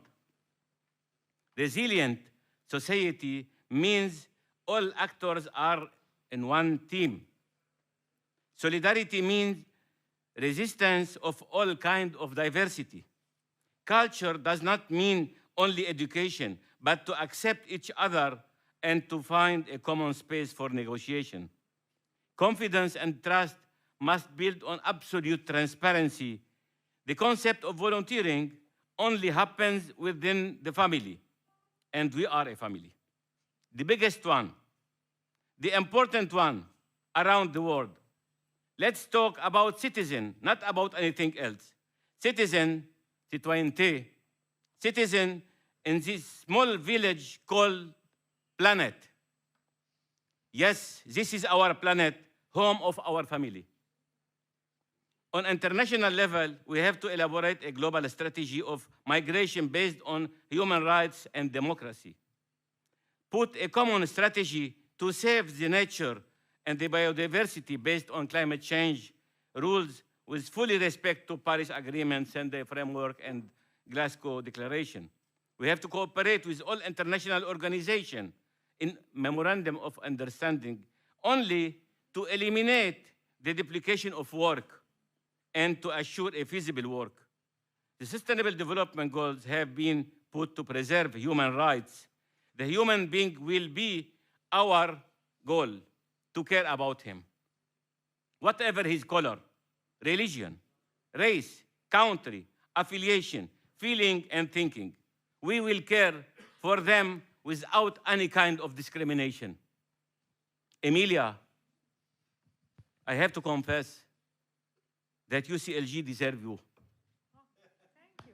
Because UCLG deserves the best, and you are. Thank you very much. on UCLG MEWA, General Secretary and Co-President, and all our team, and in my name, and in the name of all my colleagues, thank you very much.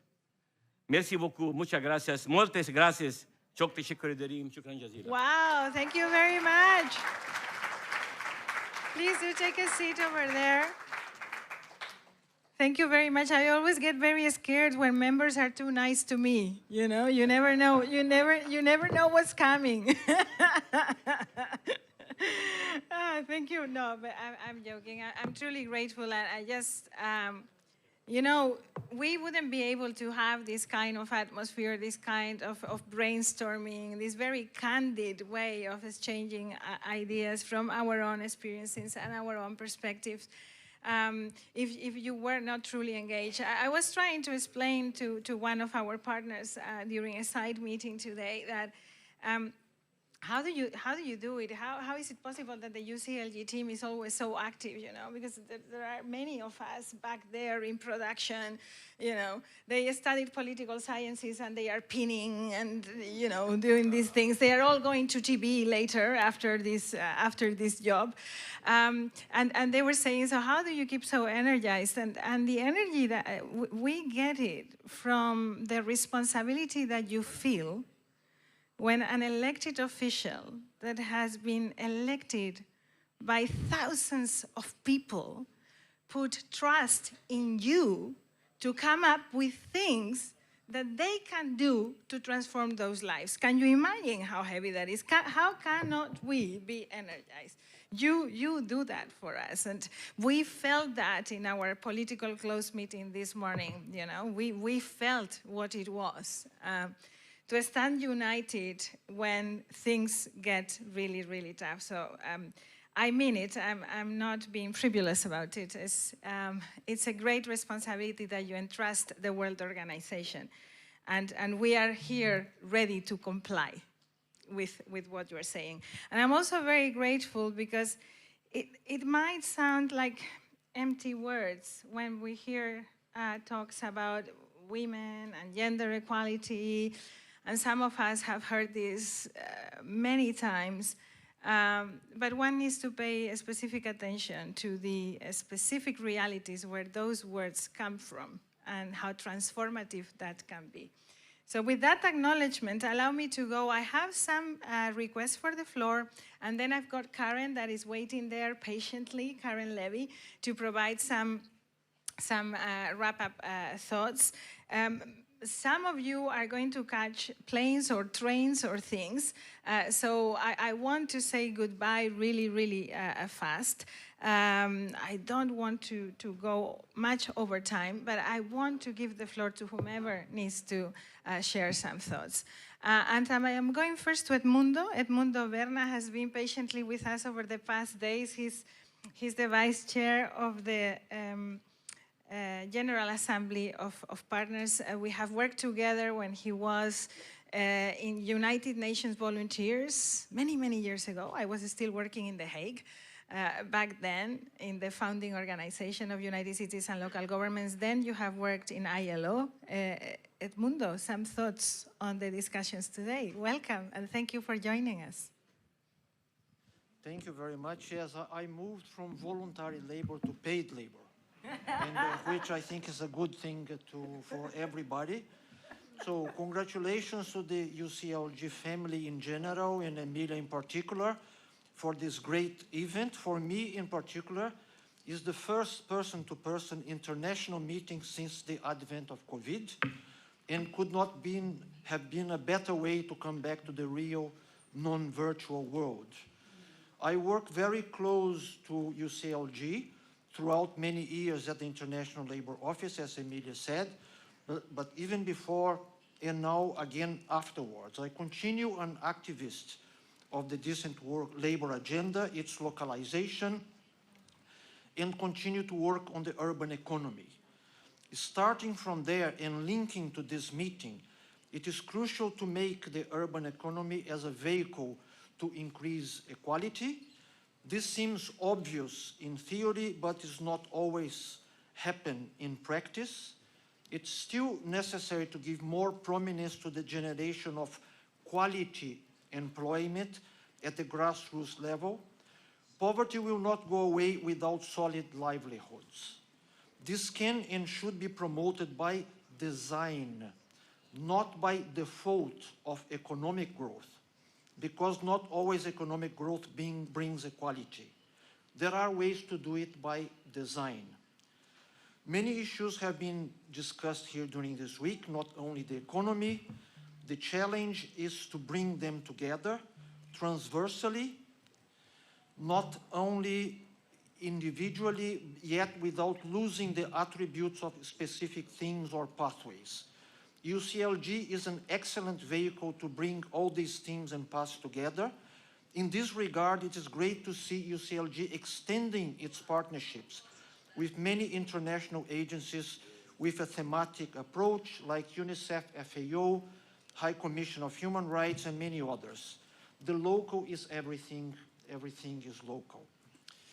In this regard, it is also opportune to recap, as it was said here, that the local is not necessarily the bottom of the pyramid, or that an inverted pyramid is necessary. We should stop calling the local and the grassroots as the bottom, because this has a symbolic negative effect or meaning. Local is at the top. It has also been said here that the public is back. We all are the public, not only government, but always civil society, governance, as said. Governments plus civil society, and even within civil society, there are so many stakeholders, and efforts need to continue to unite them. The General Assembly of Partners, which I represent here together with my colleague Kathy Klein, has 17 stakeholders groups. It's clear that we all here have many common progressive agenda, a progressive agenda in times that we see setbacks in the world, to say the least. So let's continue together as a family, UCLG family, and see how to do it even more by design, not by default, and at the top. Thank you. Thank you very much. Thank you very much.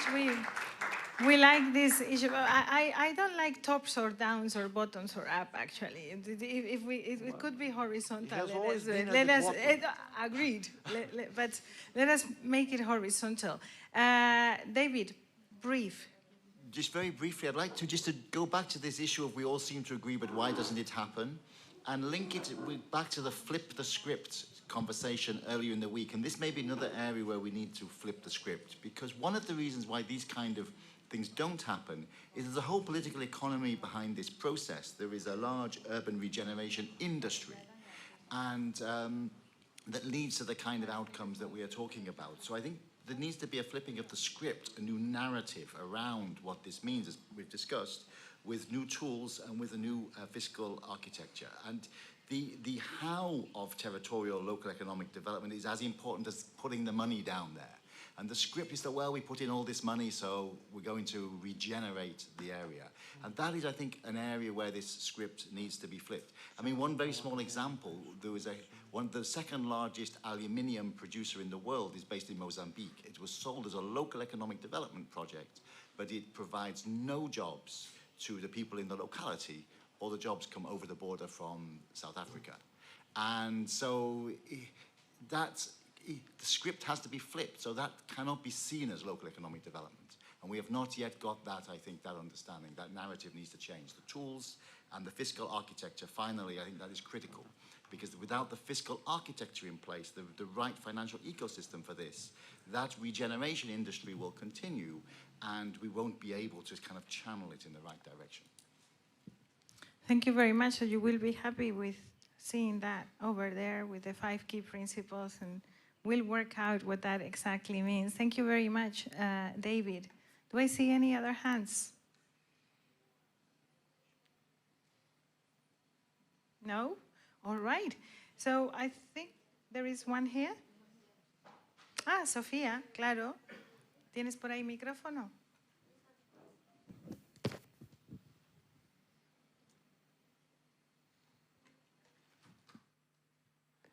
Ahora sí, ¿no? Se te oye, perfecto. Genial. No, solo comentar brevemente que ya que estamos cerrando es muy interesante ver cómo los cables se van atando, sobre todo los últimos días. Y nada, rescatar también lo que decía el alcalde de Soria y que también lo comentaba Alex en la propia sesión del Town Hall, ¿no? Como todas estas reflexiones y la idea positiva que se está llegando en esta sala a consensos, también implicará pensar cuáles son las alternativas a los modelos que existen, ¿no? Exactamente cuáles son estos modelos. Si se está hablando de planificación, de desarrollo territorial, lo que se puede desarrollar, y me parece genial justamente el abordaje de pensar, como decía Alex también, no solamente recetas listas, pero recetas para afuera que abran hacia la diversidad. Y bueno, decir que justamente acá se está hablando mucho también de algunas alternativas desde el gobierno abierto, desde lo participativo, y tenemos muchas ganas en los town halls y en particularmente desde los comunes, también como pensar una cogobernanza más allá de la participación, ¿no? Y también de la gestión común. Cerrar con eso y quizás también decir que otra vez, si estamos hablando de territorialización, el enlace con la agenda urbana es muy, muy importante porque trae ese elemento territorial y de derechos muy fuerte para enlazar con los ODS también. Gracias. Pues muchísimas gracias. Me encanta que nos digas que ves que se conectan las cosas, porque este es uno de mis mayores vértigos y de nuestros vértigos en la Secretaría. You know, the notion of maybe doing something that is not constructing a pathway. So I am very happy that to hear that, and I very much agree about. I think the discussion within the town hall on the commons is going to be very, very important, and it will be important to also look at some of the discoveries of the commoning chapter and how they fit together. I sense that the discussion that we're having at the town hall is very visionary, but there might be pieces that we need to take to underpin that visionary approach from the commoning chapter. So it's complementary, and I very much agree with you on that, Sophia. So thank you for your inputs. And I am going to give the floor with. Yes, he's here, right? We've got Mupi Setona, who is raising his hand. Please, do introduce yourself. Can you hear me, and are you ready to talk? Good afternoon. I can hear you, SG, thank you. Am I audible? Yes, we can hear you and see you very well. Go ahead. Oh, fantastic. Yes, I've been following the conference throughout the week, jumping in and out as well. But for me, it's quite exciting to see how a lot of young people as well are bringing on the solutions and also bringing on some great initiatives. You know, it's always good to see how government and these type of initiatives are being done. So I'm based in South Africa. Actually, I run a tech startup that has built a mobile app that actually talks to citizens and government. So building the whole trust and opening up an engagement between communities and their respective municipalities. Yeah, and it's quite exciting to also share my experience that we've been doing with our local municipalities. You know, the one thing that we learned from some of the feasibility studies is the importance of being able to classify community members in different stages or in different views, because you know in a community you find there are professionals, there are business people, there are individuals, and then there's a collective of communities. And you know what we've seen is that how government is unifying these individuals with the different services that they're providing them. So it's quite critical for you to be able to understand the demographics of your citizens, so that when you're able to provide the different services, you're able to then meet the goals and importantly to make change in people's lives. So for me, SG and colleagues, it's quite an honor to even share my views. And we are looking forward to working with you guys globally and locally, of course, with our municipalities around South Africa. Yes, and thanks a lot for that opportunity. Thank you very much. Thank you. We are very excited to have you with us and that you're following our processes. And I am certain that we will be looking into that app and what you're trying to do over there in South Africa. You know, South Africa is the local and regional governments of South Africa are truly a driving force in UCLG and have been since its foundation. So thank you very much for that. I also see Luz Amparo from Bogota. You had your hand up, Luz Amparo. I think you have missed us because you have been so good in following throughout the week, even at the distance. Welcome back, Luz Amparo. Some thoughts from your side, and then I will go directly to Karen. No, quiero agradecer de nuevo este esquema de participación. Hubiera querido estar allá presencialmente, pero esto de verdad ha sido un gusto poder seguirlo en la distancia. Y también quiero aprovechar, ya que estamos cerrando toda la semana, felicitar a todo el equipo de CGLU, particularmente a ti, Emilia, que has tenido que liderar todo este proceso en una semana tan especial como esta. Entonces, muchas gracias, felicitaciones. Y quería simplemente compartirles que en Bogotá el tema del cuidado es uno de los estructuradores del territorio y ya no es un tema retórico. A partir de diciembre del año pasado quedó plasmado en nuestro plan de ordenamiento territorial como uno de los rectores del ordenamiento territorial. ¿Y esto qué significa? Esta es una ciudad de 7,5 millones de habitantes, donde 1.2 millones de mujeres son cuidadoras tiempo completo.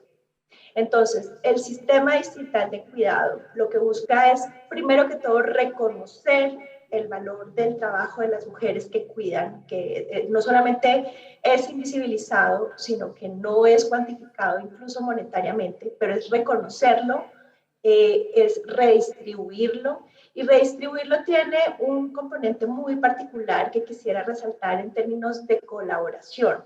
Es importantísimo entender que esto arranca por una cuestión cultural. Es importante entrar a abordar los roles que se le han atribuido a las mujeres en términos de cuidado. Las mujeres, como dice la alcaldesa, que es la primera alcaldesa mujer en Bogotá, electa popularmente, Las mujeres no traemos el cuidado en nuestro ADN, las mujeres aprendemos a cuidar. Y en esa medida estamos generando acciones también con los hombres para que el primer espacio de redistribución sea en el mismo hogar, que los hombres entren también a participar en las labores de cuidado de los hijos, de la casa, hacer trabajos domésticos. Hay una escuela de trabajos domésticos para hombres que estamos impulsando muy fuertemente también como parte del sistema, porque entendemos que aquí hay un cambio cultural que se tiene que operar. Y esto redunda, digamos, en una mejora de la calidad del tiempo de las mujeres. Las mujeres, 1.2 millones de mujeres en Bogotá no tienen oportunidad de tener tiempo para ellas mismas, de respirar, como decimos nosotros. No tienen tiempo de terminar sus estudios, no tienen tiempo de producir ingresos y de esta manera generar autonomía económica y también mejorar su participación política. Luego, enfocar el discurso ya no teórico, sino práctico, alrededor de un sistema de cuidado que mejore la calidad del tiempo y las oportunidades de las mujeres. Son acciones concretas para garantizar su inclusión social, económica, productiva y política en la arena, digamos, en todos estos desafíos de inclusión que tenemos por delante. Eso los quería compartir. Está a disposición siempre esta experiencia que, digamos, es significativa, por innovadora, pero todavía está en proceso de construcción. Creemos que también la redistribución implica aliados internacionales, al sector privado, a otros sectores sociales que se tienen que unir a este proceso de comprender el cuidado desde una perspectiva mucho más de corresponsabilidad social. Eso es la que quería compartir con ustedes.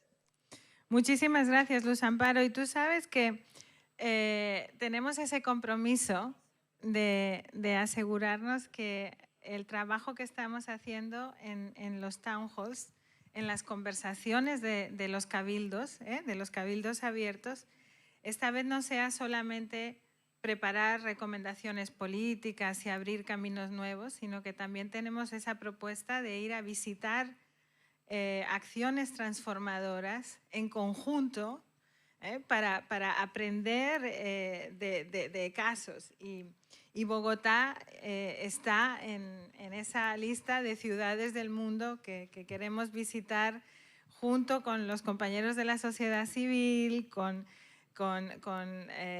las compañeras de otras partes de la red, para aprender de lo que está pasando. O sea que esa perspectiva internacional va a llegar pronto a Bogotá. Tenemos mucha esperanza de que el COVID nos deje hacerlo, porque para el resto tenemos ya mandato. Muchísimas gracias, Luz, de verdad. And now I'm going to Karen. What a discussion, Karen. How are you going to be able to wrap this all up? I'm looking at you to give us thoughts, and I'm also looking at my elected officials in case they want to say something, but you've got the floor. Karen.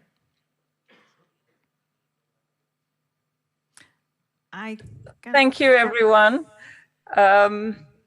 And as all previous speakers have said, I'm really sorry that I can't be with you today. It's been a wonderful session. And for us involved in the everyday construction of the Gold 6 report, it's so wonderful to hear that so many of the ideas that we are working with actually resonate with everybody in the audience. Of course, I have an impossible task to make, kind of just to pull together some comments, but I thought that I would do it around what we are using in the Gold Report as 4 interrelated dimensions of equality. In other words, of course, we've had to define what we mean by equality. It's an ongoing debate, an ongoing discussion, but we put a marker down and defined 4 particular areas. And I'd like to just touch on them briefly because I think it picks up a lot of our conversation this afternoon. The first one, of course, is solidarity and mutual care, which has been so central to everything that's been discussed today. And when we talk about this in the Gold 6 report, we talk about the quality of human interactions in urban and territorial areas and how mutual support and solidarity is prioritized within and between places, as well as relational responsibilities between urban citizens and between citizens and nature. So I think that's important, both between urban citizens and nature, actively nurturing the civic life of cities and territories. And so I think a lot of that discussion we've had today has picked up on really, in a way, framing this right from the beginning in the challenges of the pandemic, in other huge global challenges that we face today, around global migration, political conflict, and a range of ecological challenges that we face. We've seen the best of us as well as the worst of us in relation to solidarity and mutual care. And so clearly this is a really important pillar of the work that we have to do in order to address equalities in cities. And we've been, obviously everyone has talked a lot about the care architecture. I think what struck me from the conversation was our colleague who really challenged us and said that in order to centralize solidarity and mutual care, we need a profound rethinking of political and social life. In a sense, we need to think about the voices, the interests, the lives that we need to incorporate, that need to be incorporated in a new social contract. And I think this brings me to the second dimension of equality that we've defined in Gold 6, which is what we call reciprocal recognition. What we mean by that is the ways that citizens' claims, as well as urban and territorial governance, recognize different and multiple intersecting social identities, including in knowledge co-production, collective organization, in policy planning and management. So here we get to the heart of our understanding of social identity in societies. That intersection in all our societies looks different in every place, of course, but an intersection of gender, class, age, ethnicity, race, religion, differently abled people, sexuality, and how that plays out in the different aspects of our society. And of course, that intersection is embedded in historically entrenched ideologies, if we go to talk about time. And we are talking about reconstructing futures, which will require us, therefore, to reconstruct those ideologies which drive our understanding of recognition of each other. And I think that for me, what I heard from what people were saying was that this not only requires a bold vision, but it also requires attention to our language and our narrative in terms of how we talk about that future. It struck me that in the work, when we talk about valuing women's work in the household and the community, and this commitment to building a new social co-responsibility, it requires a redefinition of the very notion of the household and the community itself. When my colleague talks about renaturing and sustainability, which is not about greening the city, but about how the city fits into the ecological, we're talking about changing our narrative, changing our understandings of how things work. When we talk about informality in the city, we're talking about recognizing rather than criminalizing the way that the majority of people in cities live. And so our transformative agenda and agendas like the global feminist municipal movement really has to start here, if you like, with reconstructing that narrative and language, which is embedded in a different recognition of each other and a different recognition of the concepts and the theories that drive the way that we do things. And this is expressed materially and spatially in the third dimension of equality that we talk about in the Gold Report. That is what we call equitable distribution. The material outcomes of equality that constitute a dignified quality of life and includes things like equitable access to income, to decent work, health, basic and social services, safety and security for all citizens in a sustainable manner. Here we're talking about the material expression of those rights, of that rights-based agenda in territory and in place. And we are living in an age where the SDGs do provide us with some kind of, as everybody has said, with a global infrastructure to actually bounce these kind of issues off and to localize them in time and place. But what's the conversation has also said is that we need to think about these things, not in the old sectoral way that we used to, but we need to think about them in a more intersectoral way.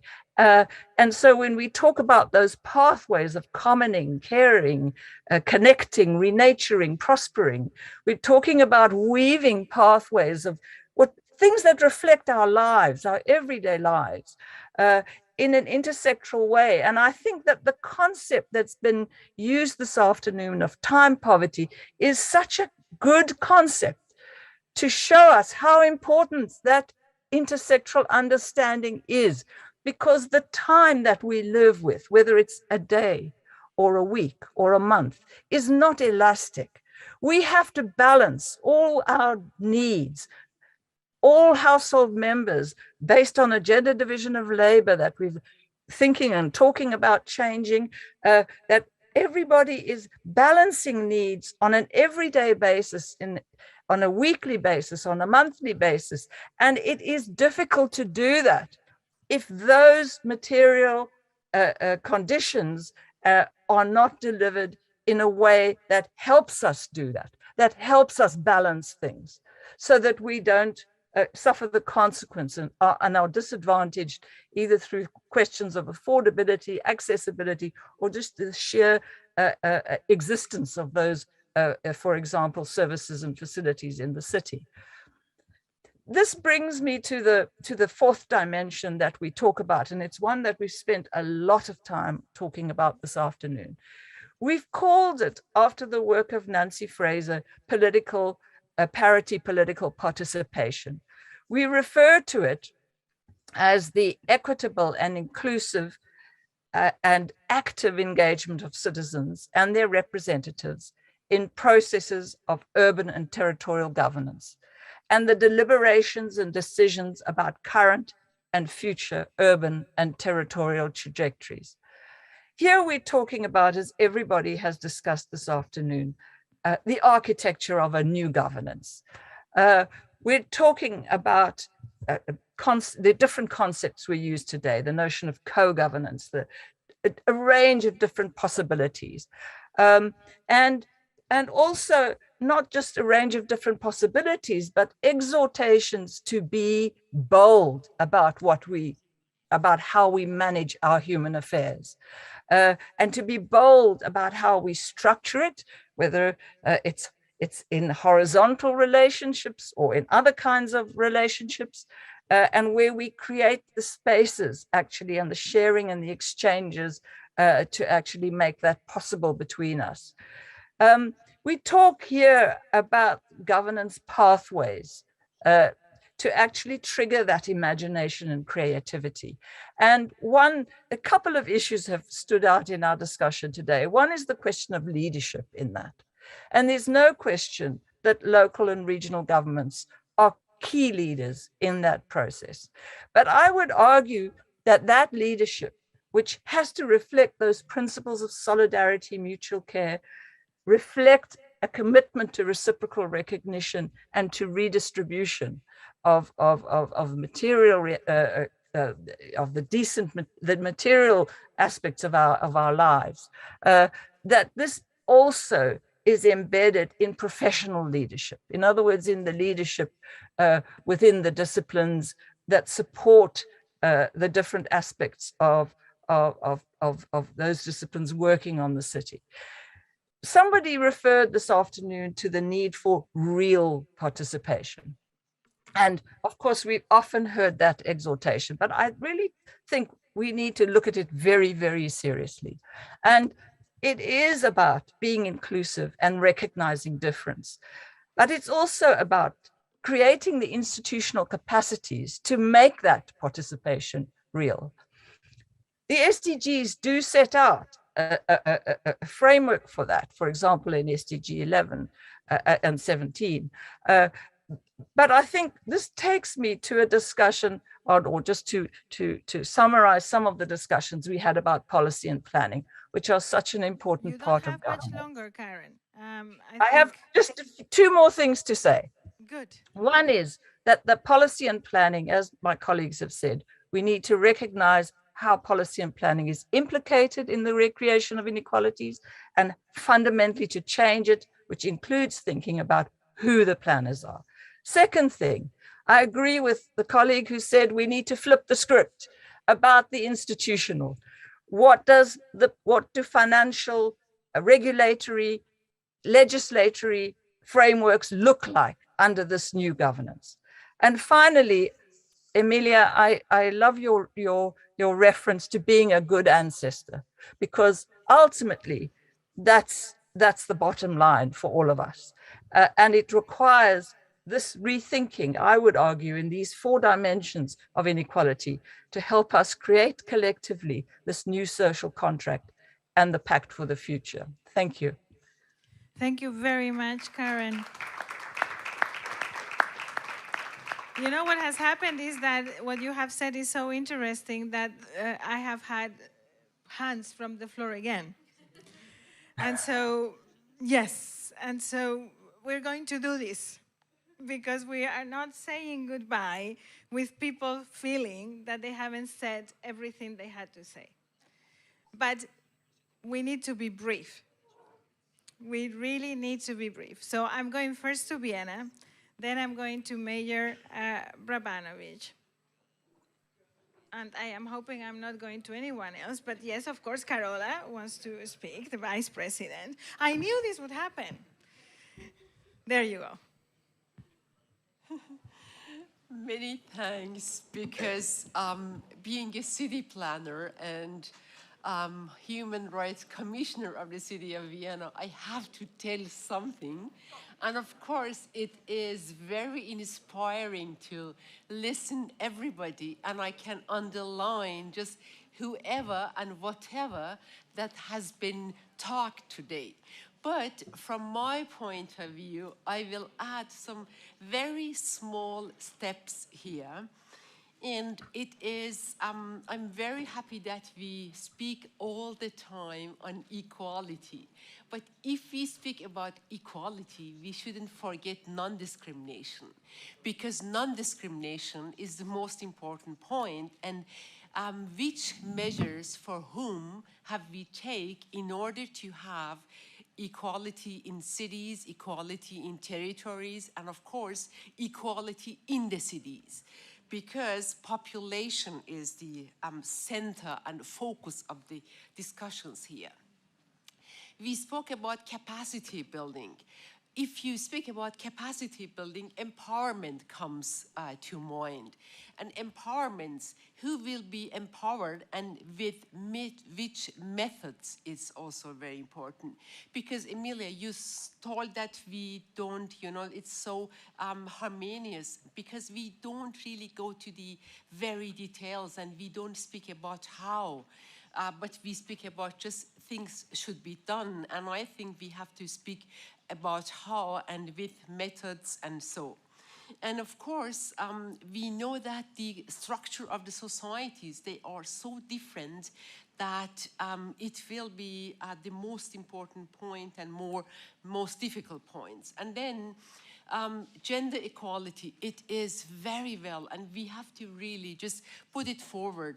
But you said, but I underline again, children and youth, we shouldn't forget, they have to learn from beginning that genders, they are equal. And of course, generation and generation pact is very important too. Economic prosperity is so important and so good, and I'm so happy that we didn't speak about economic growth today. And it's so important. And of course, supply chains, from where comes our daily life articles and where it will be produced and who work on that. And of course, the implementation in context of social rights is very important to have, because economy and social rights, they are very much connected. Intersectionality has been discussed, but again, the 5 messages that we spoke about, that the just wholeness and the just holistically, it has to be really just intersectionality is important. And of course, if we do all of things, it seems to me we speak about the better communities for all to live in, and it is our ultimate goal. I have 2 small, very slight points. It is time, what is possible. If we take SDGs just as a fundament of all actions that we do in our cities, SDGs, they have expiry date. They have 2030 is just on the door, and in 7 years, and if we have like phenomena like what is happening in Europe for the time, or COVID, so we are not going to achieve none of the goals from SDGs. And of course, again, planning. Planning, it's good. Planning is visions, but you cannot plan without empowerment and without the citizens in a city or in a territory. Thank you very much for recovering the points that we have been discussing and underlining them. Mayor Bravanovic. Thank you very much, Amelia, and I'll keep it quite short. It has been very enriching and energizing to hear the quality of the discussion and the conversation in this room today, and quite frankly, throughout the week. I think, you know, as someone who has been around since Gold 1, I have to say, I think this is probably the one report I am most excited about. And I say that with all sincerity because those other reports were important for a certain aspect of what we do as cities and local governments. But fundamentally, this report is about ensuring that the quality of life, particularly for those residents who have the least ability to speak for themselves, who have the least ability to try to move the bar in terms of creating better cities for everyone, this report has the ability to do that. And that's what really, really excites me about the work that we have done. The last point that I want to make, and today we've talked a lot about equality, but when we talk about equality, we cannot lose sight of the fact that there is a difference between equality and equity. And when we look to create the kind of cities that we want to create the future and address the needs of those who historically have been underrepresented, it means that we need to take an equitable lens to those issues as well. And at times, that means, in fact, we can't be equal, that we will need to do some things differently in our cities, whether it's for our indigenous people, whether it's for racialized individuals, or a number of other groups. It means that we will need to do some things differently in order to even things up, to level the bar. And that, for us as leaders, is probably the biggest challenge that we're going to face, because it means that there's an adjustment and a shift that happens in terms of how services are delivered. And people who have had things before aren't necessarily always the most willing to accept that they now have to share that privileged position that they have. And so I would really encourage us to focus on that a little bit in the work that we're doing. Merci beaucoup. Thank you very much, Mayor. Carola. Thank you very much. There are several dimensions of equality, And I starting but talking about the sharing system. And I said that we need changes in the distribution of responsibilities between men and women, as well as between families, communities, the market, and the state. But there are other dimensions of equality, and I was very happy to listen to the mayor of Soria and the mayor of Morocco, who highlighted the question of the territorial dimension, because it was highlighted the connections between the urban and rural areas. And I must say that I was both upset and frustrated yesterday when listening to the discussion about urban planning, because sometimes I think we focus only on the city centers.